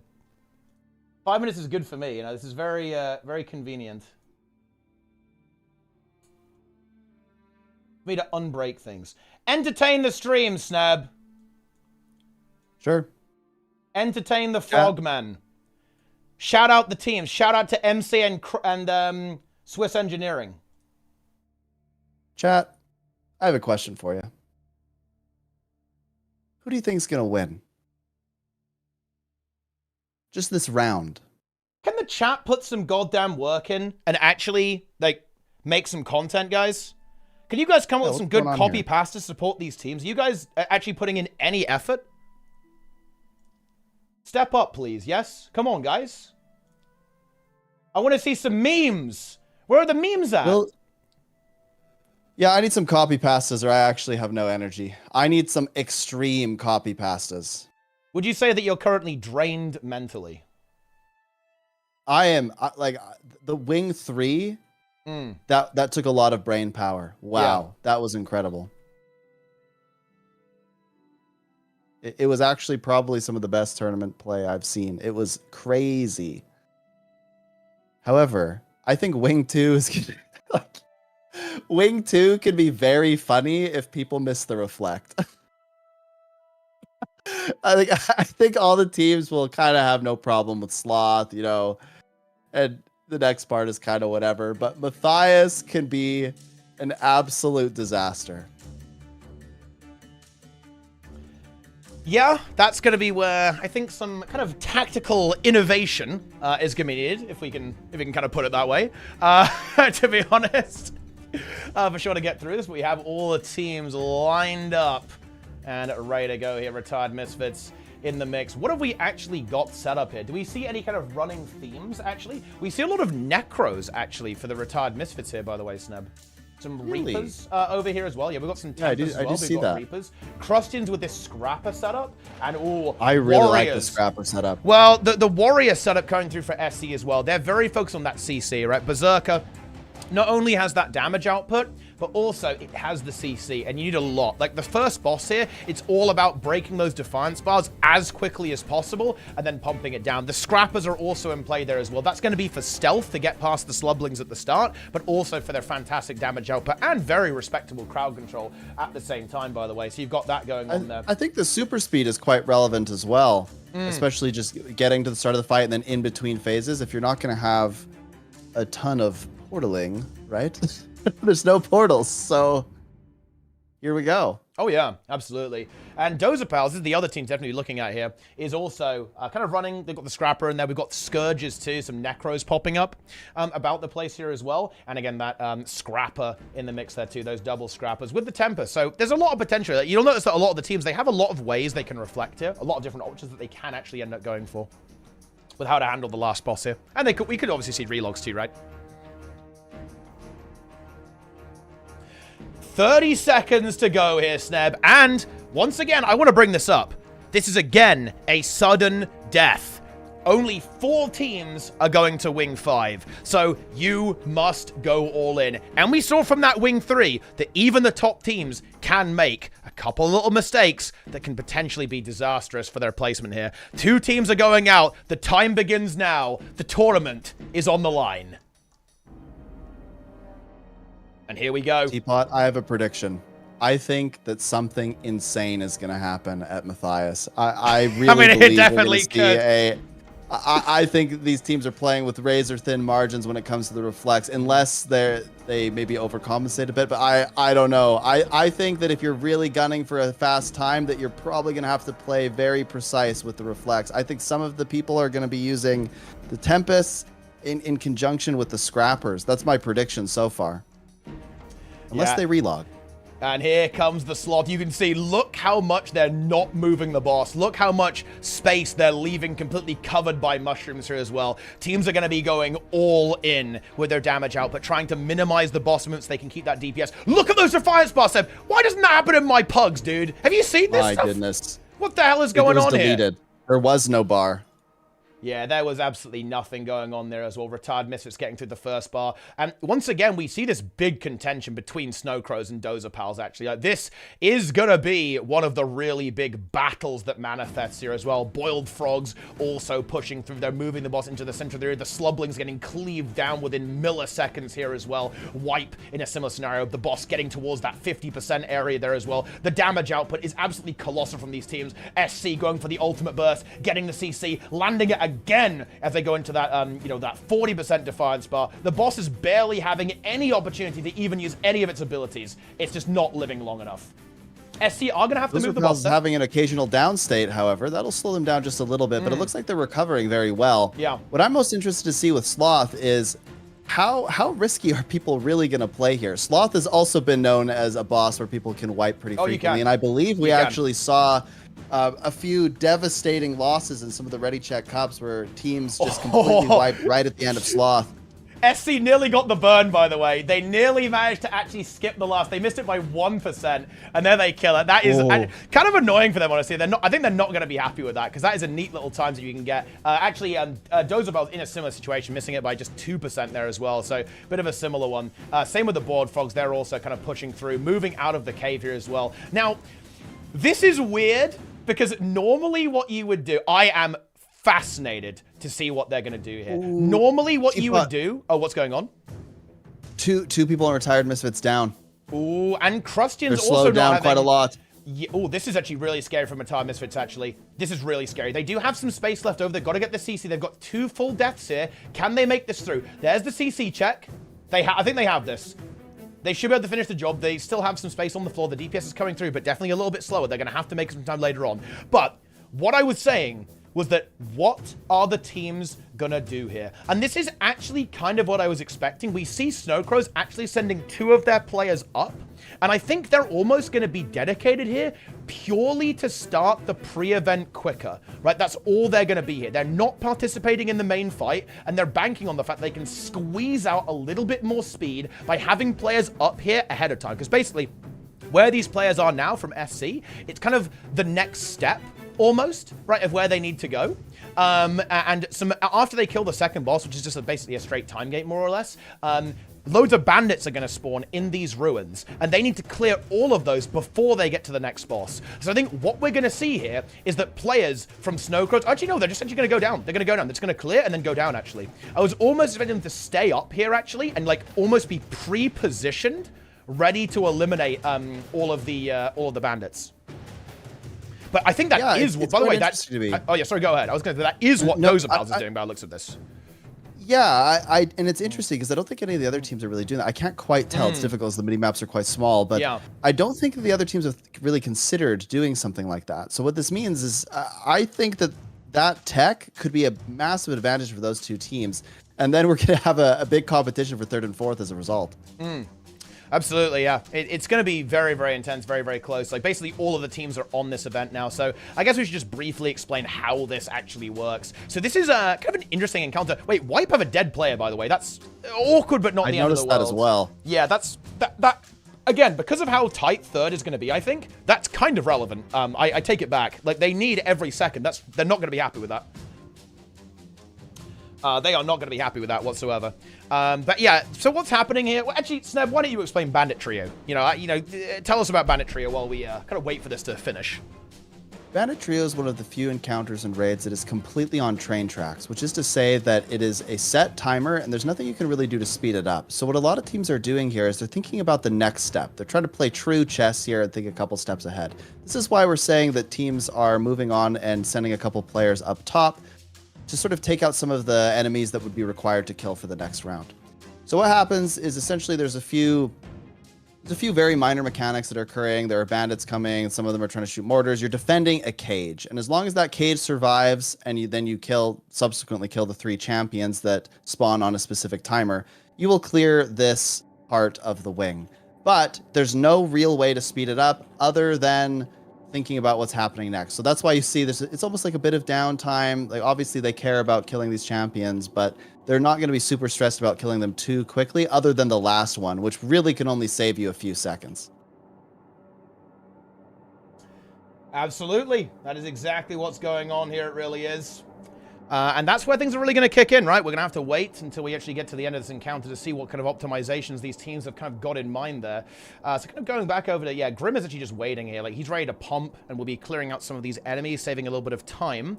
And I believe SC is not going for this. Let's see how that works out. Of course, if you do have, one less player, that does mean you are essentially going to be, having one less player on the boss while they're just simply AFK and kind of waiting for this to happen. I believe we have, do we have 2 players from, gw2 up here? I believe we do. Yeah, there's a second player there as well. So that means it is going to be essentially an 8-man for gw2. There's also something else I want to note about where Grimjack is located. He's located right at the entrance to Matthias here, which is the final boss of the wing.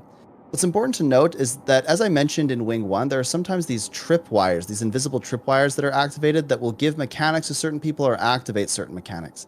So it turns out that the first person that walks through this doorway or activates this tripwire will be targeted for a specific mechanic at Matthias. And as a result, I'm wondering here if Grimjack is trying to bait this mechanic or be the first one to do that. Or maybe it's just a coincidence that he's at that specific location right now.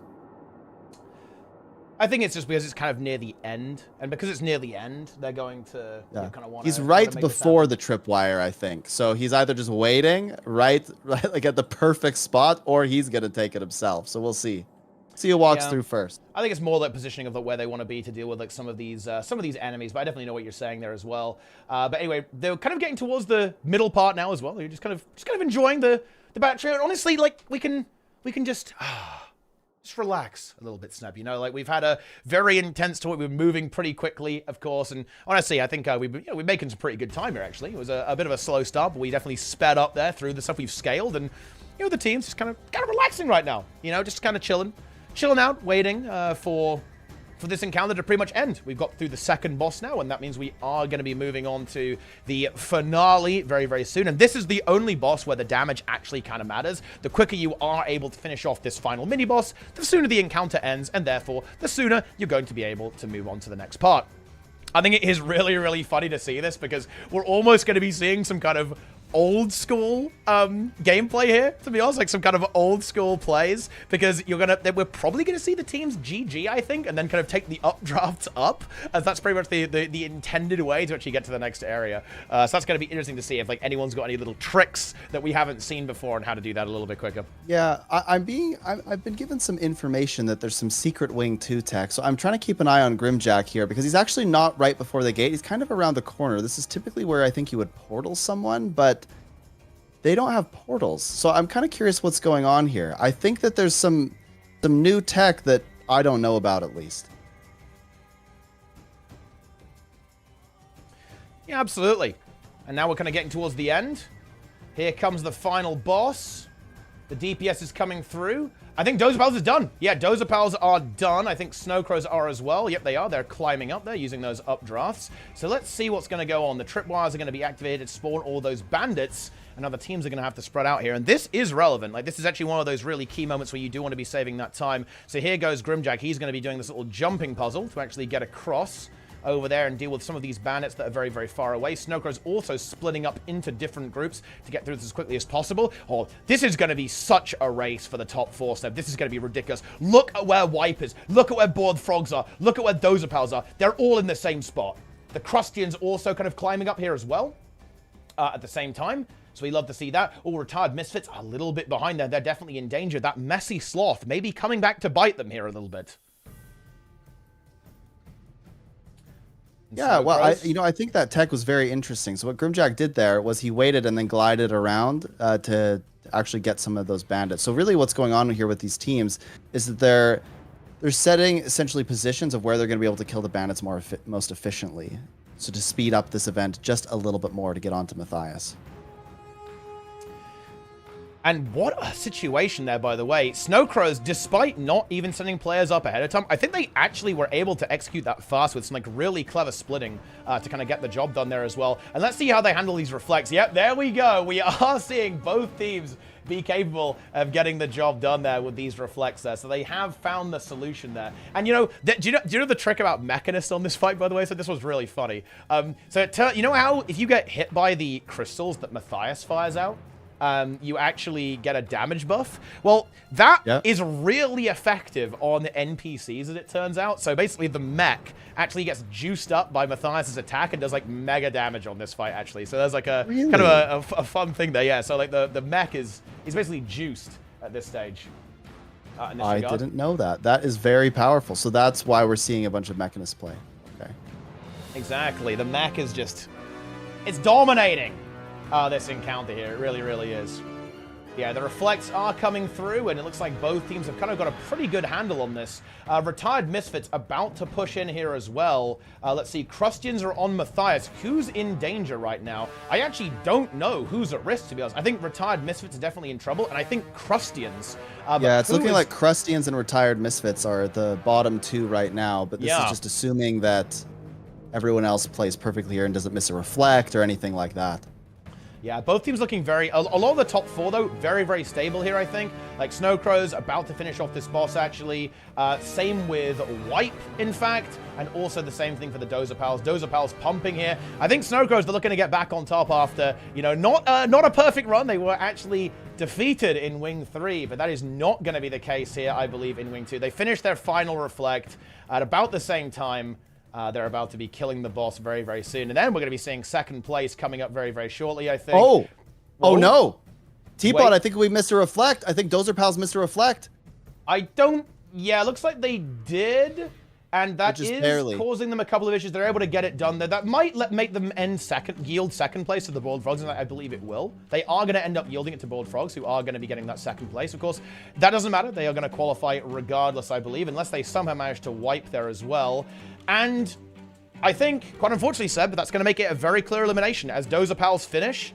And I believe Wipe also done at the same time, almost identical to Dozer Pals there. That does unfortunately mean that our relegation is confirmed.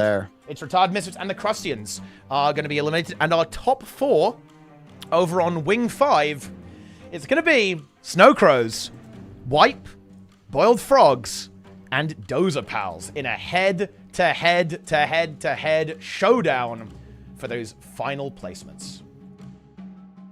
We've seen an absolutely dominating performance from Snow Crows with that one wing only showing that they're a little bit fallible.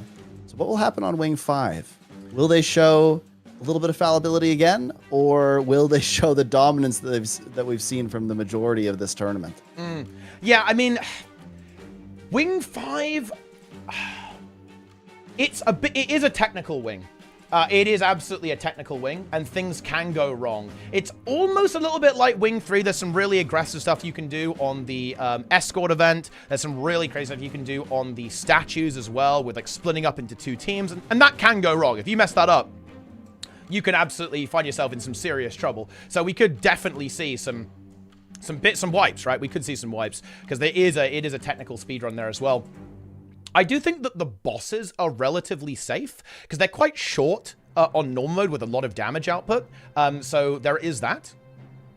And mechanically, they're not super hard, to be honest. Like, I think the teams should be fairly confident there. So I think it is going to be, actually, if you're going to see some stuff go wrong, it's probably going to be it's going to be the 2 middle events is where things, I think, can get really scary. Yeah, I actually have some interesting information about that wing too. Remember how I was trying to figure out why Grimjack was in that spot? Okay. Well, it turns out that he needs to be in that exact spot. Otherwise, the bandit event has a chance of bugging out and completely locking the instance. So because they're moving so fast and doing so much interesting tech, he has to be standing there. Otherwise, they would essentially instantly lose. So, wow. And there you have it. And you know what it's time for, guys?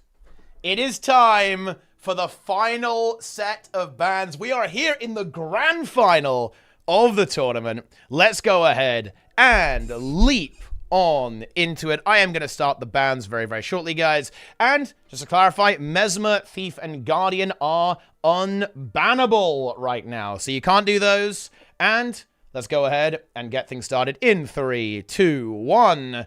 Begin your votes, guys. This is the final. Can you manage to troll these teams, guys? Like, you're gonna, are we gonna ban Ranger? Are we gonna be banning Guardian? No, because we can't do that. Are you gonna ban Warrior? Gonna ban Rev? Gonna ban Ellie? So it looks like Necro is actually going down. Looks like Necro, Ranger, and Rev. People hate pets. That's what I'm seeing. No minions. People do not want minions to be here. I think the Necro ban is interesting. Here, to be honest, it is definitely a very powerful damage option on this wing. It's kind of part of like one of the key strategies, like using the Epidemic for the first boss, of course. It's very commonplace to see that. Like, and of course, it is going to remove Alacrity Scourge too, which is definitely relevant here, by the way. And the heal variant and the damage variant. That is a build that we have seen these teams go for as kind of like a healer that isn't Ranger, right? And also isn't Mesmer. So we do see that one pop up as well, quite a lot. Same as the Ranger, right? Like the Ranger is a spicy ban here because that's going to be no Druid, of course, which is basically the cornerstone of the strategy for, honestly, like both bosses in this wing as well. And Rev, kind of the old faithful. No Herald here. It's funny. No Herald here does make things a little bit scary, right? You're not going to have like that real safety net of boons that Herald can provide to the team, right? So that is something that you've got to kind of work on. The Ranger is definitely the biggest one. For those that don't know, there's a trait in marksmanship on Ranger that allows you to sort of pierce through things. And Ranger also does a lot of CC, which is... wait, what am I saying CC for? Ranger does a lot of CC, but on marksmanship in particular, it's going to be a trouble to try to kill the tormented dead that are running around, because if you blow them up on the group, that's really problematic. But if you use a longbow on a Ranger, then you can burst them off of the platform really easily. So if you don't have that, the question is, are you going to use like a Guardian Hammer, or like, what is the replacement? Are you just going to try to kill them all in the middle? I actually have no idea because I'm a complete noob, and I actually tried to do 10 Revenant Wing 5 the other day, and it turns out that controlling the ads is very difficult without Ranger. So there you go. Yeah, it's definitely non-trivial. There was actually a really cool low man, actually, by Completely Trash recently, Seb. I'm not sure if you saw this. They used the Virtuoso push, right, to actually push the golem into the middle. So there are a couple of ways you can go about doing it. Yeah, it's really cool. With Greatsword 5? Or no, with the utility skill, like the utility skill push. Oh, it works. It works similar to Glyph of Tides, kind of. I suppose you could also use NG, no? Like you could use... Yeah, NG can do it. There's a lot of things that can push.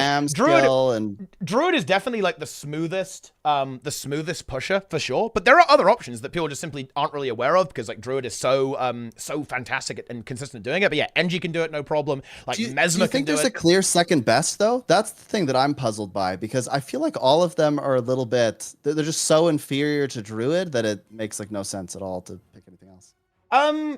It's honestly kind of hard to say. Like, NG is really good because it can have two pushes. You can use, like, Shield 4 and the Battering Ram, which is really, really consistent. But I think the Mesmer one is also really good, actually, because it has that consistency of tides, whereas, like, the NG one can be a little bit finicky sometimes, I think, in this regard. But anyway... I also hope that nobody plays Power Tempest. I learned this the hard way. Oh yeah, watch out for you play Power Tempest. That one. Yeah, that's on SH it's a bit of a meme because you will CC the ad and it will be bad. Or it will instantly die on the group and you'll grief your team. You definitely don't want to do that.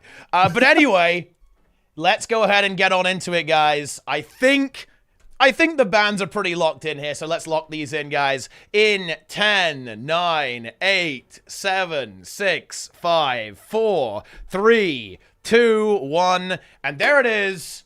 Necromancer, Ranger, and Revenant are the final bands. But yeah, the scoreboard is not relevant, by the way, guys, because we're going on elimination. Like, the scoreboard is only relevant for the seeding rounds.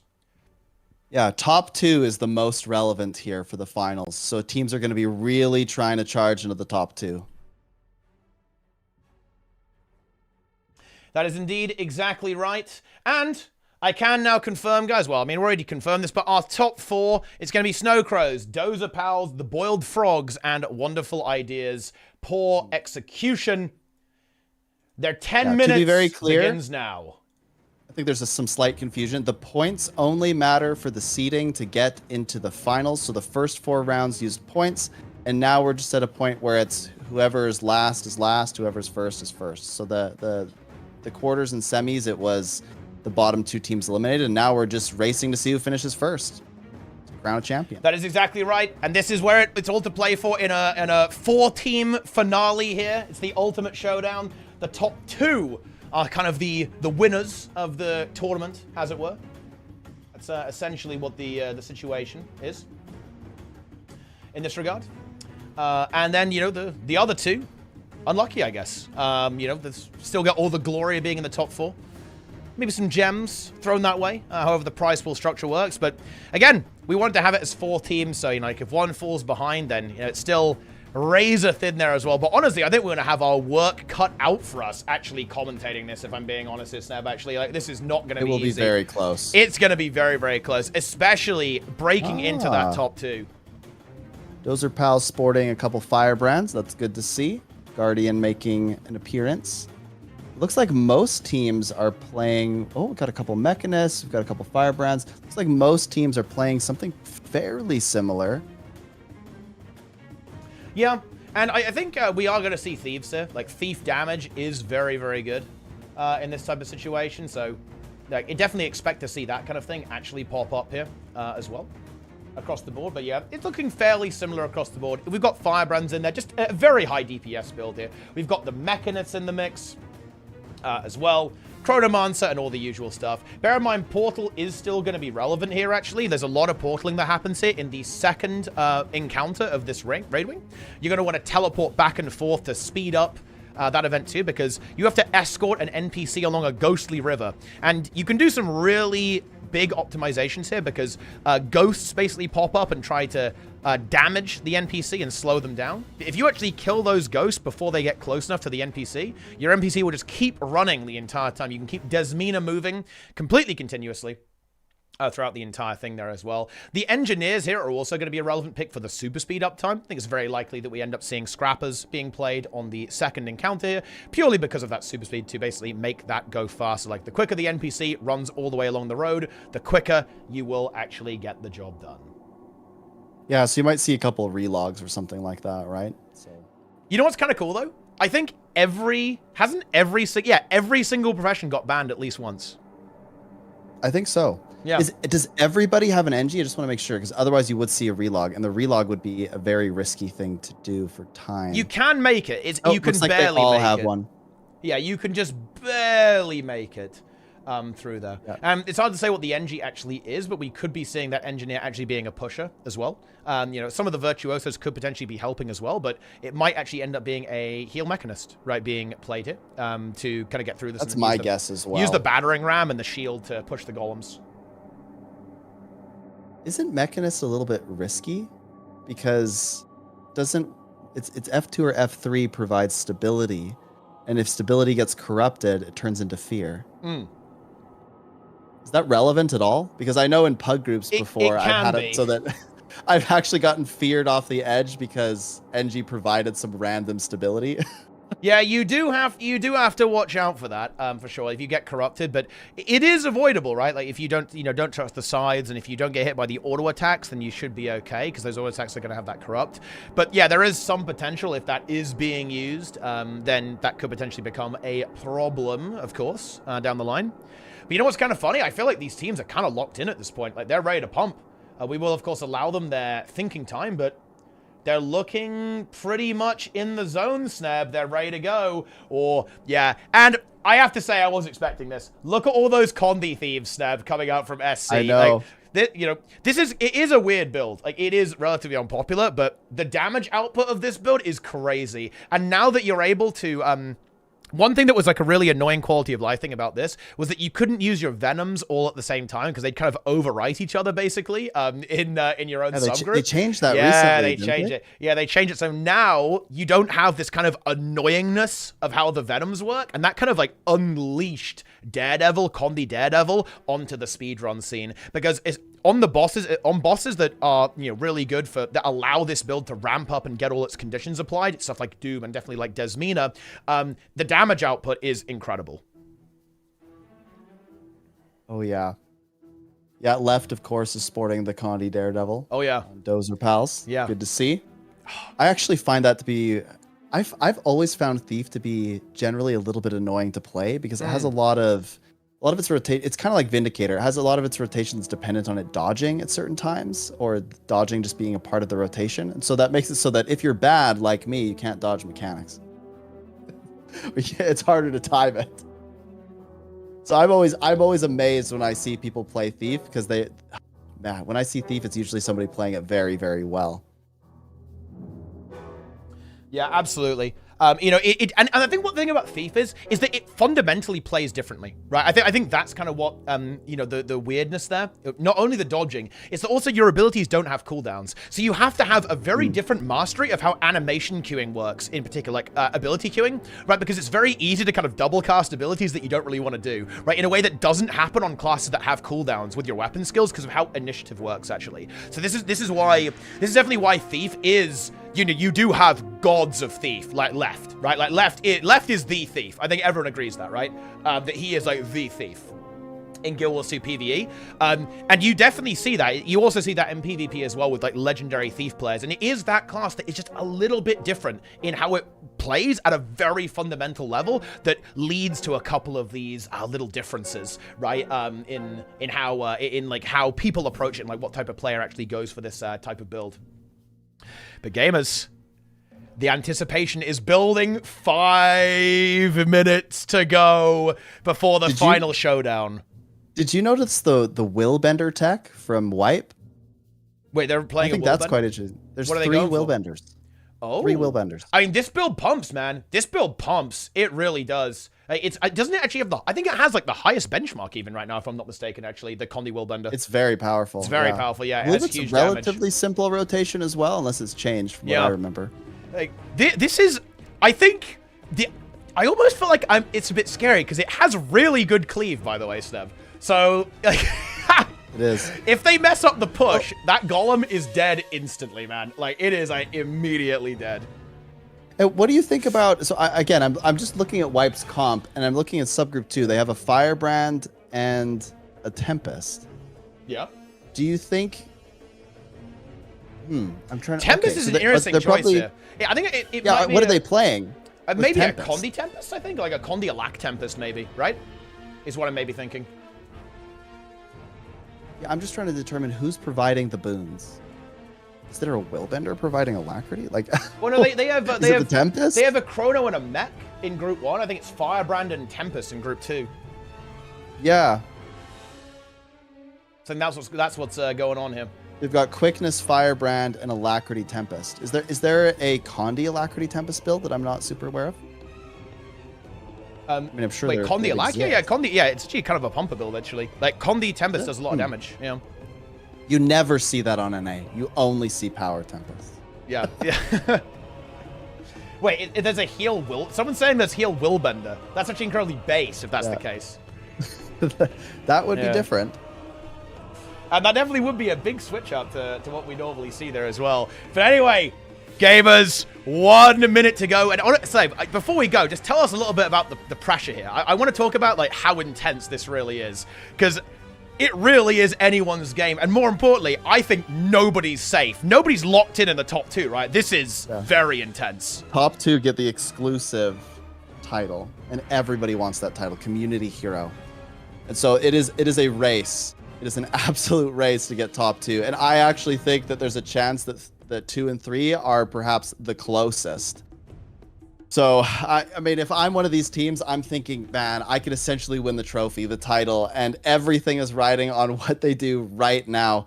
Like, imagine if somebody tries to get to SH and they accidentally fall off the platform by yeeting off their mountain correctly or something. Like, and literally...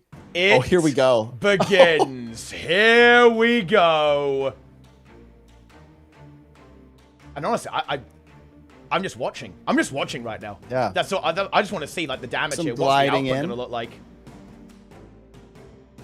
And this boss is just going to be a pure burn. There is an element of randomness here, of course. Like the walls crossing the arena here, they could be disfavorable and force the players to move the boss, which could be an inconvenience. And of course, if they have to move, then that can potentially disrupt them. Wipe is playing 2 healers, Heal Tempest and Heal Mech. Wait, what? That's very unusual. It's gotta be. Unless their DPS meter is lying to me, that's what it's looking like. That is a very interesting choice. I would not expect to see a double healer situation whatsoever, actually, from these teams. Playing safe.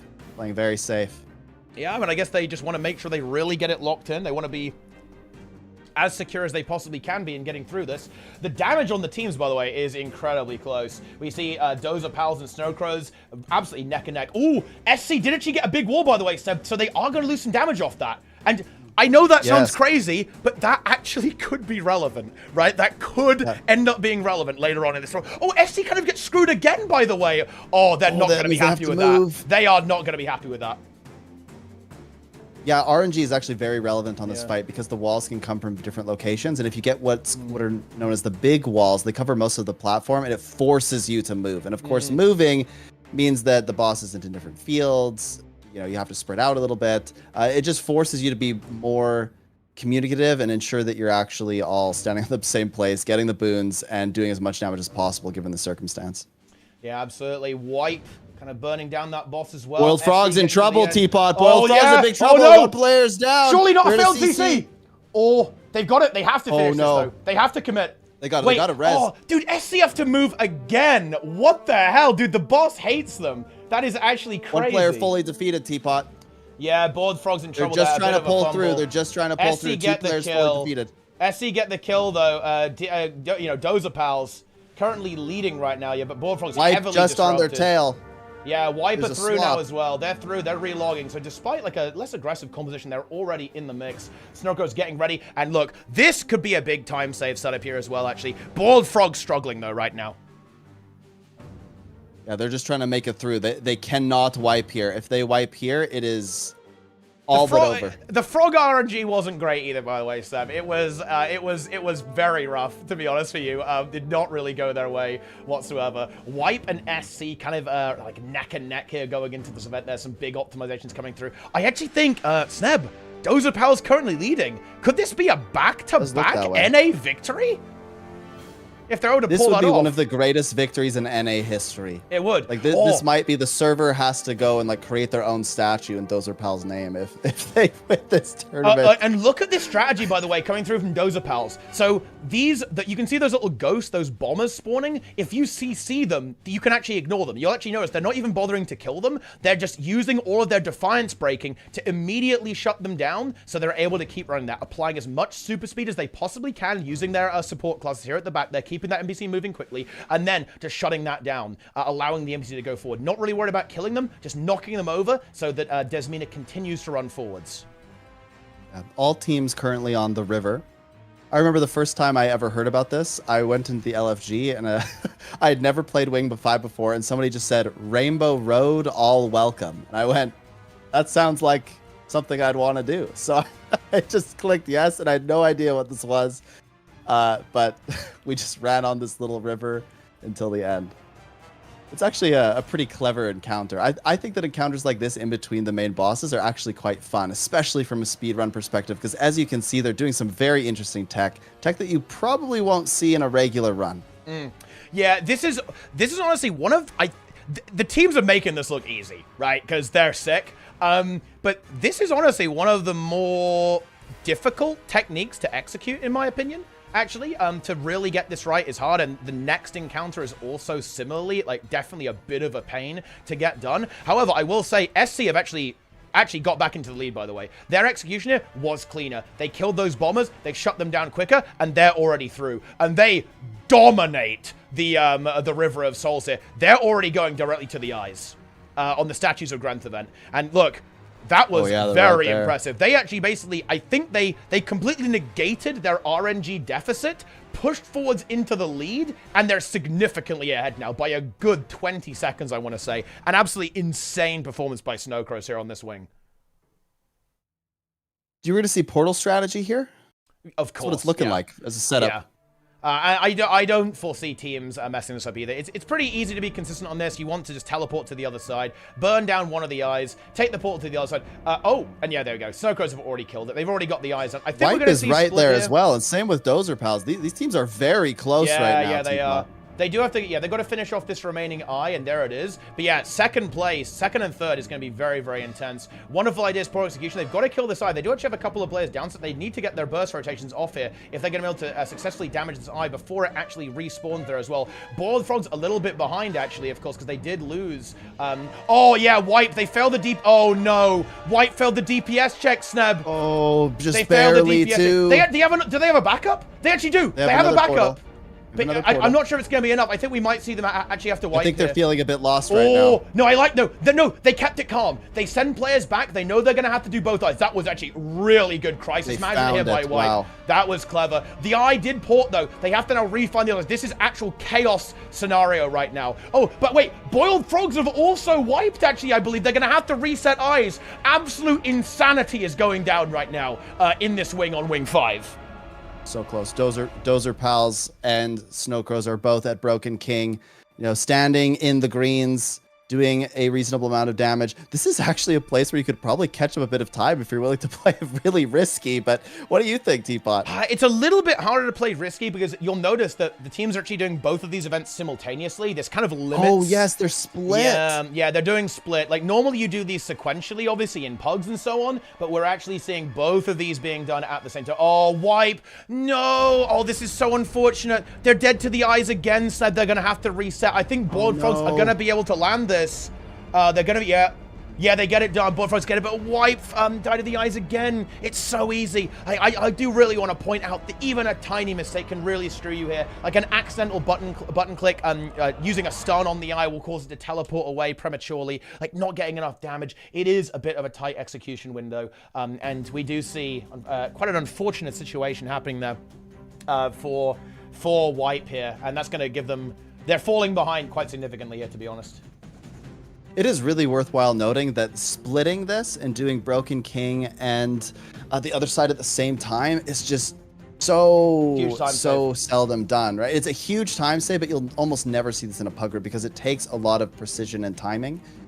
Like you'll notice that the team that's doing Broken King right now, they are just they're just trying to make sure that their DPS is just high enough that it's on track with the other side, but that it's not so high that they're not able to do the greens. And they have to communicate perfectly and execute this perfectly. Otherwise, both sides might suffer. Yeah, absolutely. And Snowcrows, they finished the job, and I believe they're going to Doom now. 8 minutes into the wing, we're going to the final boss of Wing 5 at this point. Yep, there we go. I think they're even going to optimize this. They're going to put that super speed onto Desmond to make sure she runs over here as quickly as possible. Dozer Pal's just about to finish off the Broken King as well, which is going to be their final event as well, moving forwards towards Doom. The really big fight now is going to be between Wipe and the Boiled Frogs. Like...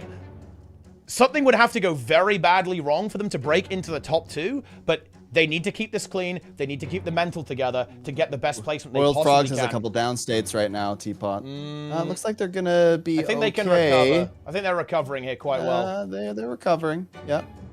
Yeah. 3 down states, though, is a bit scary in this kind of situation. And to be honest, if I'm SC right now, it is time to play safe, right? Like, it is time to just go, you know what? We just got to get through this. We got to get through this boss and make it happen. Do they go for the incredible disrespect and enable CM? Don't think so. They are definitely going to go for the smoothest run they can possibly get locked in, I think. And there we go. And Dozer Pal's kind of following up here as well. Getting ready to go. Trying to get Desmina to make the walk over there, and then they'll begin pretty much as soon as possible. Dozer Pals is going to start. They're starting on the NA side. What do you think about that? I mean, look, you have to do that. Like, if you're NA, you have to do it, right? They have started on the NA side. They have. Oh no. Snap, Boiled Frogs. They let an orb go through on Broken King. A detonation happened. They are destabilizing here. They're trying to get the revives. There's a couple of people very close to death here. The damage pressure is still going through. I don't think they can hit that other green. It's too far away. A player just barely made it. They barely made it, but we're seeing downsides. There's only 3 players left over. By the way, the DPS rate becomes relevant here. They actually only have 30 seconds left. I think they actually The other team is coming to the rescue. The other team is coming to the rescue. Oh, they are. So yeah, they can maybe pull this off. Possible. But bear in mind, if that timer runs out, they die. The boss needs to be dead. I actually think they might time out here. This is scary. They're gonna, they have, close. They have to full burn. Bear in mind, it doesn't die until the last orb hits the ground. They must full burn this, and every orb must land. I believe an orb takes 10 seconds. And, this is so close, they might just get it. It's so close. It's within seconds. Oh, no, it stops, though, doesn't it? Doesn't the timer stop when you hit 1%? Oh, it does. It does stop. Yeah, the timer stopped, actually, so they're able to salvage it. They've got a couple of seconds left on the timer. So close. 13 seconds to spare. And they get it. And they're going to Doom. And Wipe. Just barely behind that. But wow, at the exact same time. 3rd and 4th place is neck and neck right now. But what about 1st and 2nd? I guess everyone's going to be on the Doom pre-event now. Nice.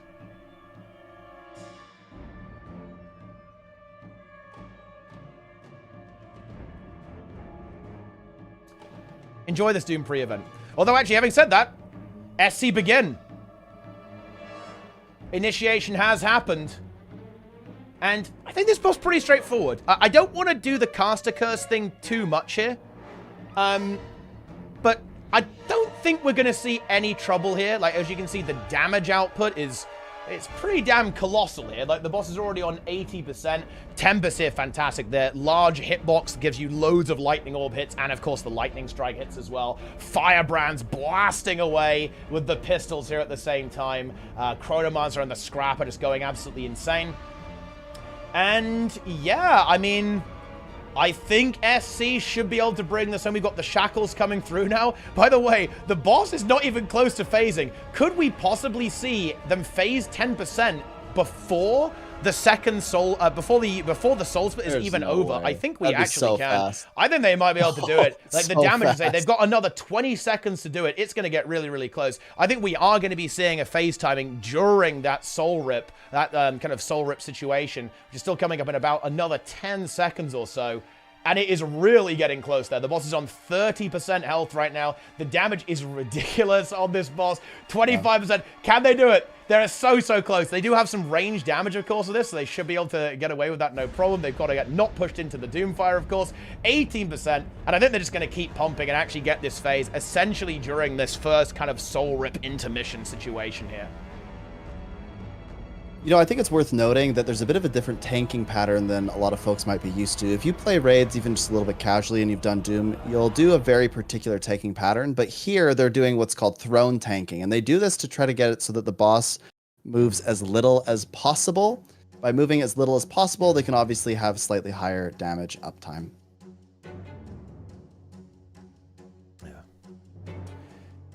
Exactly right, and that certainly helped them get that extra DPS to push through that first phase of Doom. And here it is, guys. It looks like the winners are going to end up being last 10%, unless they completely choke right at the last second on the seals. I would be kind of impressed if they managed to wipe here. That would be difficult, I think. But yeah, they're finishing it. There it is. It's over. 1347. GG. SC take it in first place. And actually, Dozer Pals coming up very, very quickly in second as well. Just about to go into that 10% phase at the same time. Wipe, I believe, still on the pre-event. And I assume we're also in a similar situation here for the Boiled Frogs. So all that really remains is going to be who is going to be able to snag third place with that one. Here we go. Actually, wait, this is weirdly close, by the way. Boiled Frog's not doing Throne Strat, by the way. Kind of an interesting turn of events here. Yeah, they're actually kind of doing the more conventional strategy, I suppose. And it's just a DPS race. I mean, it's very, very close right now. I think Boiled Frogs are a little bit ahead currently. Let's see if that ends up changing. If there's some more DPS run. We see, even look, we're even having portals for the players who have the bombs. Oh, a down state for White, but they're able to quickly revive it, I believe. It is an Elementalist. They have to res that player. They were Vapor forming, I believe. Yep, they were. Here we go. I think throne tanking is quite relevant here as far as DPS is concerned. It will be very close. It definitely is going to be very, very close here, actually. Indeed. I think the Boiled Frogs are maintaining their advantage, though. Their damage output is very, very high.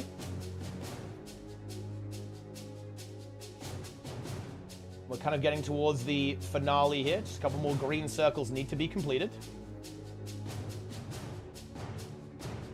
50% now for both teams. An auto attack did actually land from Doom there. The boss kind of jiggling around a little bit. Certainly not ideal. Portal being set up there for that green circle. Gets the bomb as well. That's kind of annoying, actually. For Wipe there, but going back into the mix.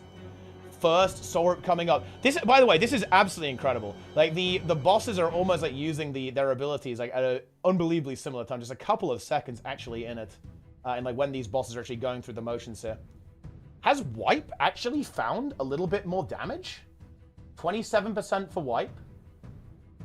They're pumping away. Portals are definitely helping. Yeah, nice portals to keep the uptime, right? Because you're getting sucked into the middle, so you can use the portal to move for you and still just keep facing the boss and like sending as much output as possible onto that boss there. Who's going to get that 10% first? Both streams are synchronized, by the way. They're within about a second of each other, so we are getting the real-time action that we want here. There's 10% for Wipe. I believe they're actually ahead right now by a couple of percent. So as long as they get this clean, I believe Wipe are actually going to find their way to third place. It's within seconds. It's like 5 seconds difference. Yeah, it's very close. It's definitely hard to call it. Very hard Who can get the spirits the fastest, Teapot?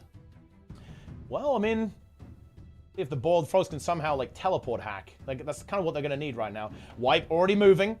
Boiled Frogs needing a little bit more time. Oh, but it's really close. They're going for it as well. But I think Wipe should have this. They just have that I think Wipe's got it. It's so close. I don't think it's possible to burst this much harder that they can get this win, right? I don't think that's on the cards right now. It's so close, though. White pumping. They're going to get it done. And there it is. 1654. Oh, yeah, within 5 seconds or so. Oh, wild. Yeah. I get that on my end as 1657 for the Boiled Frogs. 3 seconds after Wipe. Wow. Wow. What a wild difference. Like, oh, I mean, what a tournament. What a tournament. That is incredible. What a display of dominance by Snow Crows.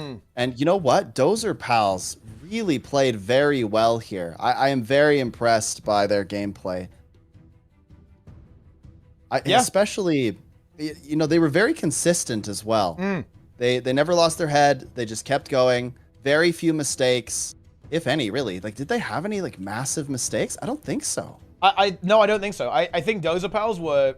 I think maybe even... Did they really do anything? Did anything go wrong for them in the entire tournament? I feel like they were just the most consistent. They were very, yeah. They were very consistent, yeah. Very consistent, right?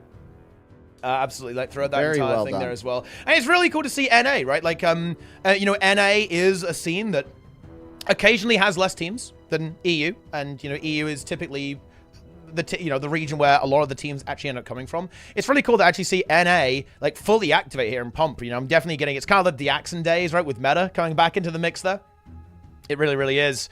And yeah, by the way, guys, there's a couple small mistakes, but that's it. A really fun meme, guys, actually, was that was the all-time record for Wing 5, by the way, from SC.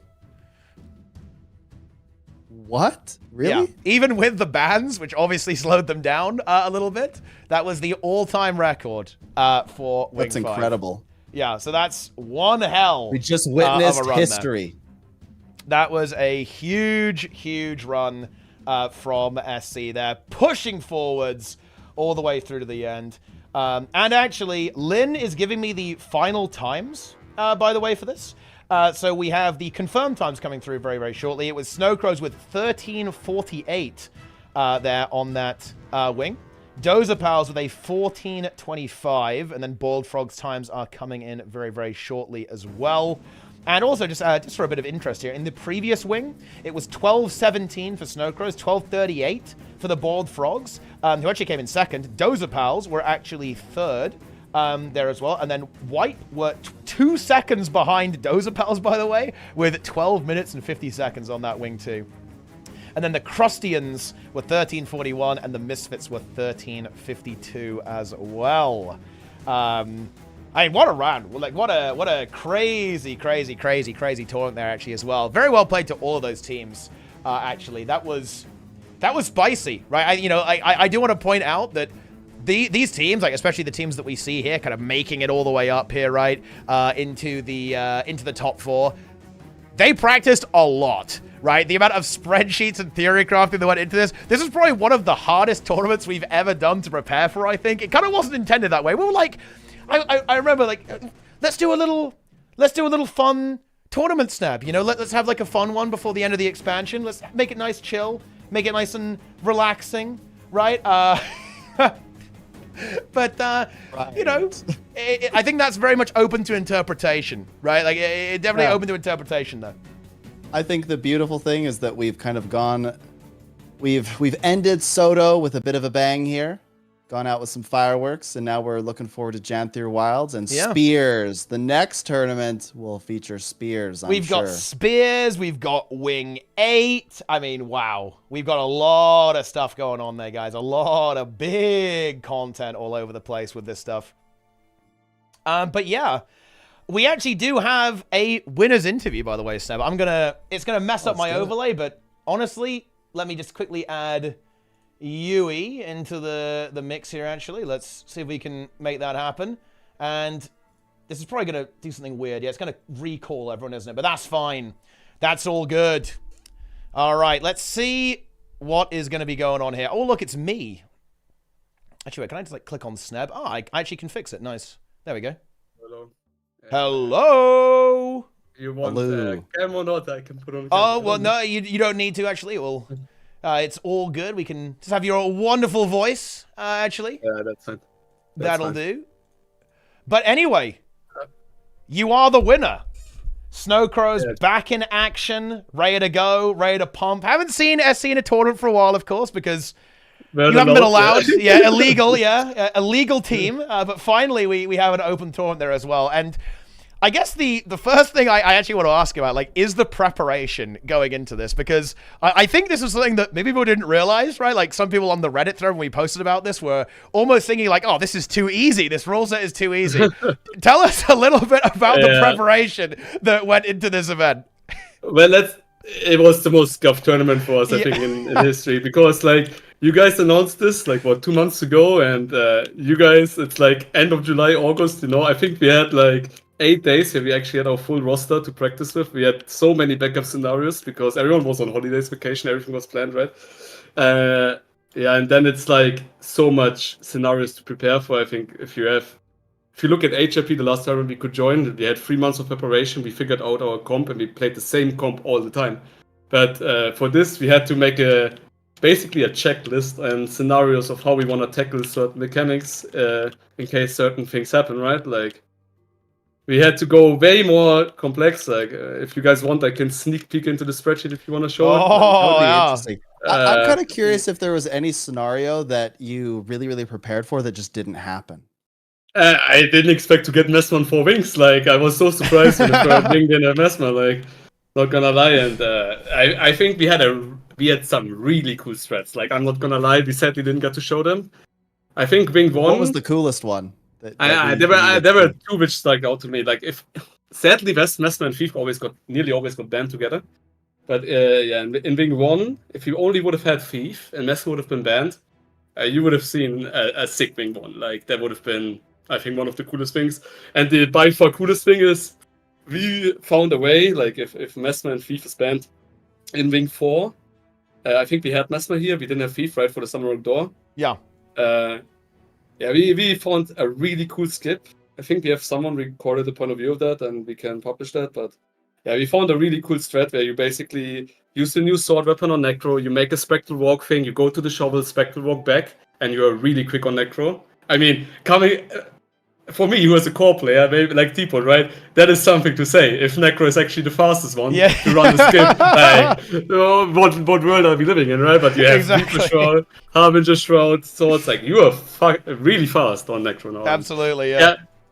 We honestly, like, I was so surprised. I didn't expect to get a portal class in Wing 4. Like, Wing 4, probably the hardest one on portals, and you get Mesmer. It was like surprising, but I think I prepared most of the guild, like Nika, me, and the guys. We prepared like I think 100 comps in advance, and in the tournament I had to make like I made 5 comps on the fly, clustering other comps together because we didn't prepare these bands. So that says how many scenarios there really are, and that is a lot of preparation time going into this, especially with like vacation period. I would say it's a completely different tournament compared to any other tournament before. Like, this is, if you want to prepare for this is really hard. You obviously have the option to just wing it, you know, but if you are us and you get to join the tournament after 3 years the first time, you join it to win. Like, you don't want to just wing it. Who knows when we get the chance to join the next one? So yeah, exactly. Yeah. Was there any scenario that you were worried about in particular? Like, was there like a particular raid wing that was potentially going to be problematic, or was it all pretty solved for like all of the like the main like scenarios that could happen? Here's the thing, right? There's 2 things. I think in theory everything was solved, but if you don't hammer down a certain escort comp 20 times, is it really solved? You're gonna go risky with a comp you played 1 time. Like, that's like we lost the person on escort. Our escort was solid. Then we had some oopsies in Twisted Castle and Wing 3, but we didn't want Wing 3 to be the last wing. We ideally wanted it to be. We ideally wanted it to be the one in the first 4, but I mean that didn't happen either. I guess it was good where it was, and then obviously there's the second wing where like I would say person skill matters the least. That's like Wing 2, because overall the bosses take 3.5 minutes. The rest is a time gate where you can't really do anything. So we wanted Wing 3 and Wing 2 out of the way.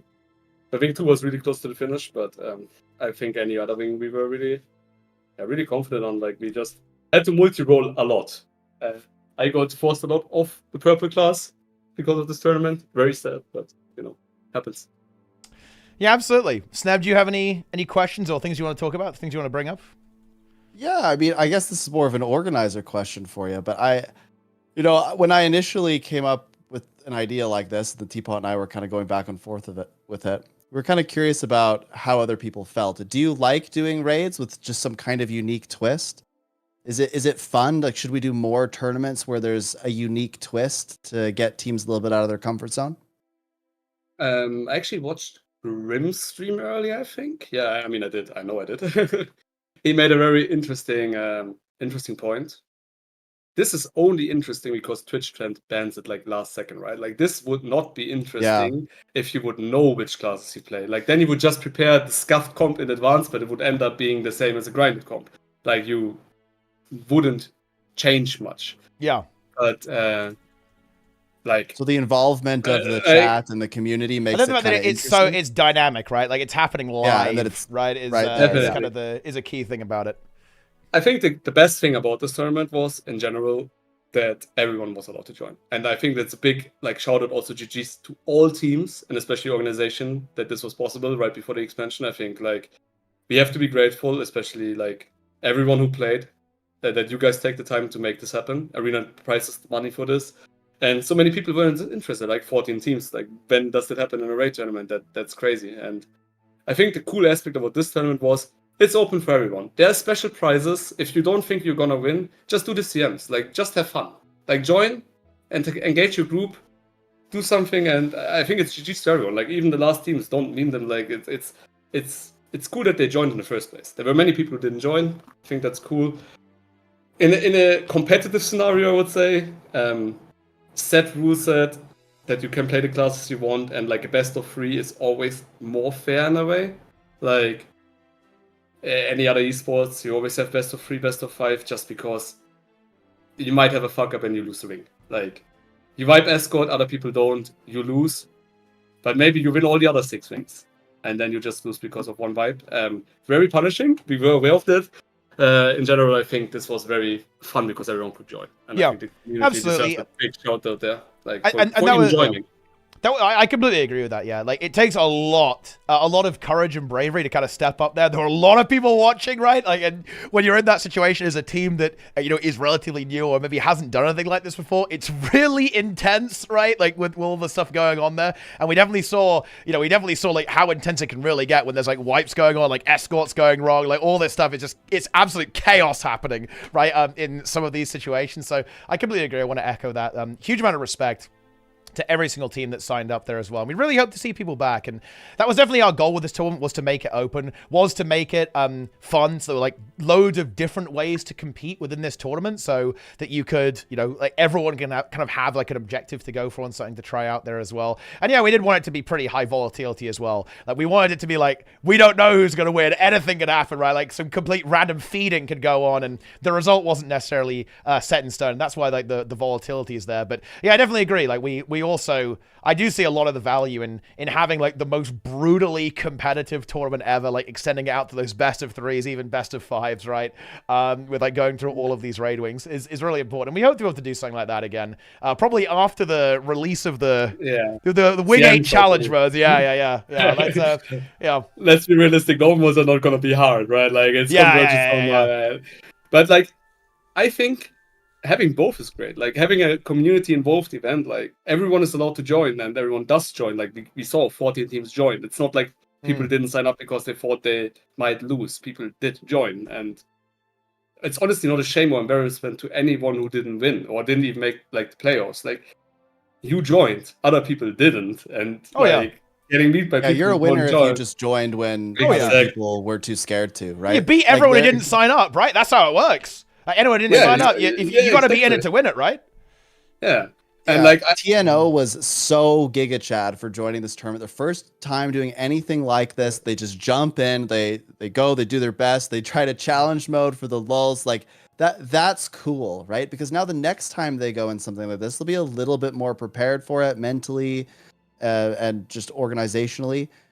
And they won't have as many nerves. The only way to get into something like this is to go in and fail the first time, or to go in and not be perfect.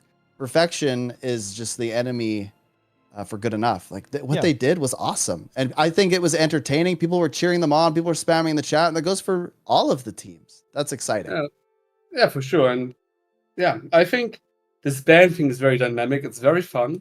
You have two options, right? You prepare or you go completely winging it. But now I think a hardcore tournament, like a best of three, is completely different setting. Like you prepare the same comp, you prepare it for a long time. The times of the wings will be way faster, and you basically also make a rule set together, right? That's what happened the last times. Like let's like speedrun rule set. Most of the it's easy to organize. Like, I think this is also very important for a tournament like this. Like this needs to be easy and the same for everyone. Like it's just important that you don't glitch, bug abuse, code, right? And then you could just send it and you play what you think is best. As I said, if you want, I can give a sneak peek into our sheet, but I asked the guild, it's fine if I do that. I don't know if you want to see what we did as preparation a bit. I don't know if people are curious about that, but yeah, I would love that. I don't think we have a particularly good way to show it on the stream, to be honest. But you know, I don't know, I don't know how we can do that. But yeah, sure. If there's anything in particular that you want to point out, that would be definitely super cool. If you want to kind of go over a couple of like key bits of insight or like key strategies that you had on how you went about doing it. Yeah, I mean, okay, let you pick a wing, T-Pod. Which wing do we go? Let's see. Wing 3. Yeah, yeah. It's such a. I was trying to avoid saying Wing 3, but I think that is definitely the one that's going to be the most spicy for sure. Yeah, like what was the Wing 3 technology? Okay, okay. The Wing 3 technology is okay. Let's go. Right. I mean, I can stream it now. Stream doesn't see it. Yeah. Right, let's go a bit zoomed in. Right. We don't have four things here.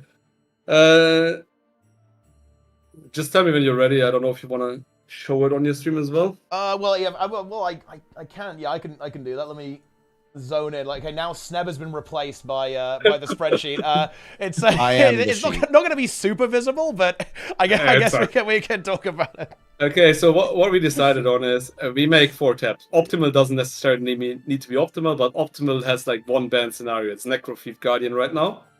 So that's the optimal comp. Then Mesmer means that we could play Mesmer, right? Like this is all comps, like 9 comps, where Mesmer is not banned. Then we have the Thief sheet, which means Mesmer is banned, but Thief is not banned. So this is like for portals where Thief isn't banned.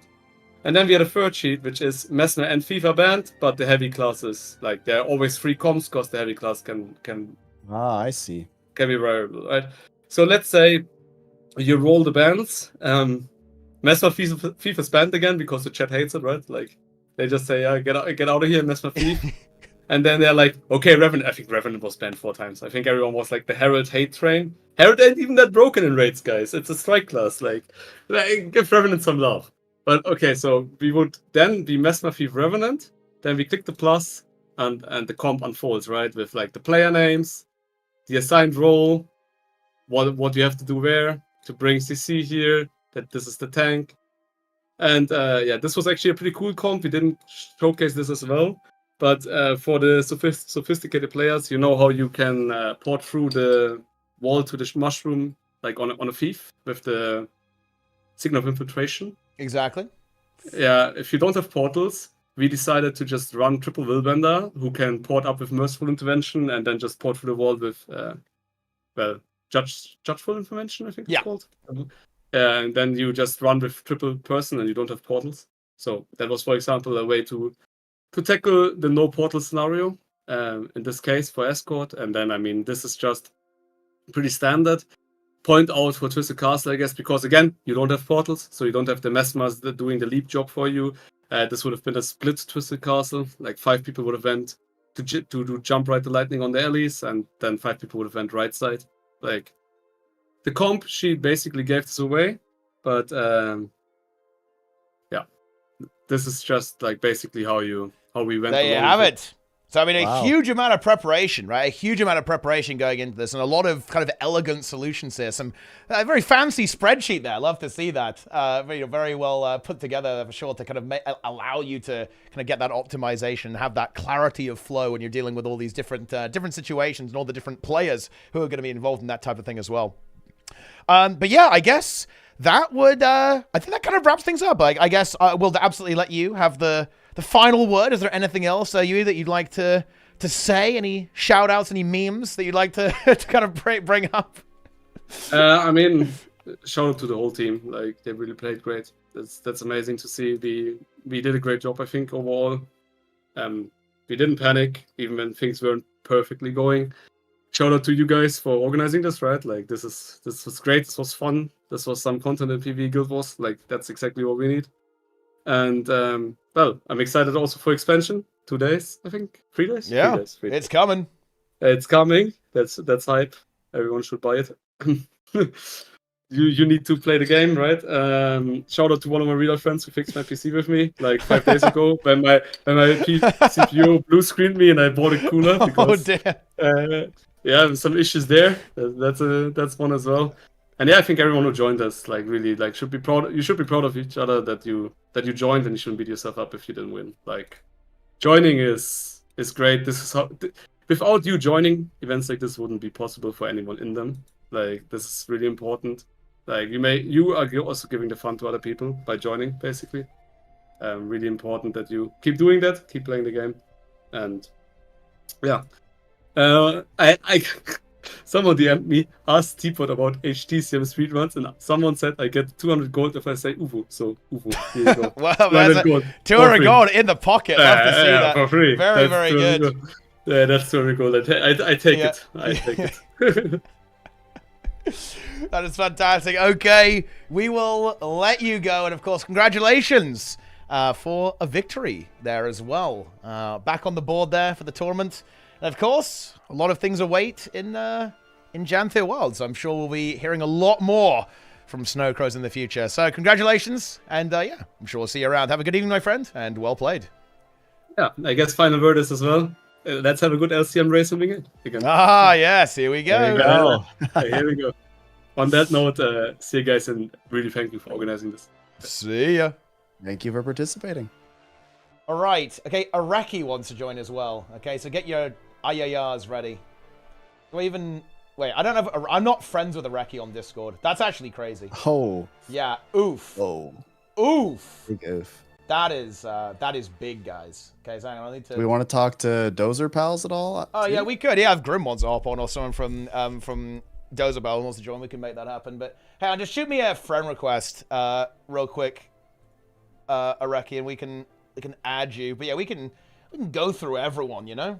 Yeah, if any of the teams want to chat, just DM either myself or Teapot, and we'll figure that out. But if we don't get DMs, we won't chase you down necessarily. Yeah. We're not going to chase you down, but if you want to get in, you can get in. Let me quickly set this request. Hang on. Let me add. Here we go. It's adding time. Okay, there you go. You should just be able to join now, actually. Hello. Hello. Hello. So, first of all, I would like to congratulate Snowcrows and the NA team for performing incredibly well in the tournament. I think they did absolutely amazing, and it shows that they did a lot of practice, which we did not. I will admit,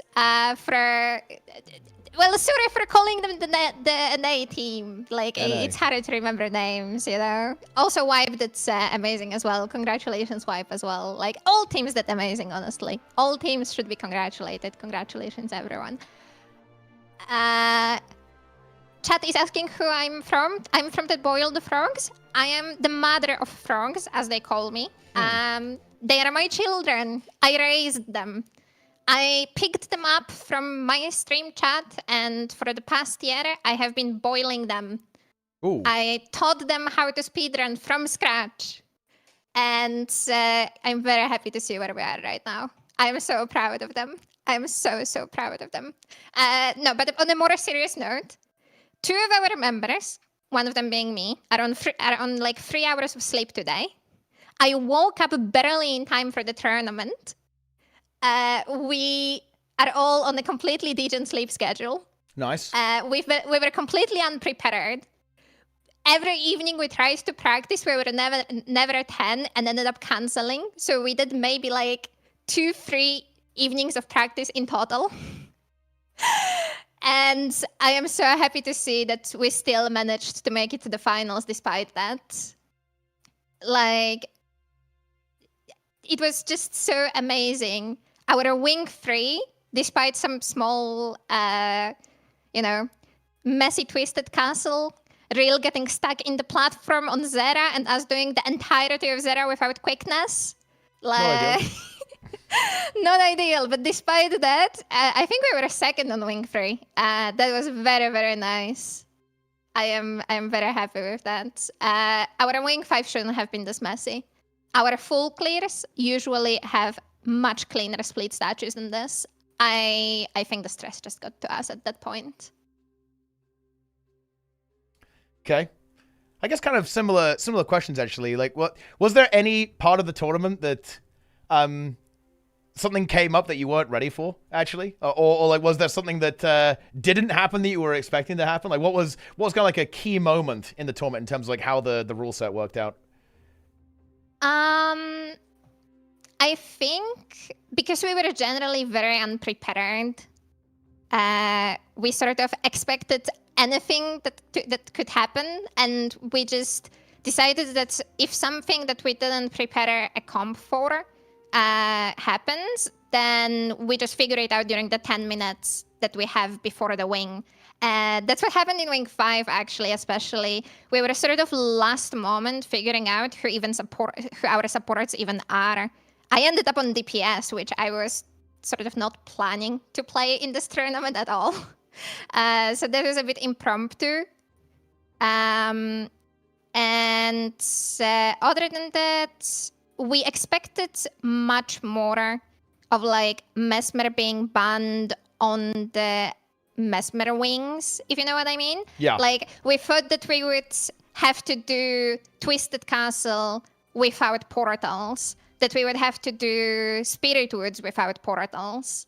I thought that Mesmer would be banned specifically on those wings where it actually matters, but then it didn't. Yeah. And so Phil went for the Mesmer hate immediately, right? The instantaneous Mesmer hate on Wing 7, and that kind of then it got banned every other wing, and it kind of worked out. It kind of worked out that some of the wings where you really want portals, you were able to get them. I also managed to play much more Druid than I actually expected to be able to, which obviously is my comfort pick, and the group is the most stable with me on Druid, I would say. So I was happy to see that, like, I ended up playing Druid on basically like half the wings, I think. I think there was one wing where a Ranger could have been banned because it wasn't on cooldown, but the chat didn't go for it. Okay. What was Meanwhile, the hardest wing for you? Which was the hardest thing for us? I think... I think we struggled the most with Wing 5. But mostly just because we sort of weren't prepared comp-wise, and we fed very badly. Yeah, it is one of those wings where things can go wrong, right? It can go very, very wrong very, very quickly. And we saw a lot of teams like have a couple of mishaps, kind of on Wing 3 and Wing 5 was where most of like some of the errors kind of crept in, right? With all that kind of stuff. You know, actually, I have a meme question here to maybe kind of wrap things up here, actually, because of course one of the categories for the gold prizing for this tournament is actually gonna be the most valued player. Was there any player on your team who carried? Was it you? Did you carry, or was it someone else who was carrying your team? Oh God, that is a very difficult question to answer on the spot.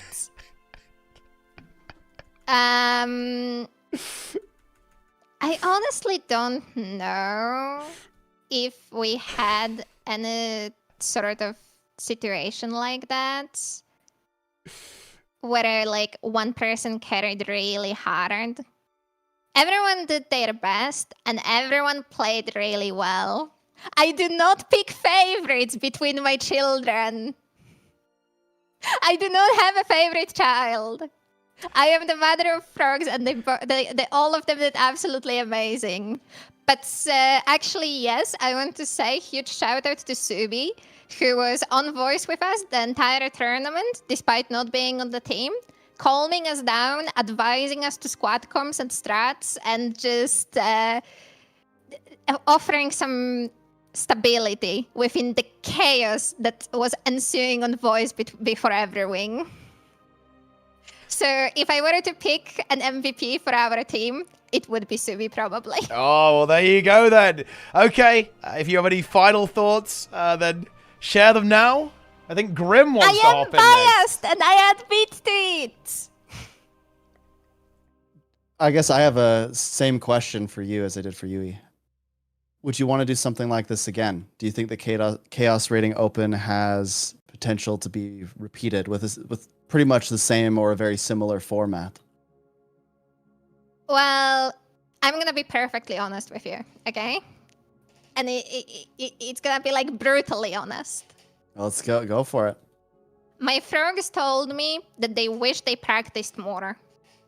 But I think part of the reason why I didn't push for our practice to happen more often and why I was so ready to cancel the moment we weren't 10 was because I absolutely personally, just me, I don't know how all my frogs feel. I know some of them wanted to practice more, but I personally absolutely despised practicing for this.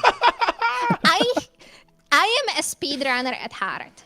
Before SC took the full clear record from us, the RF record, it was ours. We had the fastest full clear before SC beat it. And I absolutely love speedrunning.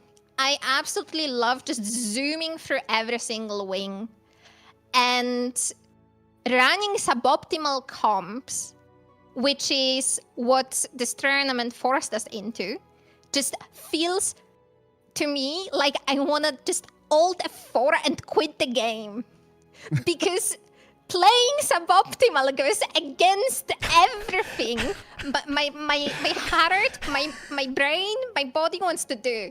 I want to zoom with the most optimal comp possible. I don't want to go and practice all the different versions of suboptimal comps just because of preparing for the bands, you know? But this is my personal opinion. I do not speak for the team when I say this. Well, there you have There it. you go. Okay, there you go. There's the information. Anyway, thank you very much for hopping on board here. Yeah. Do you have any final words for us before we allow you to be free and back to tending your pond full of frogs?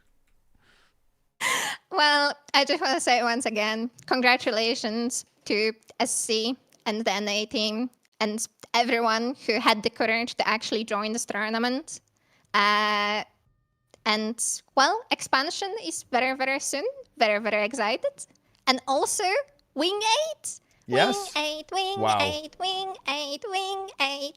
It's an anime overload Yes. right there. That's crazy. Yes. Be excited with me for Wing 8, everyone. It's gonna be amazing. All right, then. Okay, I guess that'll do it. Thank you very much for hopping on board. Well played, of Thank course, you. to the Boiled Frogs, achieving a fantastic 3rd place overall in the Chaos Rating Open. Have a wonderful evening.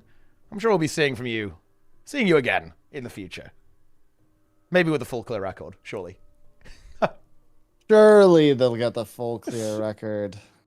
All right, I'm adding Grim. I'm bringing him in. It's time. Wait, am I not friends with Grim? Dude, I'm not friends with anyone. Holy shit. I don't have any friends. That's actually wild. Really? Okay, I'm friending him. I have Vex would like to join to talk from Wipe. Yeah, we can make that happen. Tell them to add me as a friend. Easy. We'll do the top 4, guys. We can't do infinite interviews. We'll talk to everyone in the top 4, right? I can't do literally everyone, okay? We'll be here all day. Right. Okay, here we go. Another one is joining. Hello, hello. Oh. Getting in there. He'll eventually answer. Yep. Hello? Hello. Grimjack. What's going on? How does it feel to be a community hero? Yeah, at long last, you know? I mean, it's been a while. It's only a matter of time, right? Yeah, you know, like 7th tries the time, you know? Collecting them all up? Wait, Yeah. do you have all of them now? I do have all 3 now. Yeah, because you got Community Oh. Warlord, right? Yeah. Wait, You hang on. Is only that play wait? in the Whoa, game with all hang on, three, real I think. quick. Is that world's first? I think it is, right? World's Oh only, right? shit! World's only. Yeah. Yeah, wait, yeah, world's only had world's first. That's crazy, actually. Oh, yeah. Did it first with the god titles, you know. Yeah, Right? Not the yeah. prestige. Yeah, that's actually well. You know what? You know what that does mean though? It means you do have to win the Beetle tournament now. Because do you know what's funny? Nobody has that in the game, like Community Drift Master. So I guess you got to start grinding that now. No, it's okay. You just won't do the tournament. Like, Yeah, that's true. That's absolutely true. Yeah. I guess we'll just open it up to you, Grim. Actually, like thoughts. Like, how did you feel the tournament went? Obviously a very strong performance there, and again, you know, NA as a server doesn't always play, right? Like sometimes there isn't an NA team all the time. In some of these events, sometimes there is. Like, how did it go?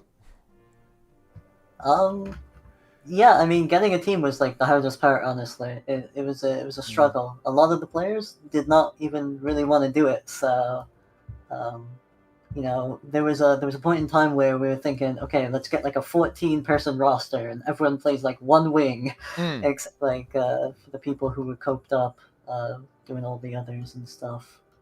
But the tournament was fun. I mean, the bands, right? Were it was a bit too like. Hot or cold, right? I guess. Yeah. Right? Black or white. Like you know, you either have Mesmer and Thief or you don't. I was really surprised that they desynced actually. At one point in the tournament, like Mesmer was allowed one wing and Thief wasn't allowed, and like vice versa. I did not expect that to happen, basically, at all. Okay, and you know, I really want to ask about the Wing 2 tech actually. Like the Bandit Trio stuff with you going ahead. Did that work out? Do you think? Because I believe you were the only team that actually opted for that, to go with that strategy.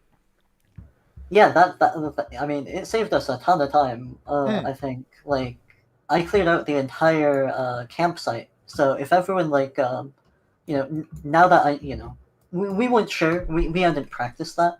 So we weren't sure if it was going to work. So people were going, you know, towards me, right, to back up in case I needed help. But you know, next time, right, like one person can clear all those, so they can just do the jumping puzzle around the side, and they can go even faster. Okay. So I think that was really good.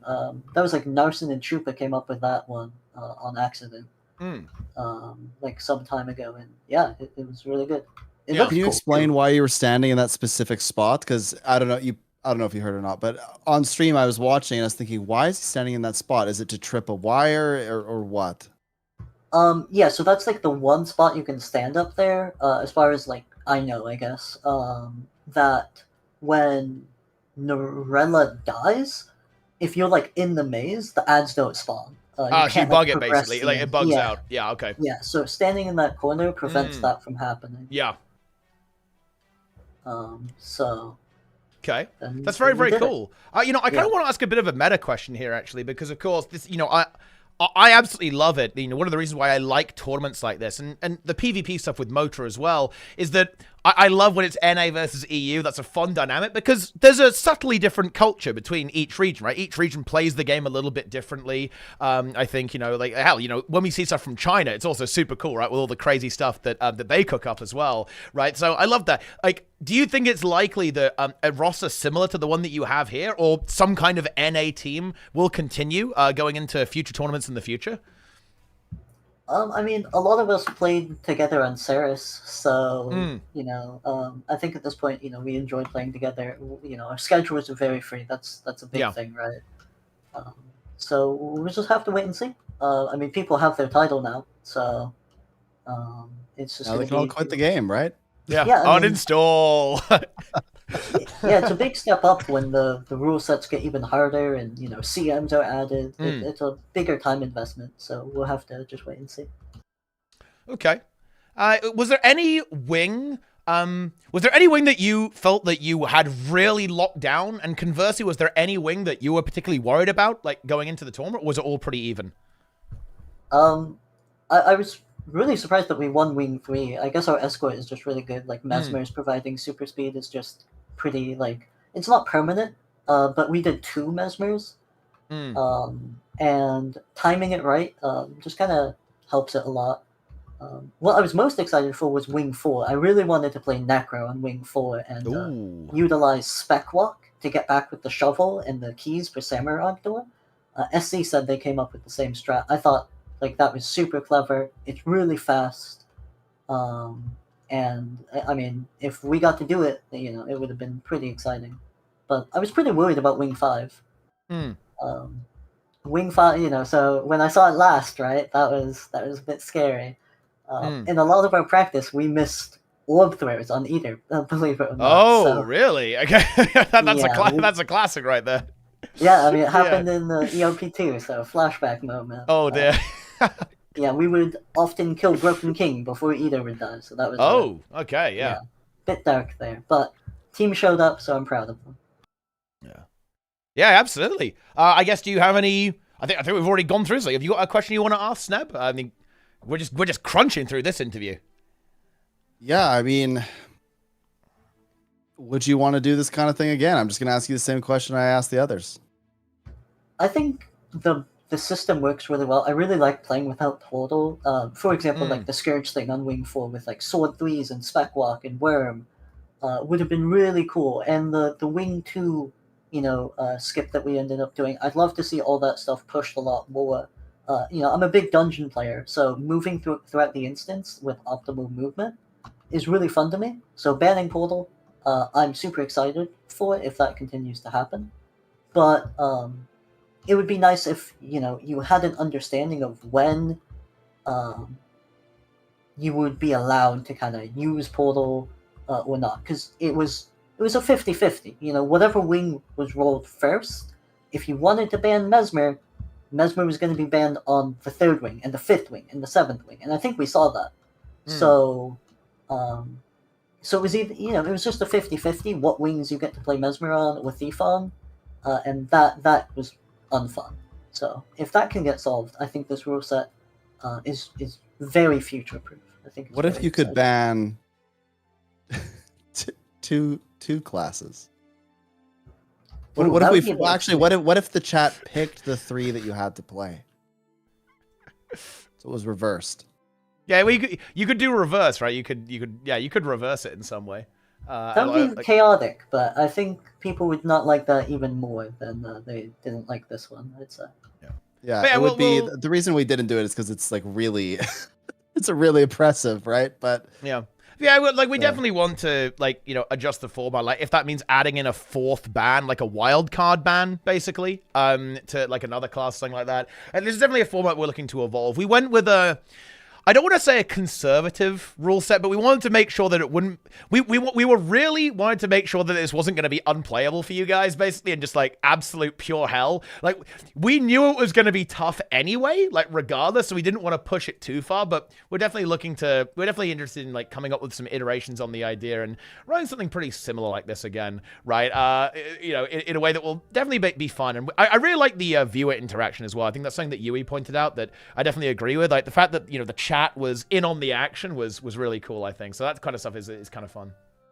Yeah, something just, you know, allowing the same class to be banned multiple times in a row, but like not letting it be banned more than 3 or 4 times, like could be an improvement or something. You know, there's so many things you can do. That was just something that people in my chat came up with a few days ago. Yeah, that's actually a really good suggestion. Perhaps it is, hey, you know, you can only ban something a maximum of 3 or 4 times or something, and so when you use up 3 or 4 times, it's over.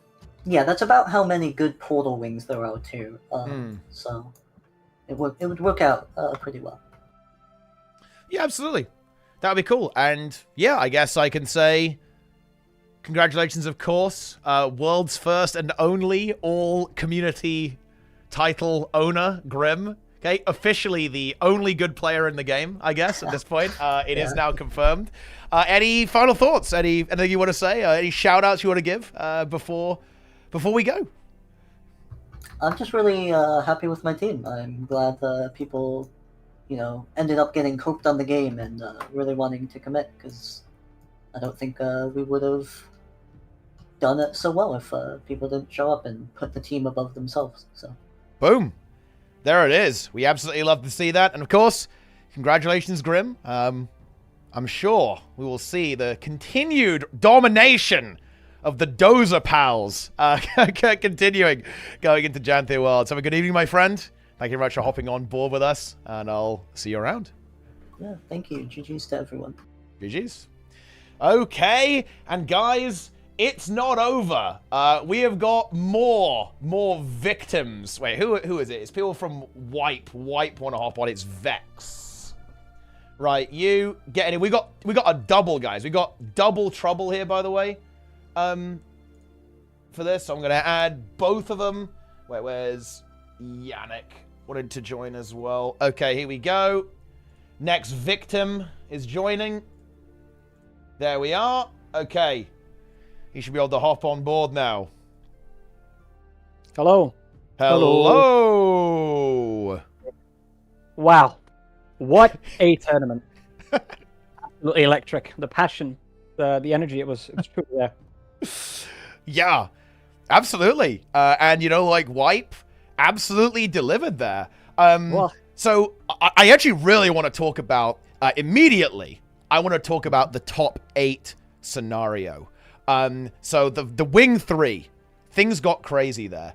Right. Like, of course, I had no idea who was going to make it through, right, to the top 6. Nobody had any idea what was going on there to us. It was complete madness. Like, did you have an awareness of what was going on with MCA and all that kind of stuff? Like, what was your thought process? Like, what were you trying to do going into that elimination setup there, like at the beginning of those rounds?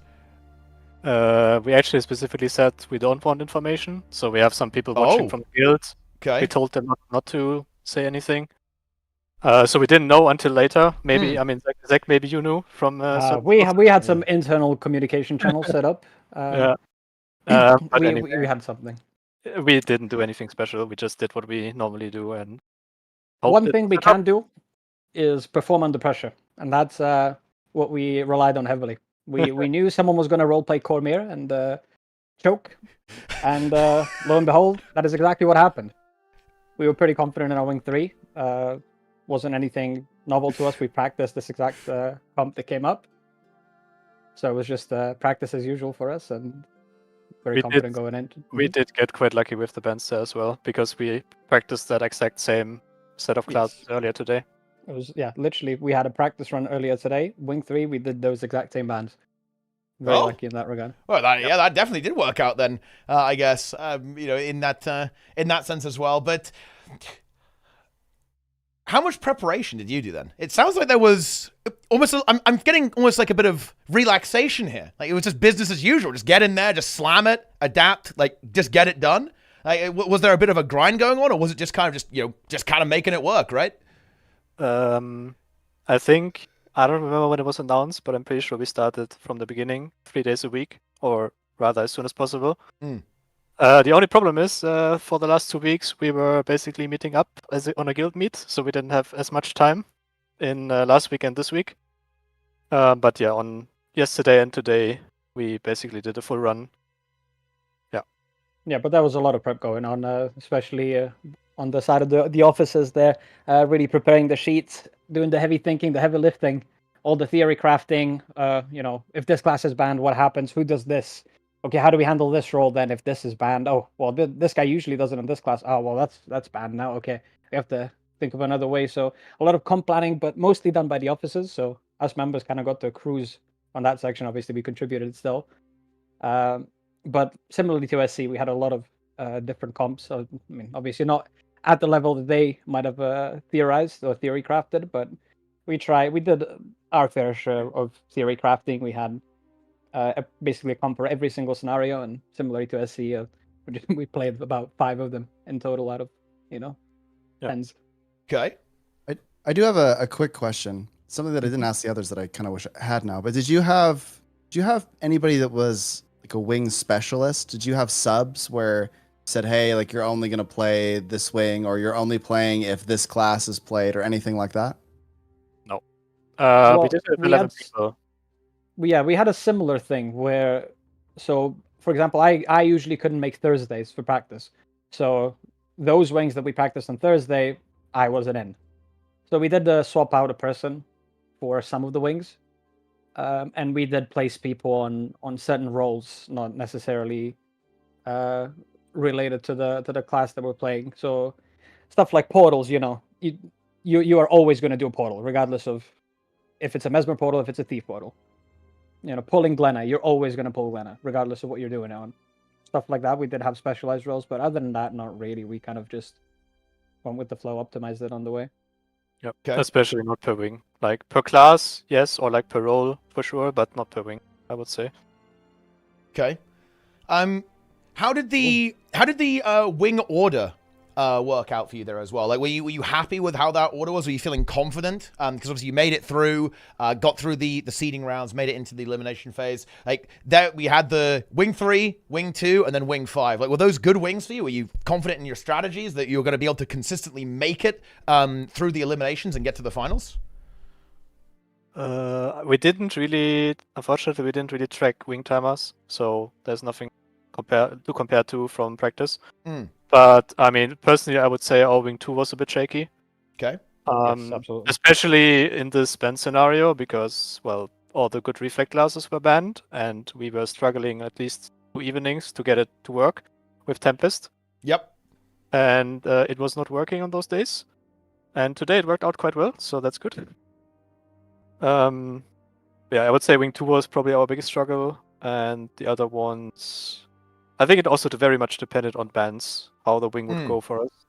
Yeah, because sometimes you have a plan that works perfectly, given this class is open, and then coincidentally that class is always banned on that one. I mean, I would say personally for myself. Sorry, go on. Oh no, sorry. No, you finish. Like I've got the next thing lined up. Right. Okay. Primed and ready. Getting that time in. Okay. So personally for me, the wing order was a bit interesting. I wasn't in wings 1, 4, and 6, which coincidentally that's the exact wing order that we went in.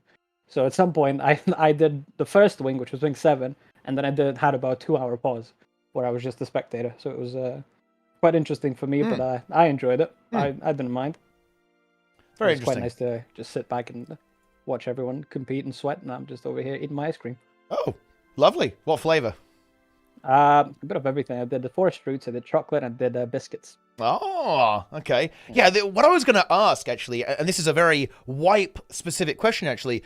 Wipe is one of the teams that I feel like has been consistently competing more than almost any other team, actually. And I just kind of wanted to talk a little bit about that. Like, what is that experience like? Like, tell me a little bit about like the passion, the energy that you guys have for competition. Like, where you want to go with it? Where you want to go with it in the future? I mean, right from the start, basically the guild was found for Raiding League, which now is not happening anymore, but the guild was made for competition. So, and then obviously people swapped in and out, but whenever there was a tournament that we were able to join, we did. And it's just something nice for us to do. We always enjoy it. We always enjoy the practice, and we always want to win. Yep. The ultimate goal at the end, though, is always have fun, and I think that's the reason Wipe has sustained as long as it has. Especially, it sounds a bit rough, but we're not really the top team in Guild Wars. We're not Snowcrow's level, obviously, but that's the one thing that has kept us going, which is the friendly atmosphere. And everyone's kind of, like Yannick mentioned earlier, we had a guild meeting not too long ago, about a week ago, where we all met up in Belgium. So we're all friends outside of the game. And I think that's a key thing. That's really cool. Kept us together through the years, yeah. Yeah, that's some really cool information, and obviously, I very much hope that continues.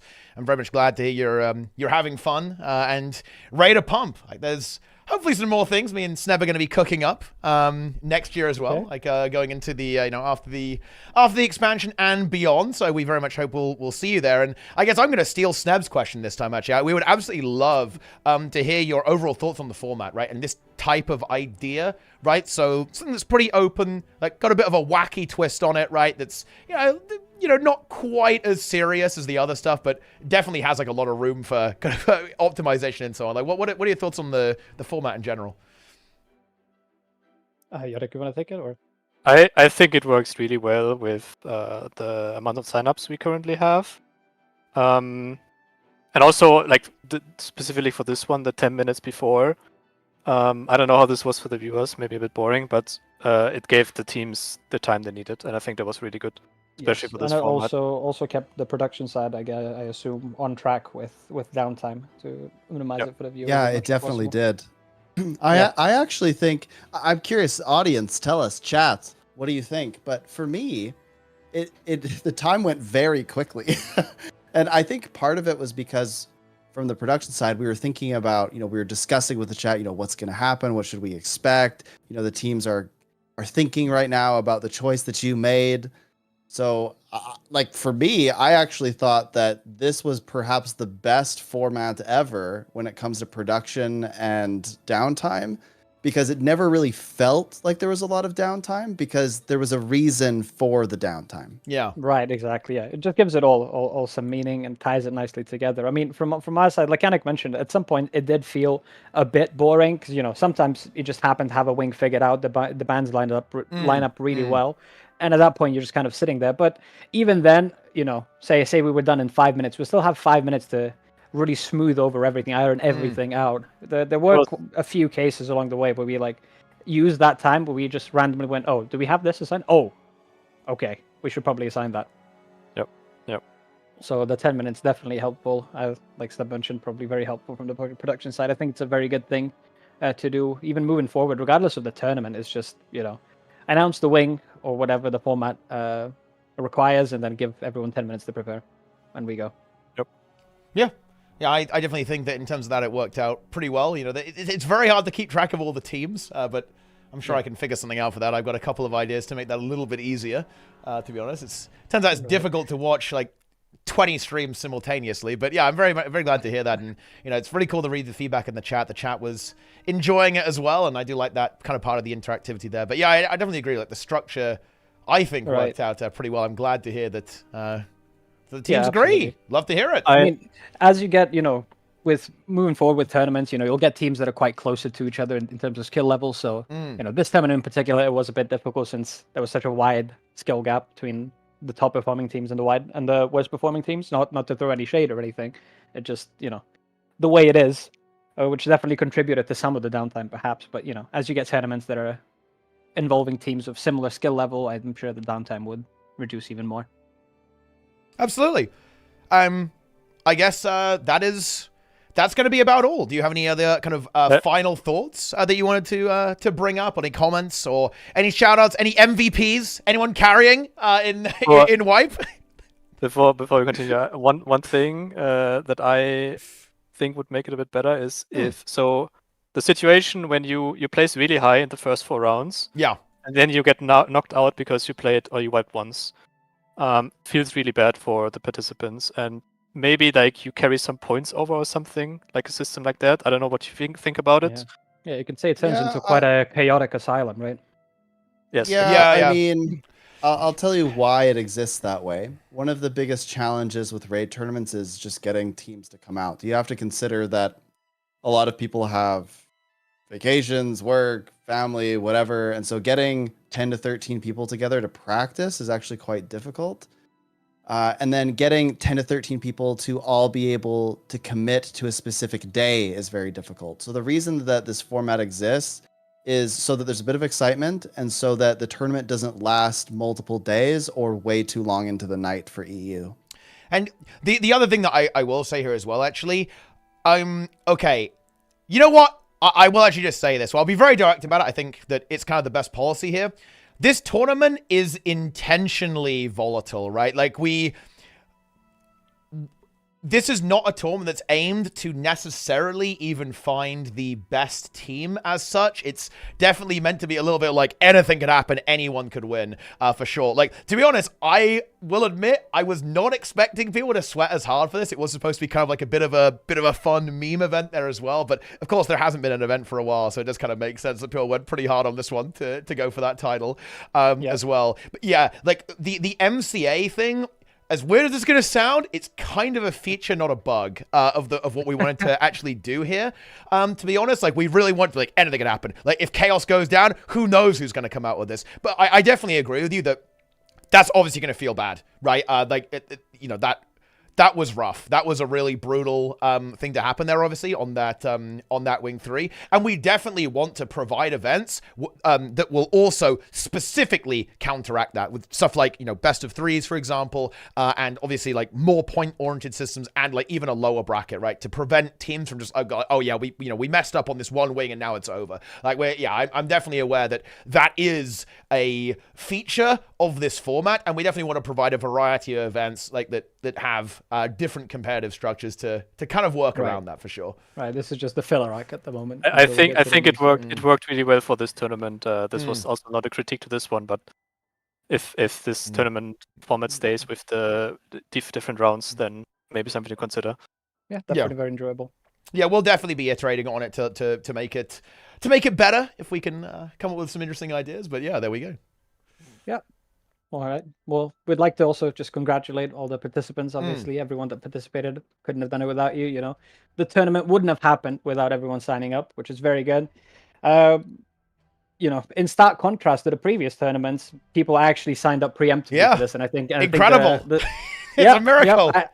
I do think that the kind of format of the tournament definitely contributed. As you said, it wasn't aimed to be very sweaty, very competitive, so people, I guess, felt more free to sign up preemptively for it and sign out if they need to, but worked out quite well. So thank you everyone for signing up. Specifically, congratulations to all the top 4 teams, to Mastro's Boiled Frogs, to the NA team, to Nika's group, and Dingo from MTA. Awesome stuff. Thank you very much, gamers, for hopping on board. And of course, thanks so much for playing. It was a real pleasure to watch. A fantastic contribution from Wipe, and I'm very confident that we'll see you popping up again. I am sure of that. And who knows? Maybe Wipe will rise, will dominate in some of the Wing 8 tournaments that are going to be coming up. So thank you very much, gamers. Hope you had some fun, and we'll see you around. I shall see you later. Bye. Bye-bye. See ya. Okay. So Sneb, I guess that kind of wraps things up, doesn't it? That just about do it, doesn't it? I think. I want to give a massive shout out to the volunteers, everyone behind the scenes, people from HS, SG, and beyond. Like, this, in my mind, was the smoothest tournament we've ran. It just chugged along, right? There may be some little technical hiccups every once in a while, but as far as like who won, points, leaderboard, those sorts of things, I think it was really awesome. And think about this. We essentially did this in 5 hours. So we had a whole big raid tournament in 5 hours, and it just chugged along perfectly. So I am madly impressed with how efficient everybody was. We had like 10 people behind the scenes watching streams, collecting times, doing all the things necessary. So it's actually awesome. So funny, Seb. This is karma. I will admit this is karma. I was roasting ArenaNet for old bugs coming back, and that is exactly what happened. By the way, I merged some stuff together, guys, which in retrospect maybe wasn't the biggest brain idea before this tournament, and a bug that I fixed made its return, guys. It creeped back in and basically messed up the first round, which is quite funny, but I was able to refix it in the downtime into the second round. But so we're all good. We'll be able to I'll make sure that doesn't happen again, but there's always like the evolution with the production, actually. Like, it was definitely a bit of a rush. There's a lot going on right now, actually. And even that leaderboard thing, that was like thrown together literally this week, actually. So, it all works, but I completely agree. Like, I think Lynn definitely does a special shout out for actually basically making the back end for this event, right? Using that spreadsheet to not only like make it very easy for the admins to deal with these things, but also, for the entire tournament to actually operate there as well. just overall. But all of the admins are obviously fantastic as well. You know, they were absolutely incredible. We had an incredible team of, I think, 10 people actually working on this. And they really deserve a very special shout out, guys, for dedicating their time to this. Like, you know, members from both HS and SG massively contributed actually to making this event possible, smooth, and just, you know, run like clockwork. I think it really did. You know, I was definitely worried this event. I think me and Seb were very concerned that this event was going to go too long, right, with the kind of built-in downtime and all that kind of stuff. But it ended up actually being one of our fastest and smoothest events, which I hope was a really good viewer experience for you guys and also a great experience for the players as well. With that stuff as well. So yeah, thank you so much to all of the players, obviously, and all of the admins as well for doing such a fantastic job. And yeah. I think what we will do, by the way, guys, I am probably going to open and, well, maybe some of the admins can do this right now, okay, if they're feeling like doing even more, you know, basement work. We'll probably have a feedback thread up, guys, in the Chaos Rating Open section in Hardstuck Competitive, and we would absolutely love to hear your thoughts. Right, on the event. Can be anything, like, you know, whatever. Let us know what the hell's going on, and we'll try and make it better. So yeah, hop on over to that Discord. I'll just post a quick link. I'll post a quick link, guys, in the chat here, and you can go ahead and hop on over there and take a look.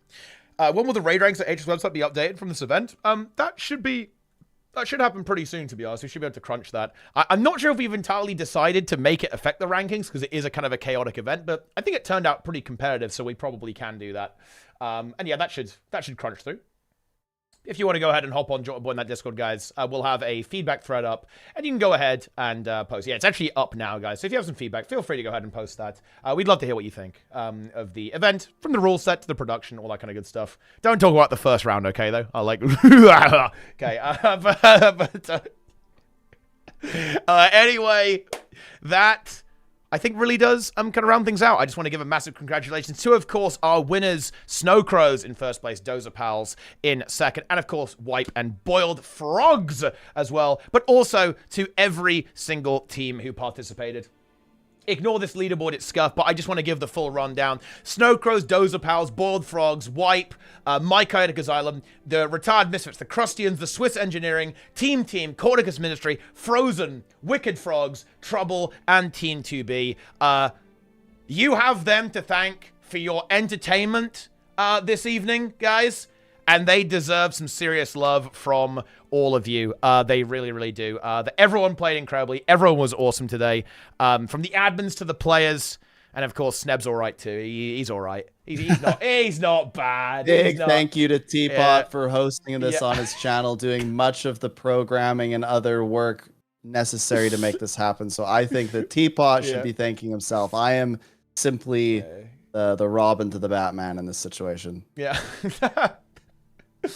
Okay, that is fantastic stuff. And guys, I'll probably keep streaming because I'm actually going to be on right now, by the way, guys, and everyone should get in on this. I'm going to be watching it on stream together, maybe a bit of Zero to Hero after that as well. But the 10th anniversary of C Major is today, Sneb, as well. And they're having their concert, so I'm going to go check that out. We're going to listen to some jams over there in, where are we actually? Where are we? We're in, we're in Gendaran Fields and like the Vigil Keep. We're going to be checking out some musical stuff there as well in just a moment, guys.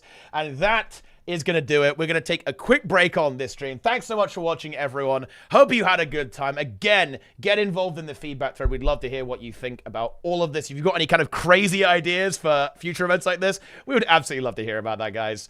So yeah, thank you so much for watching. We hope you enjoyed the show. I will be back in just a moment. Thanks to everyone involved. We'll see you next time. There is more to come. Actually, I do want to mention that. Okay, I have to do another minor thread here, and I think, Sneb, you can comment this too, actually. I forgot this. Okay.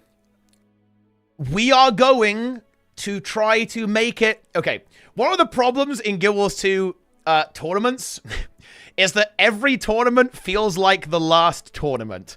I'm not going to say any dates now or anything like that, but we are aware of that, and we will change it, okay? It definitely is something that we don't like about the scene, and we want to make sure that people can play. Like, we heard a lot of comments there from Yui about, like, how, yeah, like, we wanted to play. Like, it's been ages since we were able to play. We want to address that. We're aware of that, and we want to make it consistent. So, stay tuned, and we'll see what we can do, okay, about that stuff. Like, we got some ideas. Let us cook, okay? Let us cook. And I think, yeah, I'd like to hear a brief comment from you as well, Seb, because I think this is something we've talked about a lot, and it's important, like, to, you know, get the thoughts out there as well. Yeah, I mean, we would love to host tournaments more regularly. It is a challenge for us because we're just two people, right?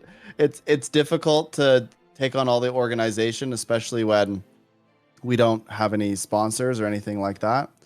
So we're trying to figure out ways to make this a little bit more sustainable. We're trying to figure out ways to communicate with ArenaNet and get consistent pricing, or have some kind of commitment for consistent pricing if that's even possible. But yeah, more in the future. We're working on it. It's tough. It's tough. This is actually a lot of organization. There's a lot of people, a lot of moving parts, and it requires a lot of effort. So keep that in mind. We're just two people that are very passionate about the scene, and we want to make it happen more, but there's a lot of moving pieces for us to deal with. Absolutely. And with that, we will take a quick break. We've got Luan in the chat. Okay, come to talk some shit. Probably came to flame the teams, actually. We're glad she got here late. It would have got toxic, okay? And honestly, the chat was pretty PMA, but it would have got out of hand, okay? It would have got completely out of control. But anyway, gamers, we're going to take a little bit of a quick break, and we'll be returning. Thank you much for watching. We'll see you next time.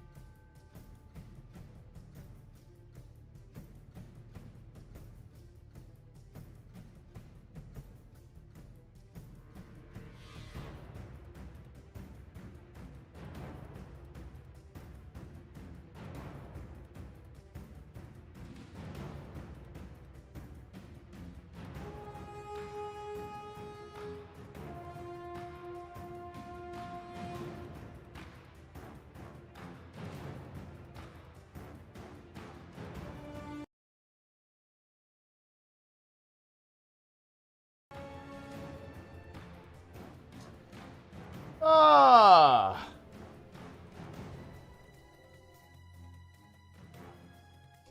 Here we are. Oh, yeah. Oh, dude, I broke a bunch of shit. Dude! I memed. I'm not going to pretend that I didn't. I, like, deleted a bunch of stuff, but that's okay. We're back in business. Peepo Scatter, we're back. Okay, we got to turn the... Well, you guys probably can't even hear that music anymore, actually, can you? Let's listen to some beautiful music, guys. Here we are. It's the concert, guys. Let's crank it up. Wow. Look at this, guys. Listen to the song. Nudge meme in the chat. Whoa. Lara's playing. Boom. Lara.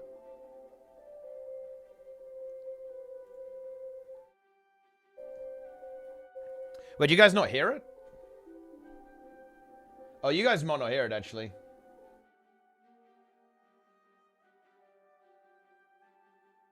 When my... Wait. Ooh.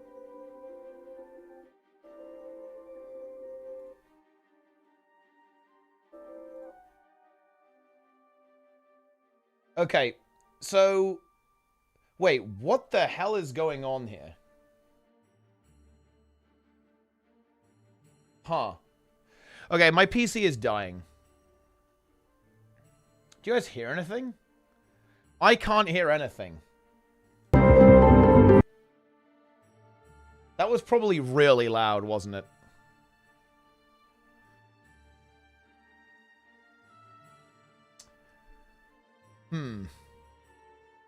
Yeah, you got a blast. Yeah, that was probably very loud. Yeah, my PC is having a bit of a rough one.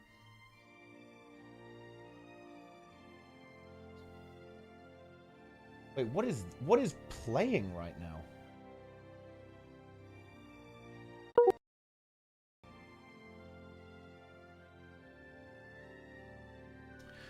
Oh my god. Dude, all of the audio devices have been completely scrambled. What is going on?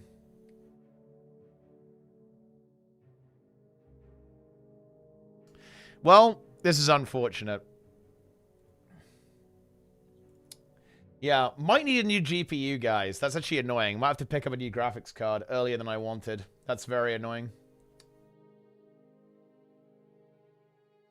Yeah, it's kind of a new PC angle, Nudge Meme, unfortunately. This one is playing up a little bit. Oh. I don't know. I don't think I can fix it. Because, yeah. This is weird. All of my audio devices have been completely scrambled. I don't know how to fix this. Maybe I just need to restart. I don't know. Let me try and restart.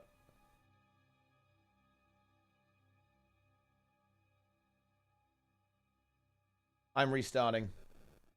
Well, I need to actually enable Twitch chat here so I can read it. What graphics card do you have? I have a 3070, but it's like a scuffed one I got during the crypto age. Didn't ever really work that well. It was like kind of a bargain bin situation, guys, okay? It was the only thing I could find. It was also very expensive. Fucking hell.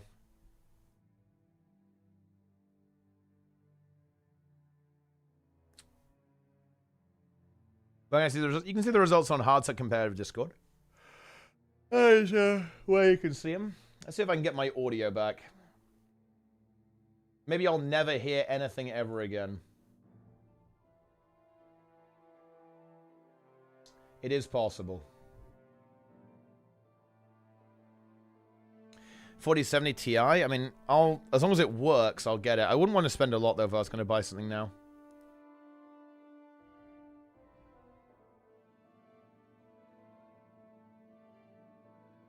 Why do we have so many cat emotes, guys? They're all here.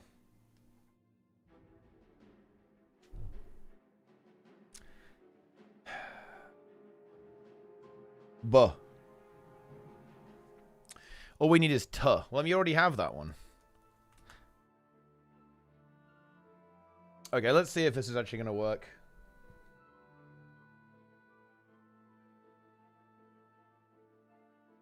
I don't know if it's working.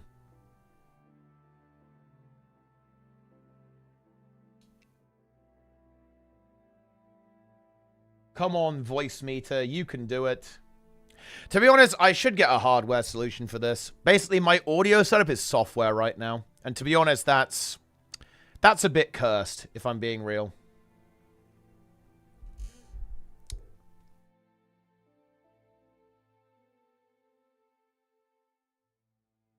It's kind of hard to do. Like, hardware audio setup is pretty complex, to be honest. Okay. Are we good? We are not good.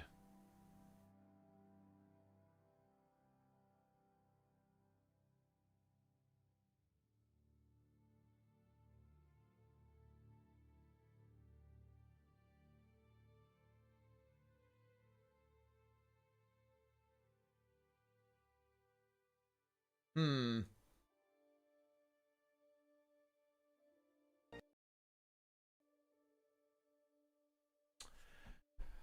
Are you kidding me? I'm sorry about this, guys. This is a little annoying. Come on, work. You know you want to.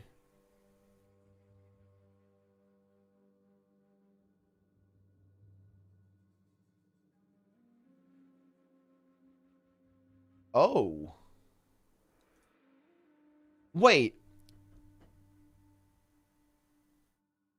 Okay.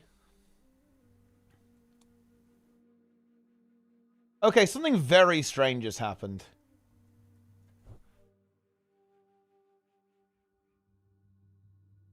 Right.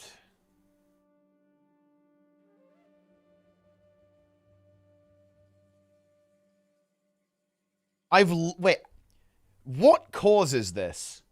I've lost... Wait, all of my application settings on my main PC have reset. That's a bit disturbing.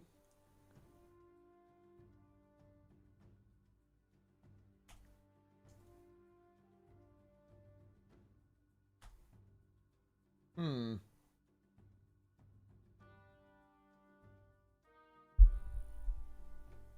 Hang on.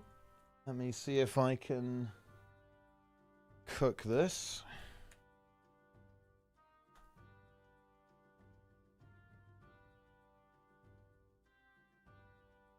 And again. Right.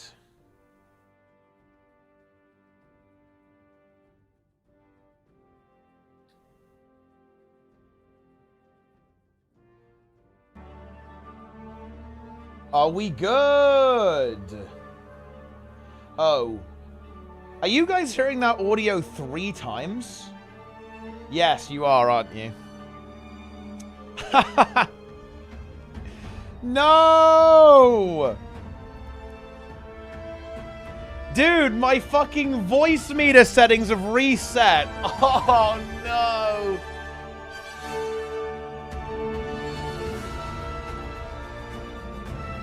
Why?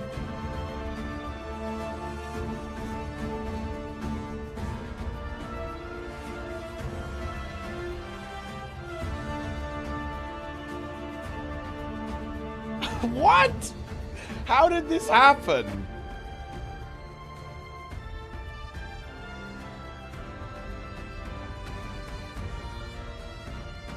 Fuck. Voice meter is dog. Voice meter is not dog. It's because I have a 2 PC setup. So there's some complexity here. I'm trying to do a 2 PC setup with audio splitting, right? I have song request split. I have Discord split, and my main audio split, and it's completely fucked.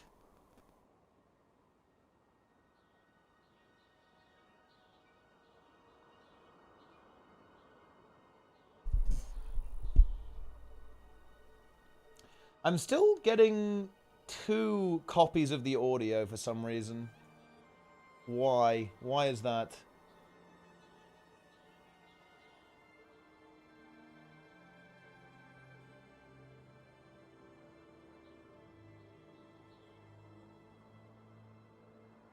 Oh! It's because I'm still playing stuff in VLC. Okay, now we're clean. So the way I manage music for manage music for the raid tournaments is I actually have a separate VLC instant pumping music into a different audio output, so I can blend between music seamlessly when we go from like the away screen to the actual viewer in the combat scene.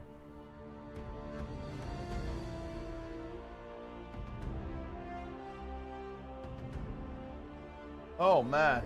Okay. Well, I'm going to miss the concert, which is sad, actually. But that is just, that's just the way it goes.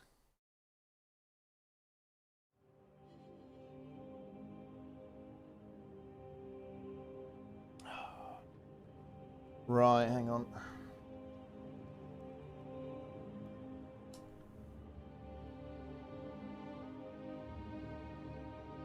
Yeah, I've got some fires to put out after the stream. I think I will not stream that much longer, actually, because I need to actually fix some of this shit. My entire setup is crumbling like a couple of days worth of the expansion, man.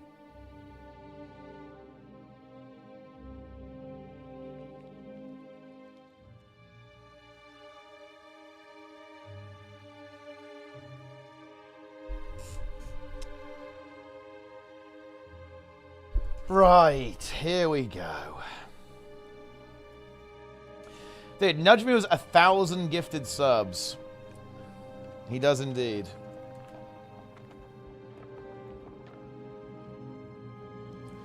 PC's gonna die. I need to fix it somehow.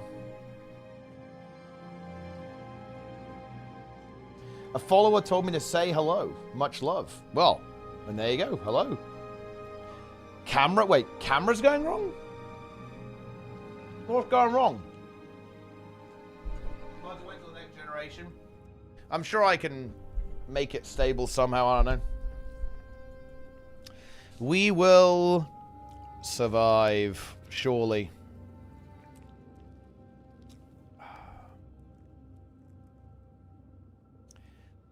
Oh, man. That was intense. When the bug returned in the first round, I was actually dripping in sweat, dude. Like, that was unbelievably intense.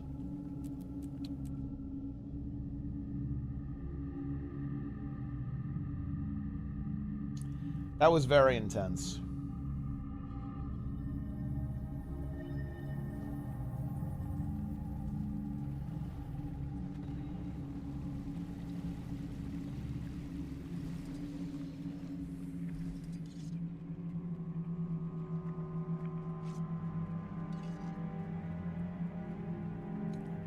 Voice check? Voice is okay.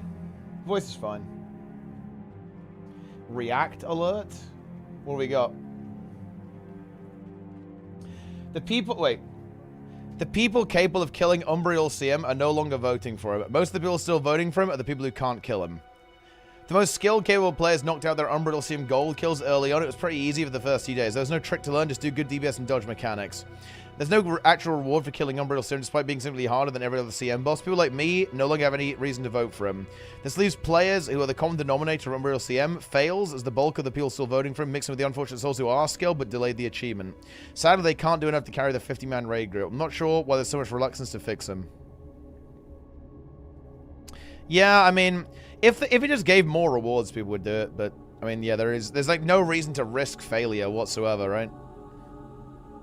But yeah.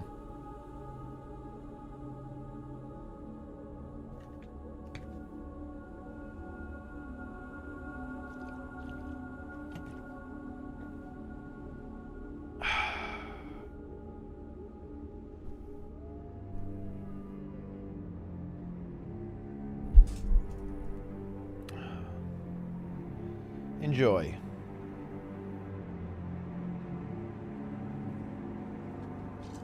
What do you think of my tier list? I think I did see it, and you know what? There was some commentary in there. That's for sure. There was definitely some interesting commentary.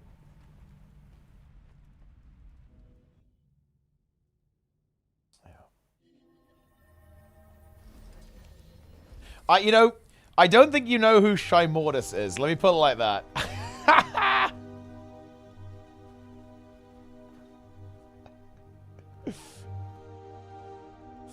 But, yeah.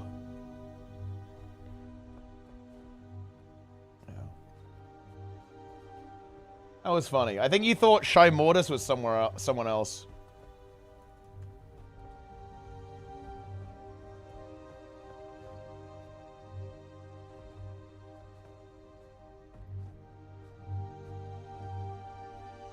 I sent you who they are.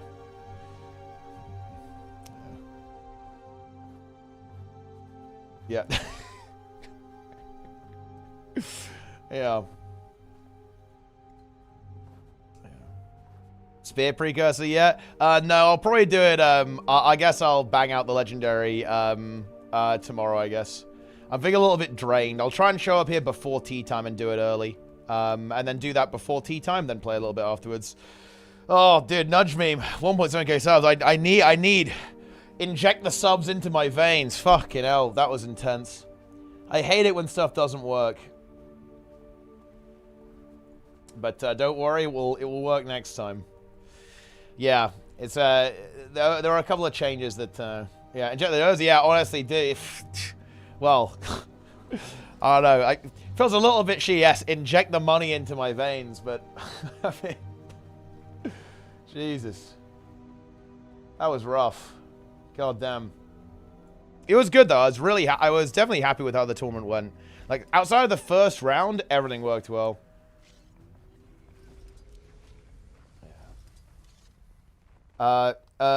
Honestly, I just didn't have time to do it properly, Alec, that's the thing. I didn't have time to do it properly, if I'm being real. It was very foolish. It was kind of going on while I was writing this stuff for the tournament, so it ended up a little bit scuffed, to be honest. And there was just like a bug that I'd already fixed, basically crept back in. We had 1 billion issues and choked every single wing. I mean, well, not the worst tournament for that to happen in, to be honest.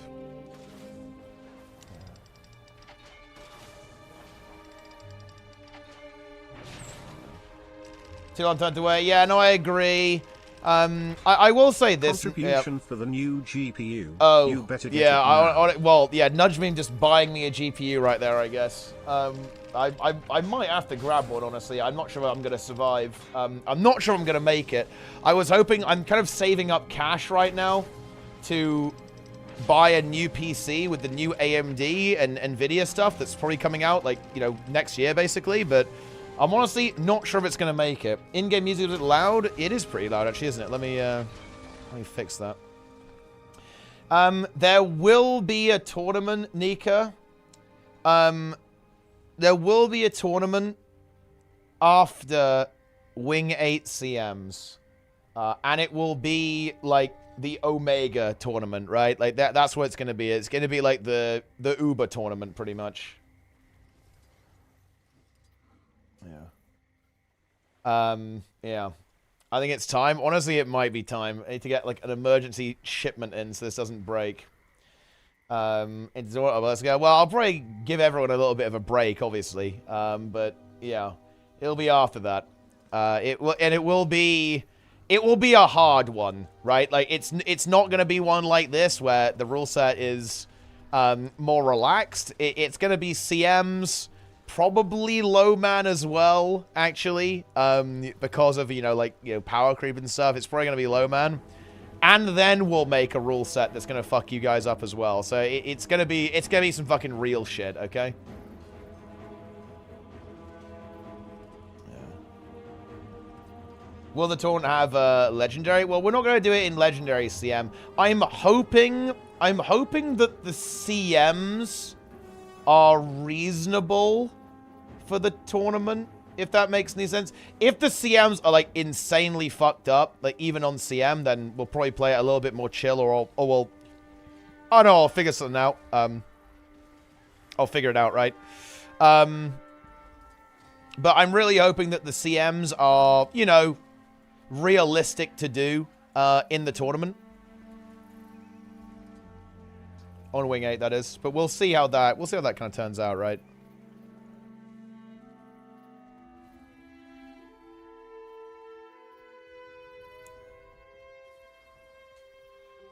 Yes. Build the PC on stream or noob? Dude, I'm not building the PC on stream, man. I am paying someone else to do that, okay? That is what's going on there. You don't think Sarah's LCM is realistic as a speedrun in a tournament? I think...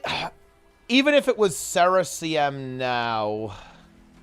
even if it was Sarah CM now, that's probably a little bit harder than I'd want for a speedrun tournament. Well, actually, you know what? No. If you can't do Sarah CM reliably, you're trash. There it is.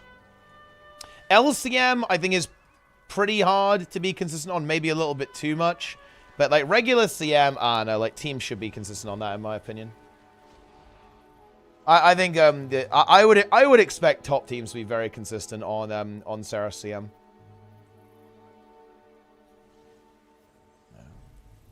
I think it's realistic, but I mean, we'll see. Well, we'll see.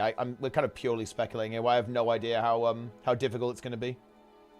Will the full tournament be uploaded to YouTube? Will it be going to the vault with the Patreon stuff? It is actually already on YouTube because it was streamed on YouTube, so that's kind of good news there. And yeah, I'm not gonna take it down. It will remain there as well.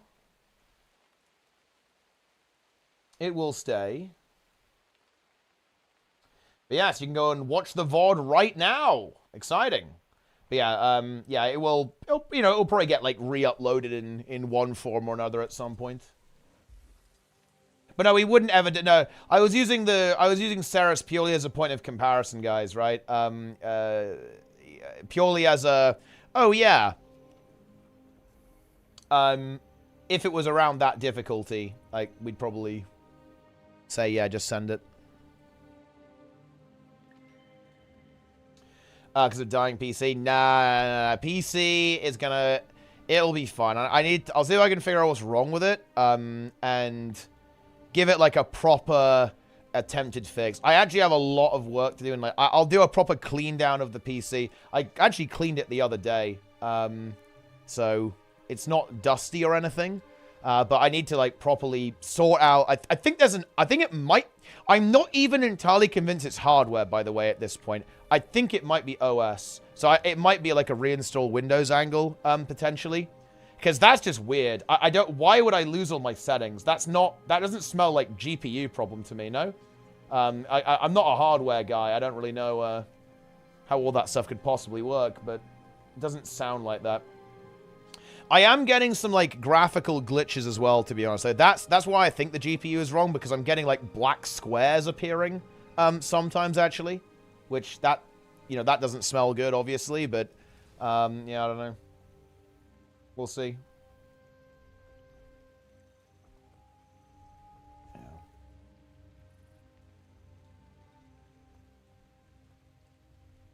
Voice meter Windows update is a Shadow Realm psyop? Yeah, maybe.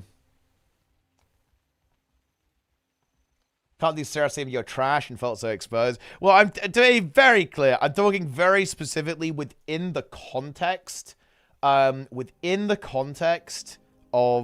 you know, competitive raiding, right? If you're like a top team doing speedruns and you can't consistently do Ceres, that's a get good angle, right? I don't know, or at least that's what I think anyway. I'd be very confident that all these teams, like SC and so on, they'd have no issue with consistently doing Ceres, like 10 times in a row, whatever.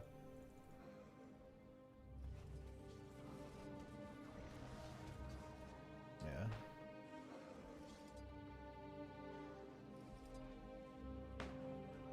Ow. It's over.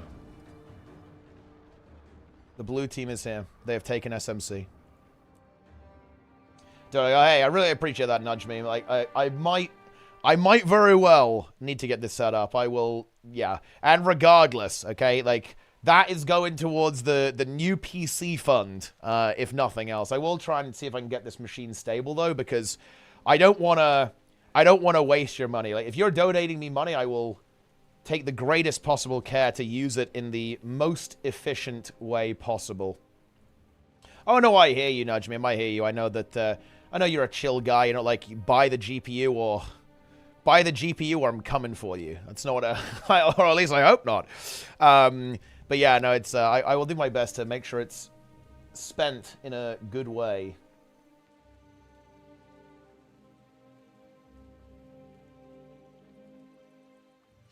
Voice meter is quite dog, bro. Dude, voice meter is good, man. Like, you can't disrespect voice meter, bro. That's crazy.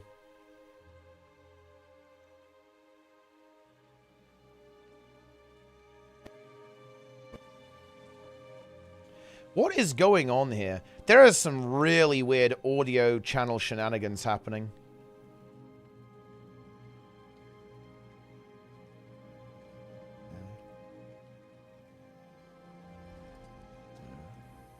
No concert for you? I think I'm actually probably just going to raid Lara in a couple of minutes, guys. I need to actually fix my machine. I need to get on this now. I have a couple of things I need to sort out as well, of course.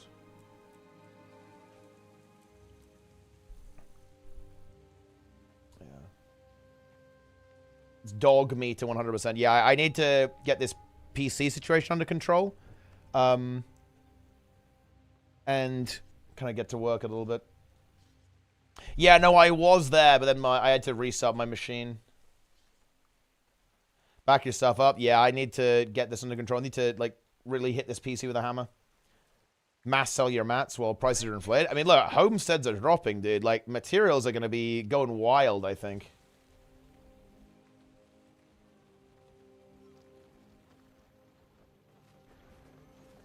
I'm in. Don't think we can defend this, to be honest. It's not looking good.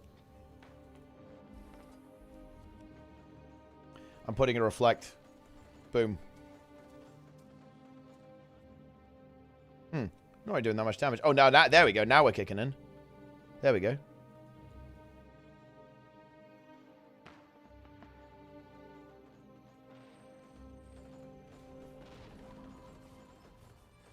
What kind of donation goal do you get you to build a homestead against your will?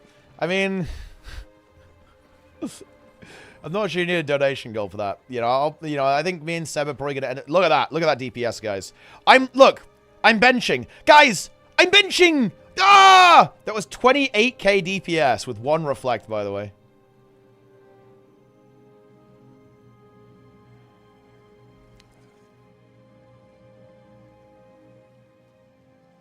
Pompa!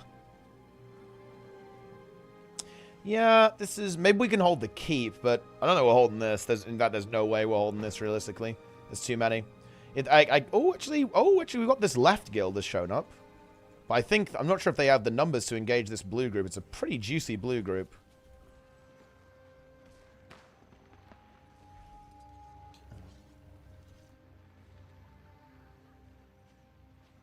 Yeah, something a little bit of pad.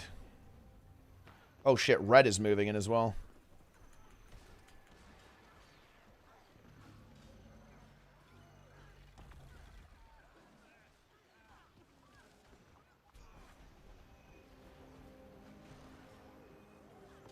Well, at least we killed red.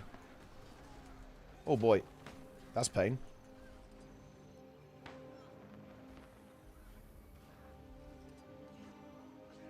What's the latest plan on Fungus Wolves? Well, we have to wait until after the expansion, but yeah, we'll get some operations going then for sure.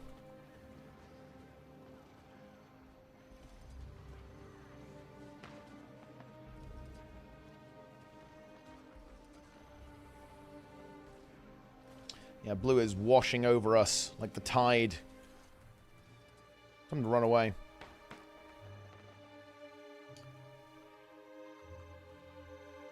I didn't mean to ruin tournament chat. Wait, how did you ruin it? What happened, Magrist? What was the situation?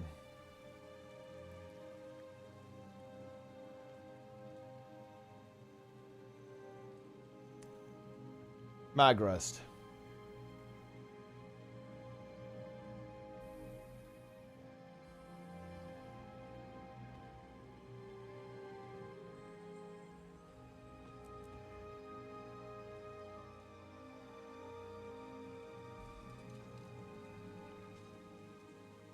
One of my IRL best friends actually addicted to online slots. Oh no, that actually feels super bad.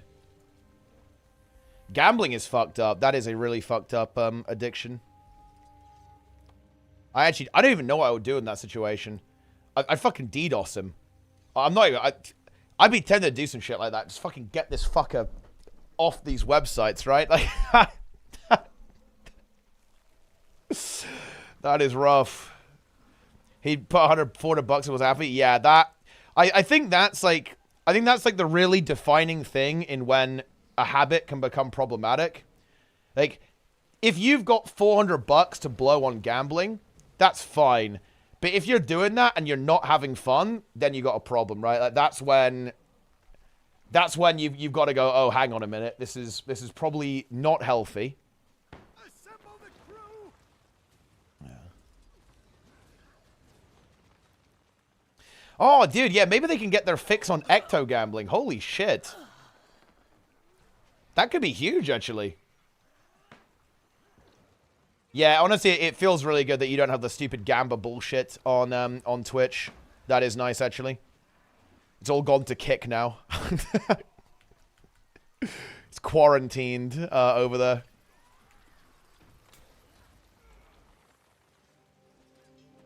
Yeah.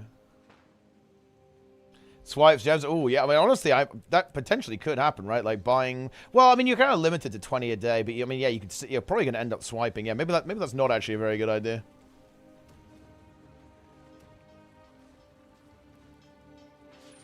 I'm ready for Guardian Spear, dude. Guardian Spear is going to be fucking huge.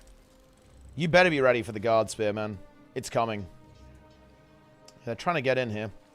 It's gonna be hard to stop them, I think. I think we've got enough that I don't think they can actually attack this, though. It's a bit of a standoff. Build Legendary Spear. Legendary Spear is going to be tomorrow. I'm probably going to do a pretty early stream tomorrow because I've got tea time, guys. So it's going to be building doing the Precursor collection, I think, into the Legendary Spear, into tea time, into more Zero to Hero after that, and like getting the account ready, basically. So either the roadmap, I think we'll build it together on Monday, probably. We'll figure out what we're going to do. Well, yeah, Bloom time. Bloom is not... I actually had a chat with Bloom just the other day, and that's uploaded today, actually. Kind of because he's not available. I really want to talk to him. He's unfortunately not available this weekend for tea time. So I just had a chat with him just the other day. So that's on YouTube now.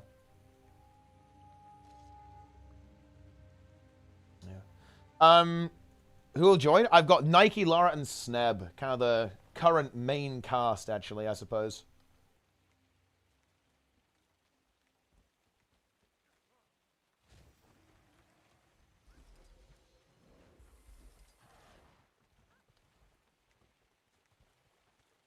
Yeah.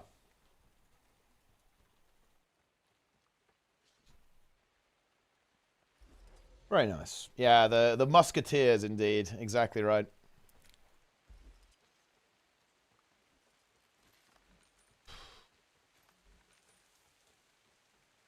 No, dude, the Sigil bag is way better. I messed up. I bought the wrong one. I didn't see it. Unlucky. You hate to see that. I'm not doing the Guild Wars 2 E-Boy tier list, guys. That is not happening, okay? We're not doing that. We are not doing that.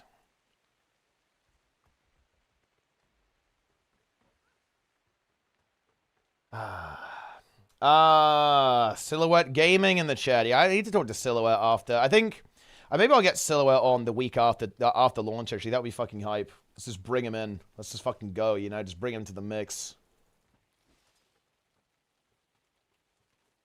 What map do you hate the most? I don't think I really felt negatively about any of the maps. Seriously. I don't think so. I think, you know, weirdly enough, I did feel that Diasa Plateau was not... Some of the Ascalon maps weren't my favorite, to be honest, in terms of completion. I'm like, Ore was good. I like the Azura and Silvari areas quite a lot, too. Those were really fun to do. So, yeah, maybe like that kind of stuff, right? But yeah, I wouldn't say I like particularly had like negative feelings about any of them really. A band breakdown for the rounds. I believe it was. It's on the spreadsheet. Yeah, Lauren. Yeah, I think it's there.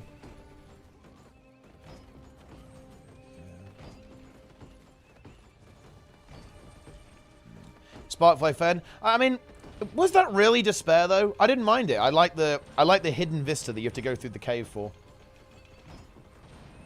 Yo, Diaxon. When are you coming back to the game, Diaxon? Let's go. Do you not see how many people spam the Diaxon emote? People want you back, dude. I'm just saying. Like, people want you back in the game. Look at this. Look at this shit.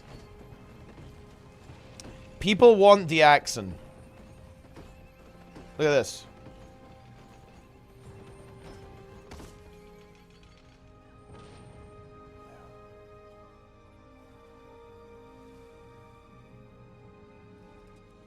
Are we doing Wing 8? Ah, that's big. Yeah, you did actually get caught logging in. Even though you said that you hate the game, you have been caught logging in. I've seen a couple of logs that have got you in them.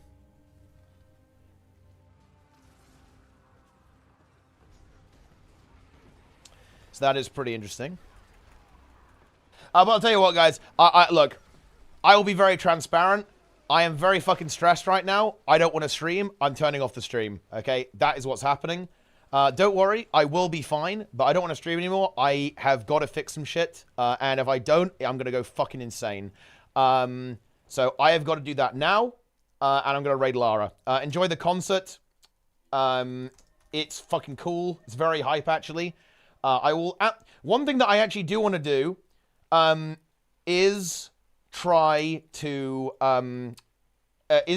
make like a calendar actually that everyone can use so this overlap doesn't happen. I will admit I'm actually not very happy that this overlapped with Lara's concert. That actually annoys me quite a lot. We will try to make that not happen in the future, and hopefully we can make like a cool calendar for you guys. Maybe we'll just actually use the one on Hardstuck. Hardstuck actually has this feature, but we don't really use it as much as we probably should. So, I mean, I don't know, maybe we'll do that at some point. But anyway, yeah, community event or official? Yeah, it's a community event for Lara's guild, which is the music guild, like the C major guild, which is like the really big musical instrument enjoyers in the game. Boom, enjoy. But yeah, I'm glad you guys enjoyed the tournament. Thank you very much indeed. And yeah, please do, if you're a player or a viewer, please leave us feedback, guys, in Chaos Rating Open. There is a channel, a feedback little forum where you can make some posts and we can discuss a variety of topics there. So, yeah, join the Discord and leave your feedback. But yeah, I'm going to go ahead and raid. I'm going to raid Lara, guys. I'll be back tomorrow. We've got tea time, pre-Janthe Wild's tea time, some Zero to Hero stuff, all the good stuff.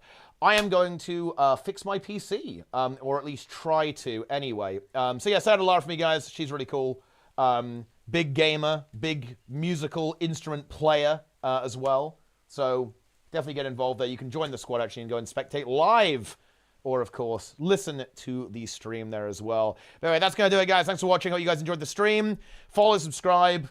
I guess I actually should push Hardstuck Patreon if you guys like the tournaments. Hardstuck Patreon is actually the way to go to help us actually do stuff like this, because that is actually, you know, property of Hardstuck, which is in turn property of me. So get over there.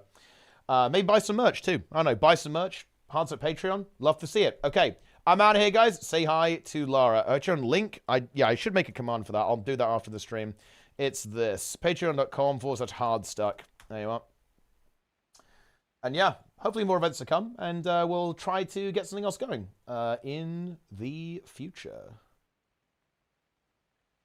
Raid message? I mean, just say, I don't know. Just say something like, play the song, right? Or just say something that's borderline unhinged that confuses her in the chat. That's the way to go.